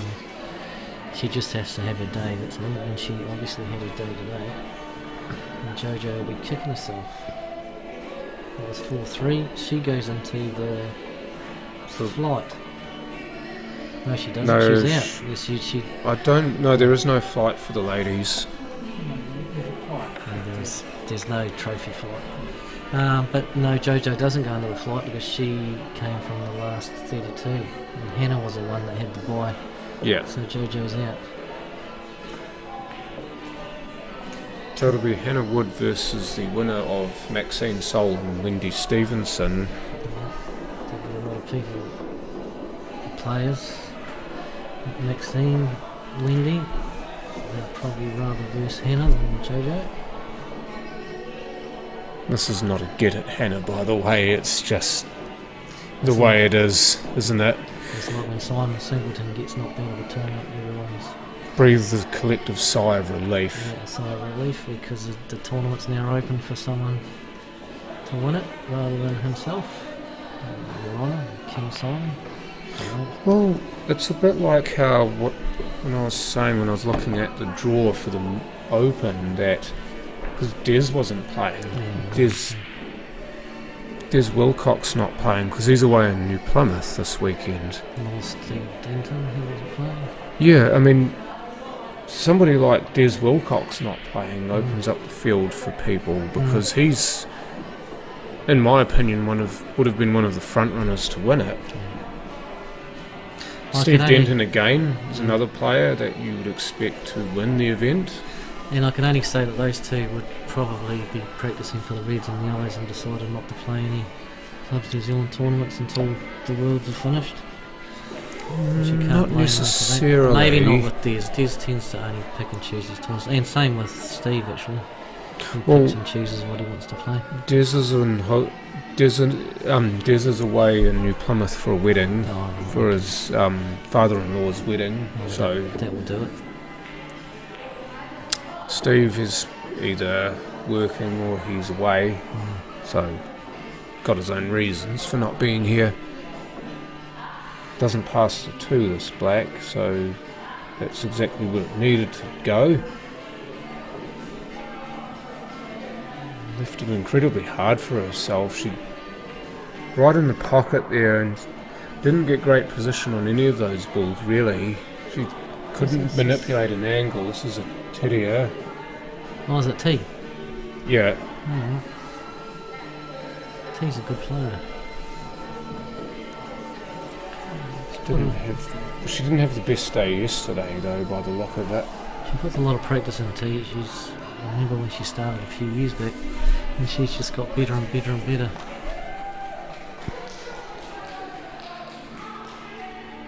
Oops. Went for the bank there. Didn't back herself, eh? That's a good white ball. I thought she would have gone for the cut and travelled the white ball down the table. There's a natural path through there to get on that 8. This is quite a tricky cut here for Michelle. Now, not just the shot itself, but also the fact that your cue ball's spraying naturally towards the other corner pocket. Yeah. And you can't really try and slow the white ball down on this one. Yeah, you just basically play it as it is. She's overcut exactly it what now. John said. How Now, if she had a pot unfortunate is that, though? if she had a pot of that, she wouldn't have gone and off. Unlucky. Well, there's a chance she would have gone and off in the pocket bottom left of your screen if she'd potted it. Because she overcut it, she actually missed that pocket to the right. So it allowed the white ball the chance to run around the table and going off top right. Oh, you're talking about here. Yeah, bottom left corner pocket is the one I would have picked for the scratch.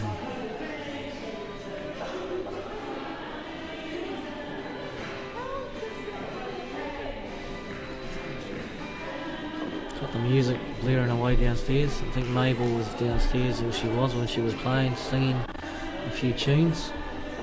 Oh, good on her. Yeah. I like it. Yeah.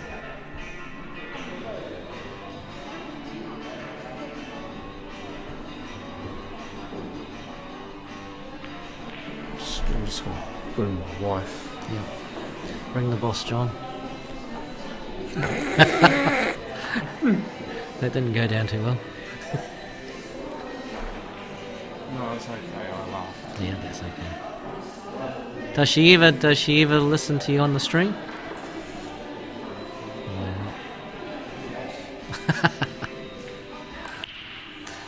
Right, so T's broken off. Is this the main table, Paul? Oh, right, this is it. Oh yeah, no, it's late in the day to be reading. Oh. Oh no, it's over, isn't it?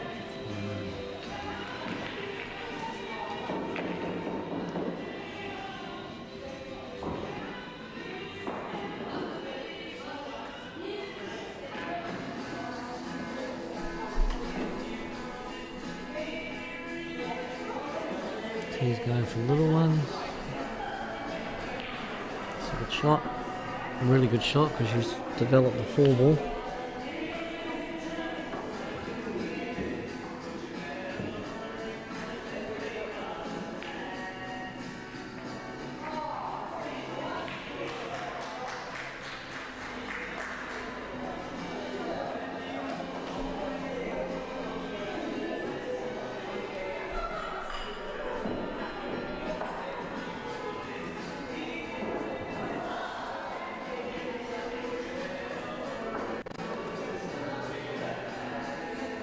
Five ball.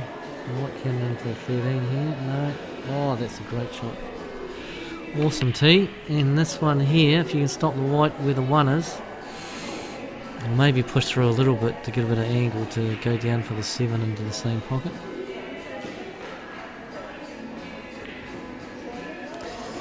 No. Yeah, that's a bit difficult now. Although she can cut that 2 across in front of the 8 ball and take control of the frame. She's looking at the 6, but the 2 must be the ball.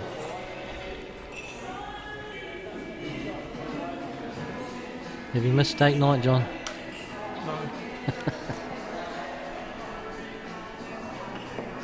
Not today. She listens to my voice often enough outside of commentary, so maybe she feels she doesn't need to listen to it when I'm doing commentary. Or maybe it's because she believes watching pool is like watching paint dry. Yep, well, certain poolers. Anyway, that's not neither here nor there. You either love the game or you don't. She hit her ball. That's not bad. Pushed to 7 to the rail. On that note, I might actually love you. No, not might. You might love me. Love you and leave God. you. Is this a I secret don't want that we to don't, hear that we don't know Stacey about? hear me say that. Oh my God, he was just in the closet there, Stacey, and there he's come out. Yeah, I'm sorry about it. But yeah, That's okay. get home, spend some time with my wife, because to be fair, when pool tournaments are on like this, yeah.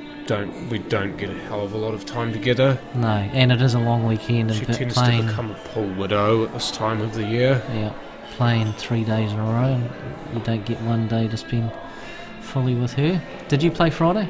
Or you played today? I played Friday morning. You played Friday, so and it's then Friday, Saturday, obviously and this Sunday. afternoon. But I just before I go, I just want a very quick discussion. This format, 3 days, the way they've done it, section play all of Friday, section play first half of Saturday, and then post section immediately after, going into post section all day Sunday. Are you a fan? Yes. I like it because of you getting longer races than what you normally would.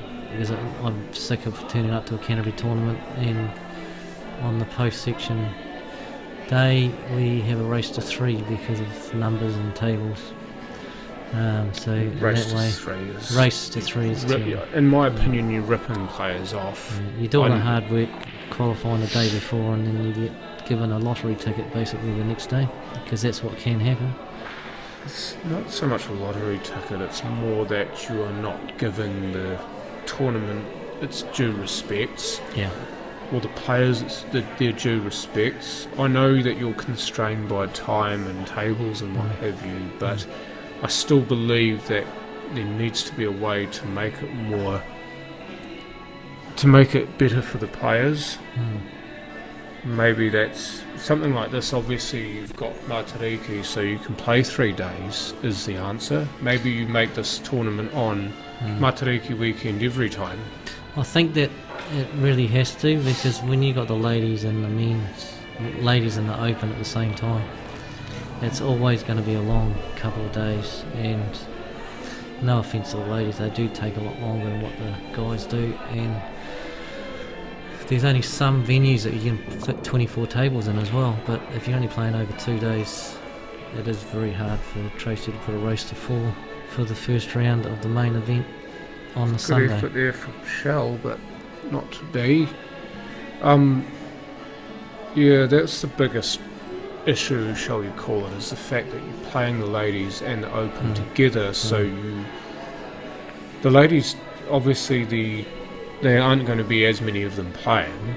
So you've got that, but then you've got the fact that you are trying to accommodate for 2 different styles of play, essentially, because most of the ladies, as you said, do tend to take a little longer when they play. In terms of time taken to play shots, there's not much difference, in my opinion. I genuinely do not think there's much difference. They're not time wasters. It's negligible. They're not time wasters. They're just. It's just because the games tend to take a little longer because of the comparative skill levels on average. For the Open, the players are slightly higher in skill. At least across the board, they're higher in skill, so the matches won't take as long. Of course, the other answer would be to have the events at a separate time or at separate clubs, and they have tried that in the past. The only problem with that is you've got administration costs. That you've only got one lot of administration costs for this tournament. You start having 2 tournaments on at the same time. Your resources are being spread, and 2, it's a lot more money coming out of the pot. Do they have it on a separate weekend? Yeah, then you've got hire of tables, so forth, so it is tricky. It makes more sense for Canterbury 8 Ball to have both events at the same time.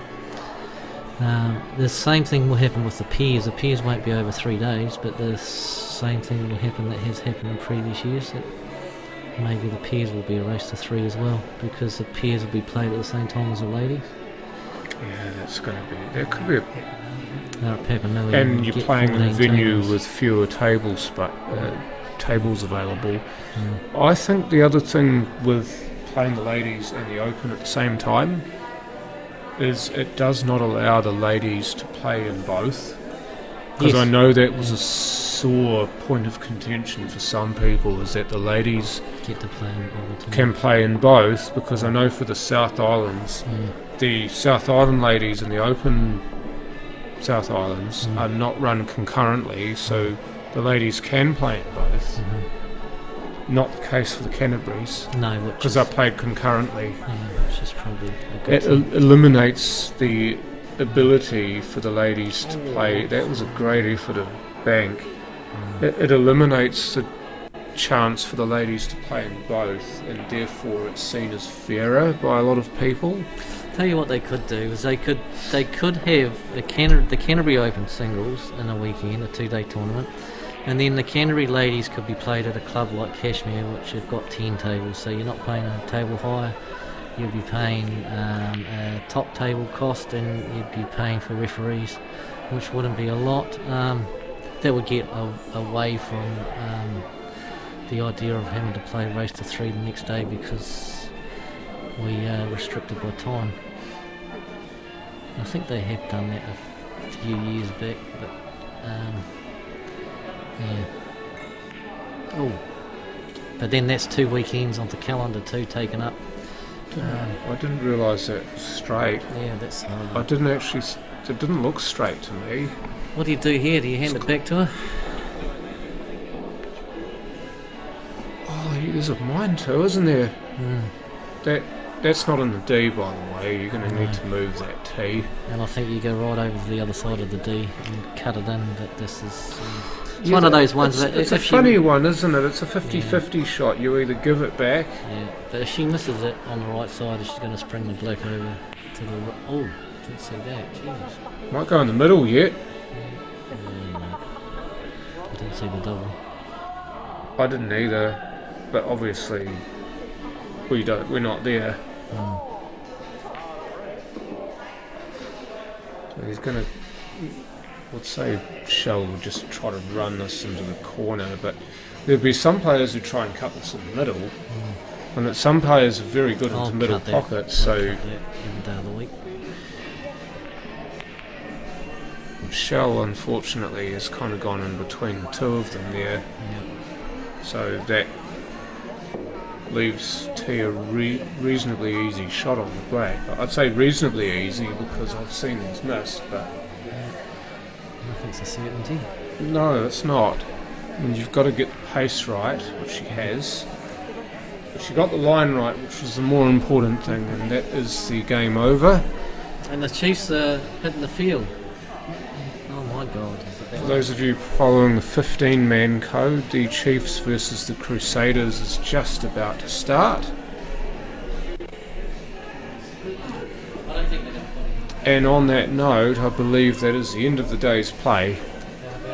So we bid you adieu for today, but we will be back tomorrow for the whole day. Paul's going to be once again in a position to provide us with everything that you ever will need in terms of pool watching. But yeah, it's been, again, it's massive effort from OnQ and Paul to be able to get this event streamed, because it's been a while since this event was streamed. But yeah, everything lined up nicely, so we're grateful for what we've got, and we will see you all again tomorrow. And if you are driving, please do so safely. If you drink, please get home a different way. Don't become a statistic, because we want to see you all back. Yep, here, and go the Crusaders. Yeah, true. And yeah, whichever way you celebrate Matariki, I know it was yesterday, but if you're still celebrating, hopefully those celebrations are long and hearty. But ka kite, see you tomorrow. See ya. Might see you later, John.